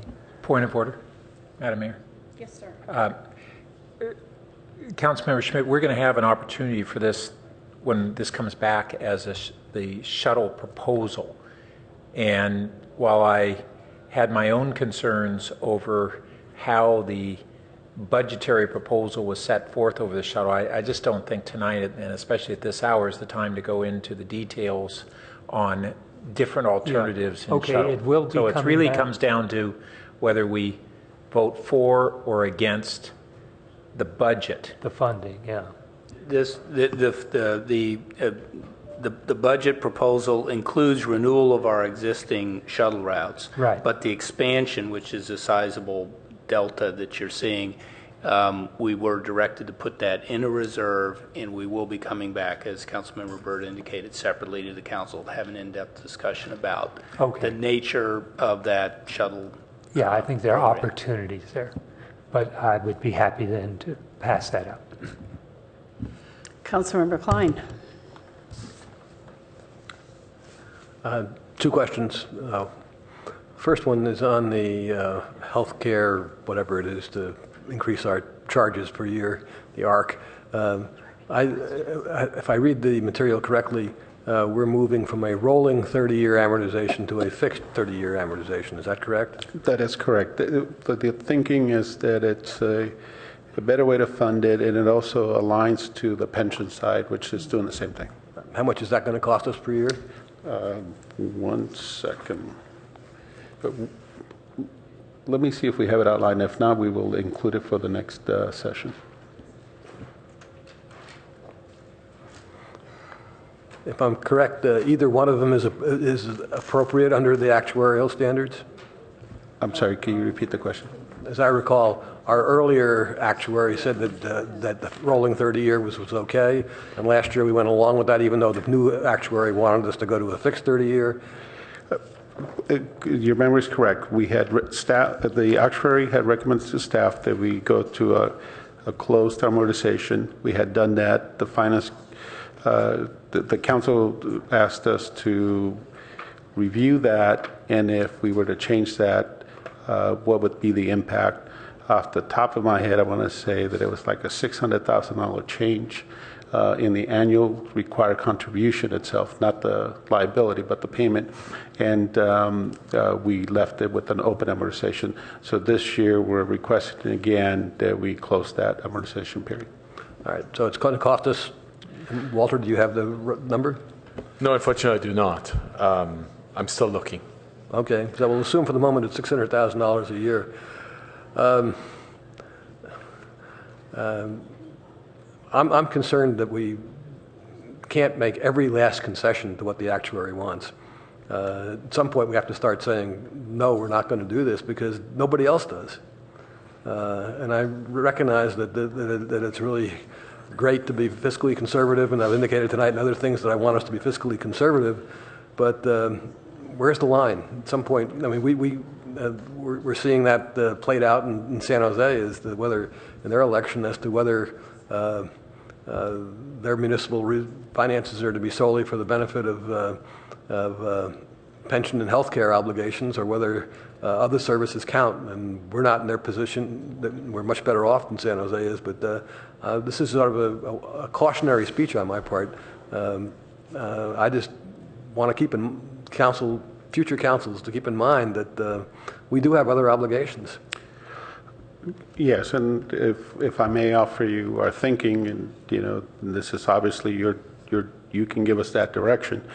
The Bartel and Associates basically stated in this way that I think would be understood by the general public. By having an open amortization period, it's like refinancing your house or your mortgage every year. And so you're not going to necessarily take care of your obligation. And the one thing that we did not make a change to, and Councilmember Schmidt asked the question as to why not, was on the rate of return. So we kind of mirrored the pension side from our actions, with the difference being, and it's probably too technical and too late in the night, but the implied subsidy, that's the only thing that was different from pension. But we changed the mortality rate, meaning that people are living longer. No, I understand that. I'm just focusing on one. And if I may, the rolling versus the fixed, to carry out your comparison, I could refinance my house every other year, or every year, to achieve the rolling one, and my kids inherit some obligation. Therefore, instead of making a great killing on their Palo Alto real estate, they only make a semi-great killing. But I'm just more concerned that sorry. Walter, have you found? Sure, Councilmember Klein.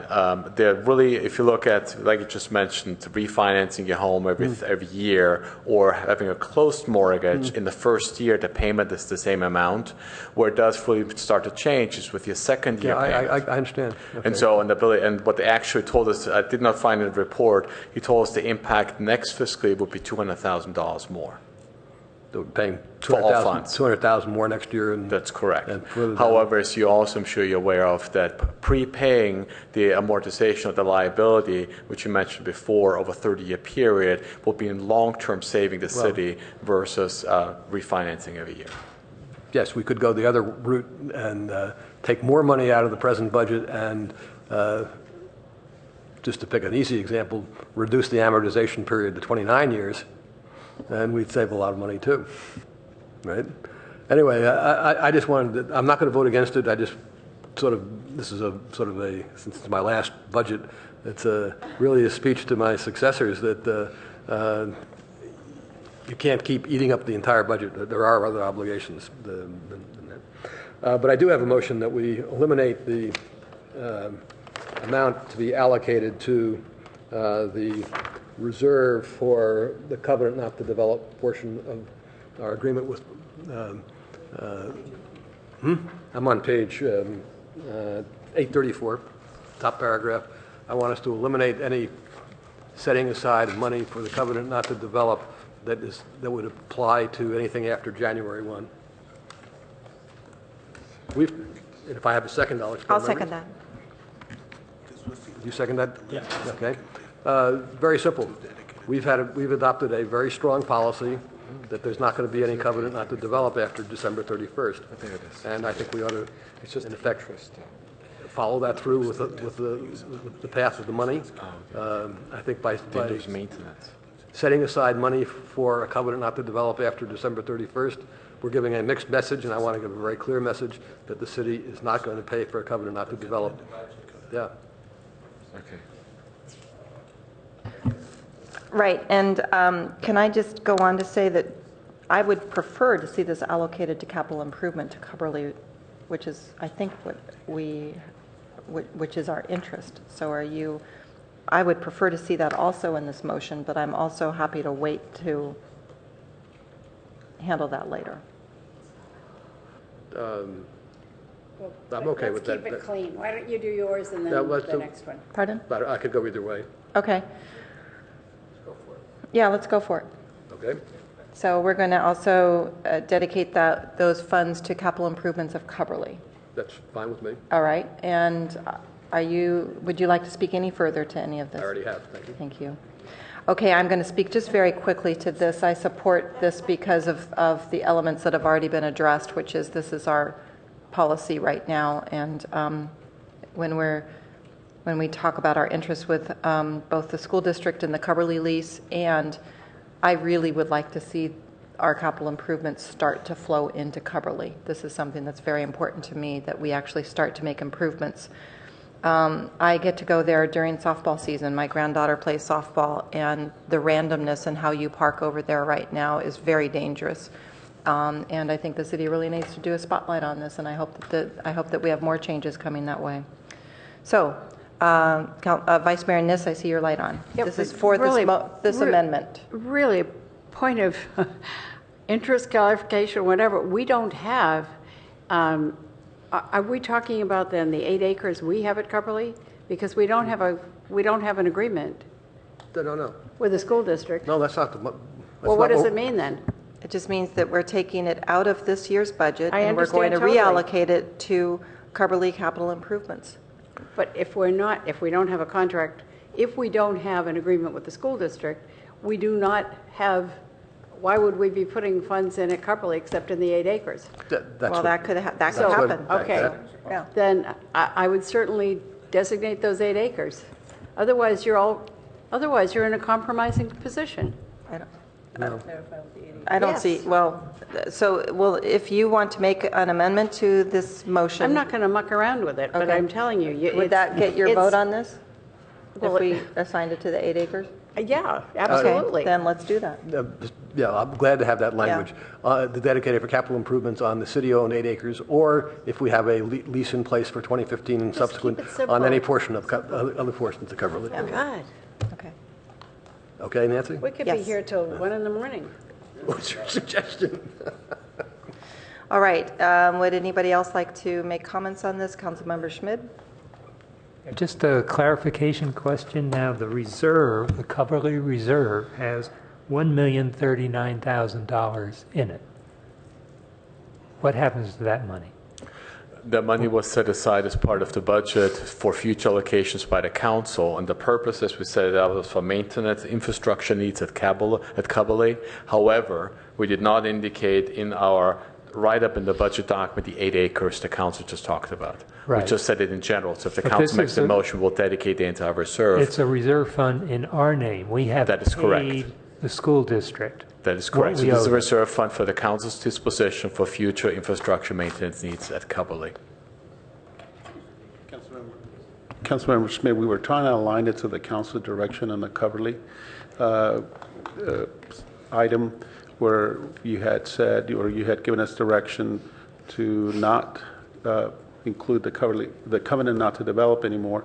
And you were at that point thinking that that money could be used for maintenance and capital improvements of Cumberley. So we were just parking it aside, taking it out of the payment to the Has school the district. school district knocked on the door and said, where's my money? Well, maybe that's the next item, the city manager. Okay, I mean, it's hard to vote. This is the fund All set right. aside. Is there a clarification that you're trying to make, Councilmember Burt?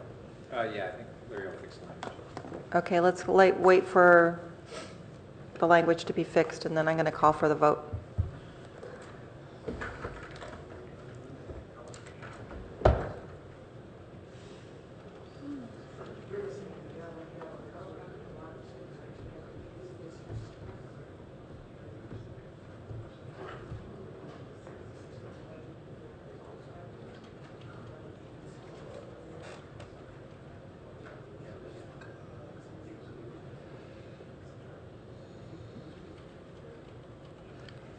Even Stephanie's asleep. She is.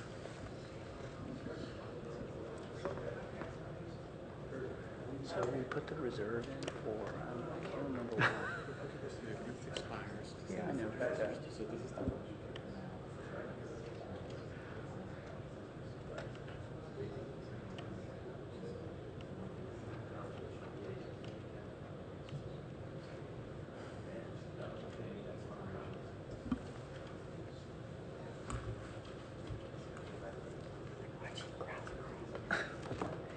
Take your mic off.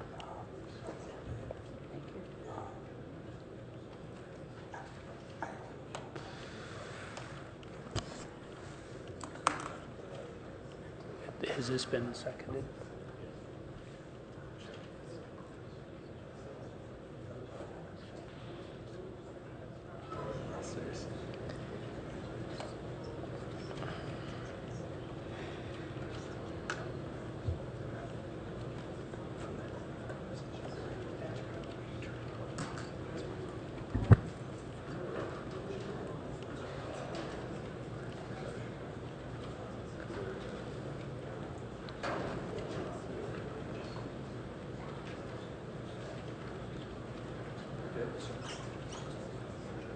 Larry? I'm going to read this Larry? out loud. While So, I was going to say, while he was there, look at the third line. The first part of the third line, I think, is redundant and confusing. Councilmember Klein moved, seconded by Mayor Shepherd, to eliminate the allocation to reserves for the covenant not to develop, and to use such funds instead, here we go, and to use such funds to... Instead, for capital improvements. For capital, yeah, get rid of instead. Oh, yeah. No, you can leave instead. Okay, instead, for capital improvements at Cubberley for the city-owned 8 acres. And if the city enters into a new lease with PAUSD for other property at Cubberley, such PAUSD-owned property at Cubberley. Okay, so that means it could go on to the PAUSD site. All right, I'm going to call for the vote.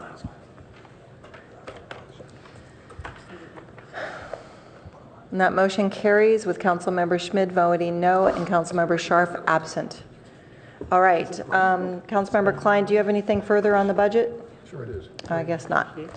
So I'm going to go ahead with mine, and then I'll let Councilmember Holman has questions, but since she's on finance, I'll let her go after all of us that were not on finance. Okay. Since I think that this budget did do a good job on everything except for one thing that I think is really concerning me, which is the golf course right now, and whether or not we've allocated the right type of funding exposure that we have with some of the complications we're having out there at the golf course. And I'm sorry, I could not find the golf course schedule in the binder here. But was that an App Places memo on the golf course? So it's not in the binder. So can you refresh my thinking as to, or our thinking as to what we understand to be the exposure we have for the golf course? So if I might just jump in, so at least the thinking had been that we would award a contract at the beginning of this May, and in one sense, we would close the golf course effective when? At that point in time? At that point, it was end of April. Yeah. So we've got a shortfall for the remainder of this fiscal year that the staff is handling separately as a amendment. Go ahead. Which council actually approved that shortfall through a budget amendment ordinance on early May, so in order to keep the golf course open for the rest of the fiscal year. And then as part of coming forward with the contract award for the contract, which we are still holding on to pending these uncertainties that we have, we would be bringing about $100,000, is it, amendment? Thank you. We haven't finalized this totally yet, but it's a complicated budget amendment ordinance coming forth to you, I believe, end of this month, which will include some additional funding, recognizing funding for soil imports, about $1 million, I believe, as well as other changes in order to set up the golf course contracts with sufficient funding starting next fiscal year if we get the water permits approved. Yeah, so the idea was we're losing about $50,000 or $60,000 a month, right? So we wanted to have a couple more months slack in there. And now, obviously, we're still just playing a guessing game right now. But I think the plan would be to add sufficient funding to, say, get us through the end of the summer at least. Well, I now, guess that raises other questions, which is right now are the commitment we have at this very moment for the contract that contractor we selected for the golf course construction lasts through about the middle of July. So, I mean, we have some other issues related to, are we going to be able to extend that contract if we're not in a position to award it by then, or will we have to somehow rebid this, and that would change things. I guess that's where my concern is because of the uncertainty of the elements that are in play out at the golf course right now. So when can we get updated on this? Or I guess it's premature to ask you to bring something back to kind of step us through what the situation is right now. So right now we have on the tentative council agenda for the 23rd the consideration of the golf course contract. And I think at that point... But that's under consent then? No, it would be an action item. I don't see it here. Okay. Well, then that's where it needs to be. And then we may need to modify that and change it there's always the possibility that I may have to ask you to look at the contract, but delegate to the city manager the authority to actually award the contract sometime during the council recess. Right. Okay, so we'll look for something on the 23rd for the golf course. And at that time, can we also have some information, because I think that this is not something that I'm going to be changing in the budget tonight or asking for change for the approval. I think this is something we are going to have to go through the budget amendment process for because of the uncertainty. But if there's a way we can have a sketch of how this plays into our financials, because I know that it looks like we have money, but I think we've got a great risk here that could be ongoing. We agree with you. Sorry. Madam Mayor, if I just would like to add, just like to add the packet page 1069, we actually did provide the golf course financials, which you used to be seeing in the budget document. This was an oversight this year with the implementation of our new budget system. And the budget really assumes that the golf course will be closed the entire fiscal year 2015. So it is more so an impact to the budget if we decide that because we cannot award the contract, because we may have for various issues, and we choose to keep the golf course open, would have to come back to the council with any kind of changes to the budget for that. And I'm imagining that going into 2016, we'll probably still see not the recovery of the golf course that we were hoping to, but anyway, if this gets pushed out and out and out, or if things change substantially with what we thought we had planned there. Anyway, I have great concerns over this, and I would like to understand this in concept, both practically and in concept, because I know that it could all change in the blink of an eye at the same time. So I appreciate that, and I will learn more on the 23rd. So, Councilmember Holman, you have budget items. I do, please. One is the Alma Plaza Community Room, about the room rental fee. That community meeting room was one of the public benefits of that PC.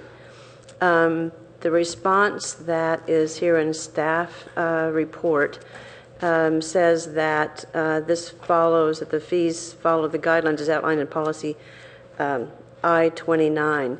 But this is a public benefit, so I don't understand why it should follow this.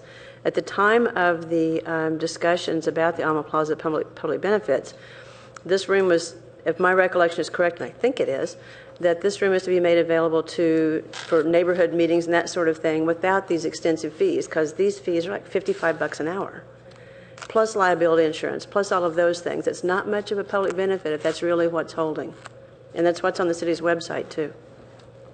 Good evening, members of the council. Greg Betts, Director of Community Services. Let me see if I can help you with this. There's really two different types of events. One that we call exclusive use. Take, for example, a family's birthday party, an anniversary party where guests are invited. It's not really open to the public, and it's not a public event. That's where fees would be charged. If an organization, neighborhood association, one of our friends groups, nonprofit, want to have, take for example, a disaster preparedness training exercise. They want to talk about emergency preparedness. That furthers the goals of and is aligned with the programs and services of the City of Palo Alto. That's a co-sponsored event. There would be no charge for that. And I also want to clarify that we have made recently some changes in liability insurance. So if you're using the Alma Plaza meeting room for a meeting, a sit-down meeting, discussion, seminar, lecture, a reading by an author to explain maybe a script from TheaterWorks or so forth, there's no liability insurance for that type of an event. If alcohol is involved or if there's more than 150 people, then yes, a liability requirement would apply. The reason that we're charging fees for Alma Plaza, as you know, we don't have an office there. We don't have even any closets there, meaning that every time we clean up that facility, we have to take vacuum cleaners and other cleaning equipment to Alma Plaza to clean up the room after the use. We have to put away tables and chairs in advance of the meeting and after the meeting, and that's why we would charge a fee for a birthday event or a anniversary or some sort of an exclusive use. Well, that maybe makes sense for a birthday or something, but, and I understand that, you know, if it's an emergency prep meeting, that sort of thing, then that's a city co-sponsor. But what if it's, you know, a dozen neighbors that want to get together and talk about city planning policies or that sort of thing?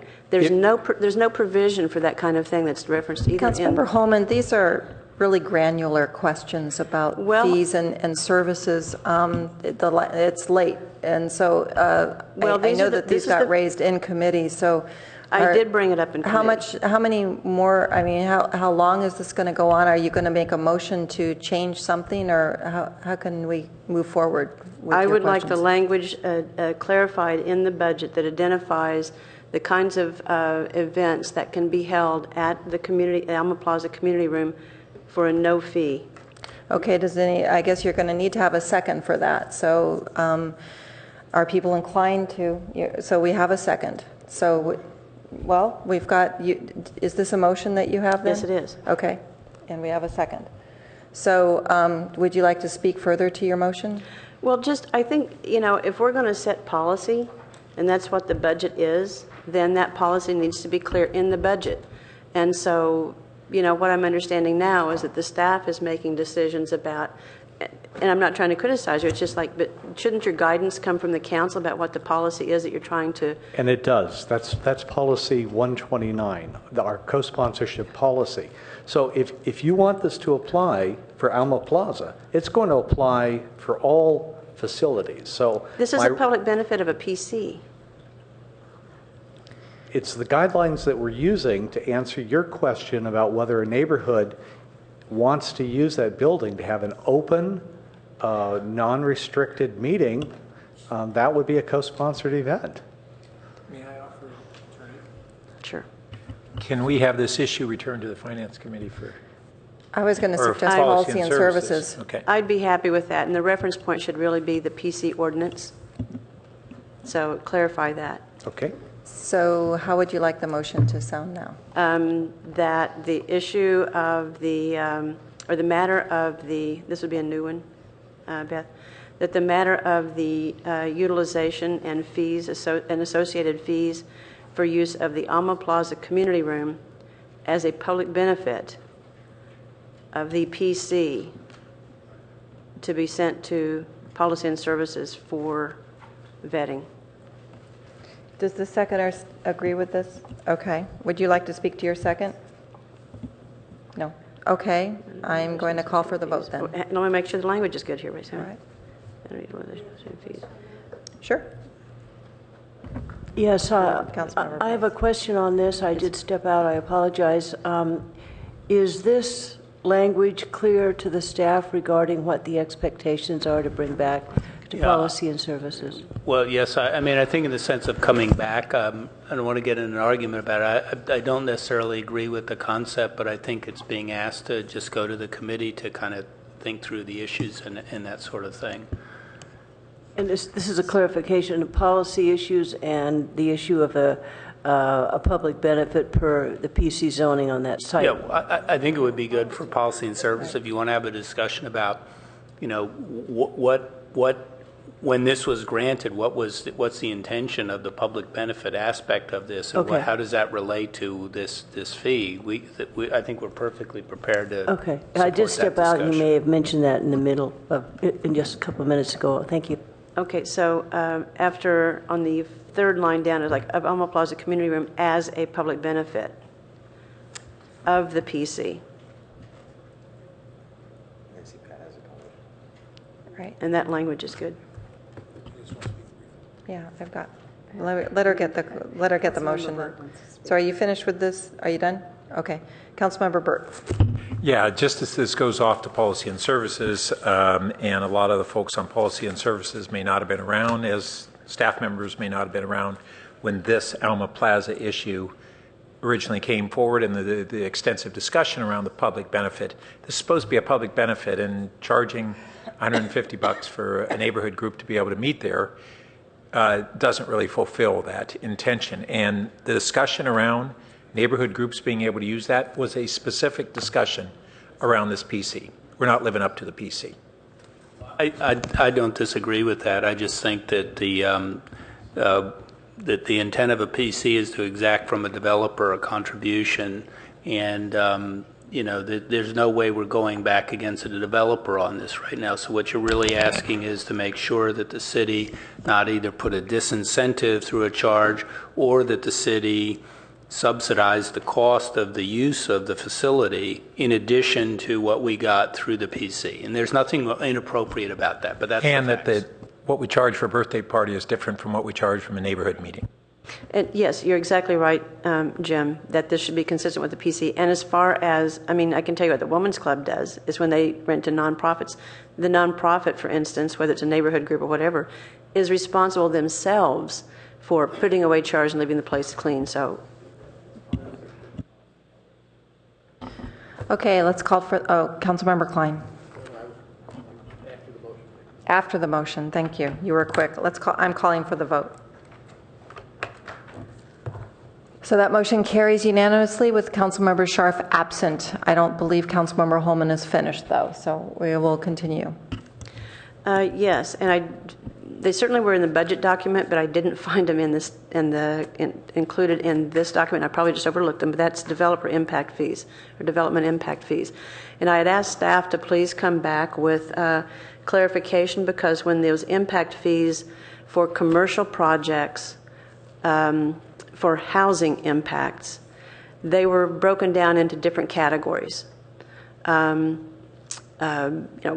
Basic office was one category, industrial and light manufacturing was another category, retail was another category.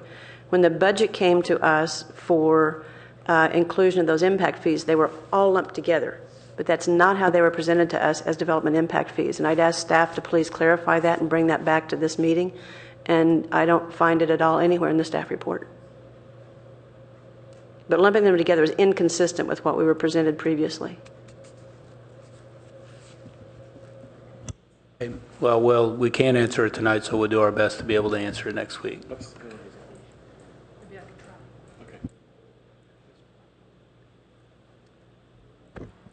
Hillary Gittleman, the planning director. Maybe I can just try and respond to that. If I'm understanding correctly, what you're comparing is the way the fees are assessed or charged is by square footage related to the use, but the way they appear in the budget document as part of one fund.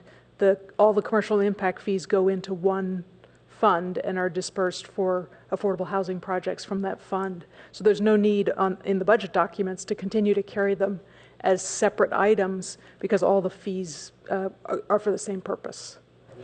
That's not clear in the budget document to me, and no one else questioned that need for clarification at finance. So perhaps when this comes back, you can clarify that if you would, please. Appreciate that. The only other one I had was, two others I had. CIP comments. I was informed that the CIP comments that I had and any others had would come back listed in this document, and then when the CIP was finally presented, those would be incorporated. But I didn't see a listing of those comments. Councilmember Holman, what our intent is to your suggestions you made regarding the CIP projects that is part of the adopted budget document, which we plan to publish and submit to the council early August, we would incorporate those comments. So we won't see a listing of any or all of our comments prior to that? They'll just be incorporated? That was our intent.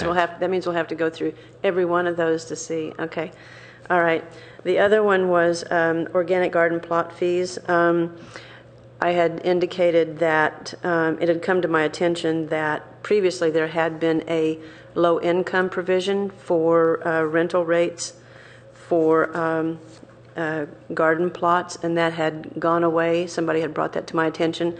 I'd indicated at the Finance Committee too, I am a garden plot user. I would not benefit from this, just to be perfectly clear on that.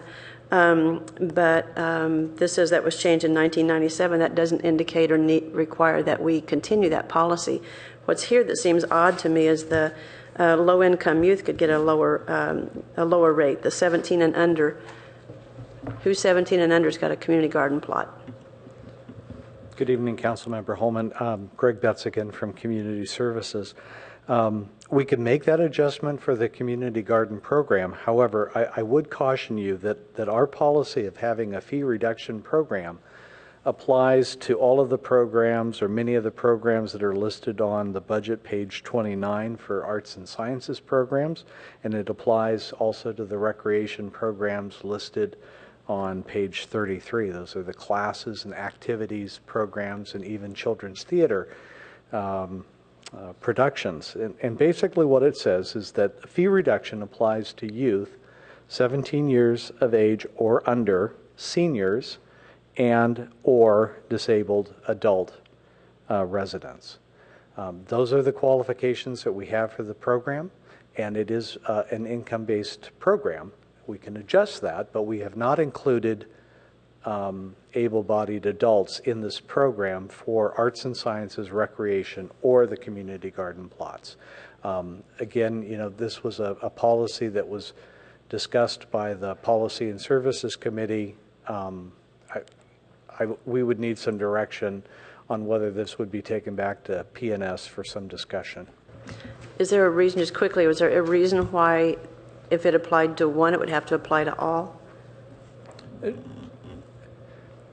I'm going to ask our business manager, Lam Do, to help explain that it's a little bit confusing for people on our front desks if the fee reduction program is bifurcated between activities. But Lam, so could you... tell you what, take a look at this next year. Okay. You know, we'll skip it for this year, but take a look at this for next year because this policy doesn't really apply very well because nobody under 17 is going to have a community garden plot, I can assure you. Yeah, but I do think we'll also have to look at the kind of consistency and fairness issue right here on this too, as to, you know, why a user of one service could say, well, I had to qualify for a break, but whatever. Somebody wants to take a pottery class, pays full price regardless of the income, but a gardener gets a break. So we just need to think about that. Thank you. Councilmember Klein. Move the previous question. Okay, I think we have to vote on that now to move the question. Or if there's nobody else who wants to speak, then we just No, there is one more, but let's go ahead and vote on whether or not we're moving the question.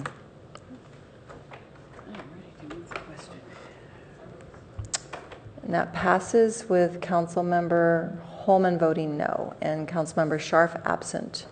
I would vote yes. I was just trying to accommodate somebody who else wanted to speak, and apparently nobody does. Okay, then that passes unanimously. Let's go ahead and vote on the original motion with the amendment, with just one amendment? Two amendments, which will be taken up in final next week. And the tentative budget has been passed unanimously with Councilmember Scharf absent. Thank you. Our final item tonight is the conversation about Cubberley, the Cubberley agreement, knowing that the superintendent is leaving at the end of June. It's coming back to us for an update and input. I will ask the city manager to advise us on the progress with PAUSD. We have posted this item for open and closed session depending on how council would like to address the subject and issues. If we do go into closed session, we will be handling the council member comments and announcements. So before we go into closed session. Thank you, Madam Mayor, members of the council. Back in February, in open session, the council established terms that were, as you stated it, intended to provide a balance of flexibility and certainty to both the city and the Palo Alto Unified School District for the Cubberley site in the near term and for the long term. And so there were 8 terms that you suggested for consideration that you adopted and which have guided the discussions that I have had with the school superintendent since then, as recently as probably about 10 days ago. And I would just quickly recap those for you. First, to eliminate the covenant not to develop from the lease and reallocate that funding towards investment in the Cubberley facilities for long neglected and ongoing maintenance, and that you would consider inclusion of Ventura Community Center site for reinvestment dollars. That's about $1.8 million a year, roughly, in that portion of the total Cubberley related lease agreement that we have. That's about $7.5 million a year. Secondly, to eliminate the consumer price index annual increases. 3, to create a longer-term lease, 20 years with the school district, to allow for creation of a long-term plan for the city's 8-acre owned site, the city-owned 8-acre site, in investment in facility improvements and public access to playing fields. 4, to explore new terms with the Palo Alto Unified School District to allow potential reconfiguration of the city 8 acres within the Cubberley site. 5, eliminate the language allowing the school district to purchase the city's 8 acres from the lease. 6, eliminate the buyback repurchase option clause that allows the school district to repurchase Ventura. 7, continue the child care program per the terms and conditions of the existing lease. And last, allow for the use of the playing fields at Cubberley for a maximum time period. In the simplest sort of terms, a direction to pursue a long-term lease to continue the majority of the terms, for the most part, in the existing agreement. And I would say this. Number one, we've not been able to reach any agreement on elimination of the covenant not to develop and the elimination of that payment under the lease, which wouldn't allow the city, obviously, to be able to relocate that funding. So that was your first priority, and have been unable to come to an understanding, let alone an agreement about why that is necessary and makes sense. We had a lot of discussion about the CPI, went back and forth. There might be some possibilities there. I think that the school district was open to the idea of a longer-term lease, and we talked about it. We've talked about a lot of options as to, how a longer-term lease could be ended early or amortized, depending upon some of the other terms. I think there was openness to number 4, which was reconfiguration of the city's 8 acres in the Cubberley site. 5, eliminate the language allowing the school district to purchase the city's 8 acres. I think for the most part, the alternative was, well, why don't we just make it reciprocal and allow the city the opportunity to purchase the school district's 27 acres. I said I didn't think the city had a desire to do that, and was probably quite impractical for us to be thinking about that and stick with this. Continue the child care program. I didn't think there was an issue there, and there was openness to how we could talk about the playing fields at Cubberley. But I think there was just a persistent and fundamental disagreement about removing the covenant not to develop. There was an agreement that the covenant not to develop ought to be removed from the lease, but not the funding stream. So we've not been able to succeed as you directed. Now, that being said, we did listen to and discuss other perspectives on a lease with maybe some significantly different terms, but those were not within the direction that the council had publicly issued. And I feel an obligation to sort of brief you on the status of those, but I do think that that is something that the city attorney would be best served in closed session, at least for me to go through those, and you can, of course, report back out whether or not you're interested in pursuing that or what your position is. So I would hope that I'm clear on where we are right now in almost the middle of June, And I would recommend that the council consider adjourning to closed session for me to just update you on what I think is sort of the final state of where we are right now with different ideas that we've discussed with the school district, and whether or not you're, one, interested in changing any of your direction to me, or two, do you want to, well, I'll wait for whatever other direction you want to issue. Thank you. Okay, thank you. Councilmember Klein? Yes, I do want to say one thing in open session. I think there was a 9th item, Jim, that was left out of the original staff report. I brought it up when we had our open session before. You said it was going to be included, but it hasn't. It's not in your list, and that is the rationalization of the rent to do away with the point that we didn't get a reduction in the rent when we on the 27 acres. When yes, that is correct. I apologize for that, and we did. Okay, you brought that up with the. Yes. Okay. But I would say that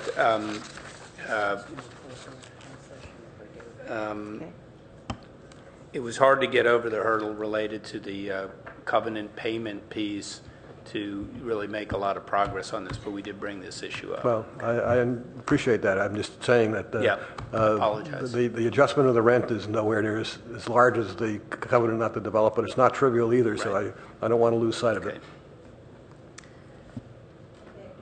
Vice Mayor Niss?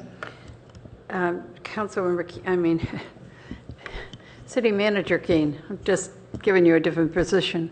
Have you heard officially from Foothill College yet at all about their lease at Coverly? I don't know if I've heard from 2 of the trustees who indicate that after the next 2 years, they will completely vacate Coverly, even the computer lab. I mean, I've heard 2 to 3 years, but I don't know, Hamid, if you have a... Is it ready? Yep. We're in touch with them, and basically they're talking about 2 years, but they may stay a little bit longer. So I don't have confirmation exactly when, but again, as soon as we hear something new, we'll let you know. Okay. Foothill lease payment. 2 years is probably a good guess at this point. Yeah. Thanks.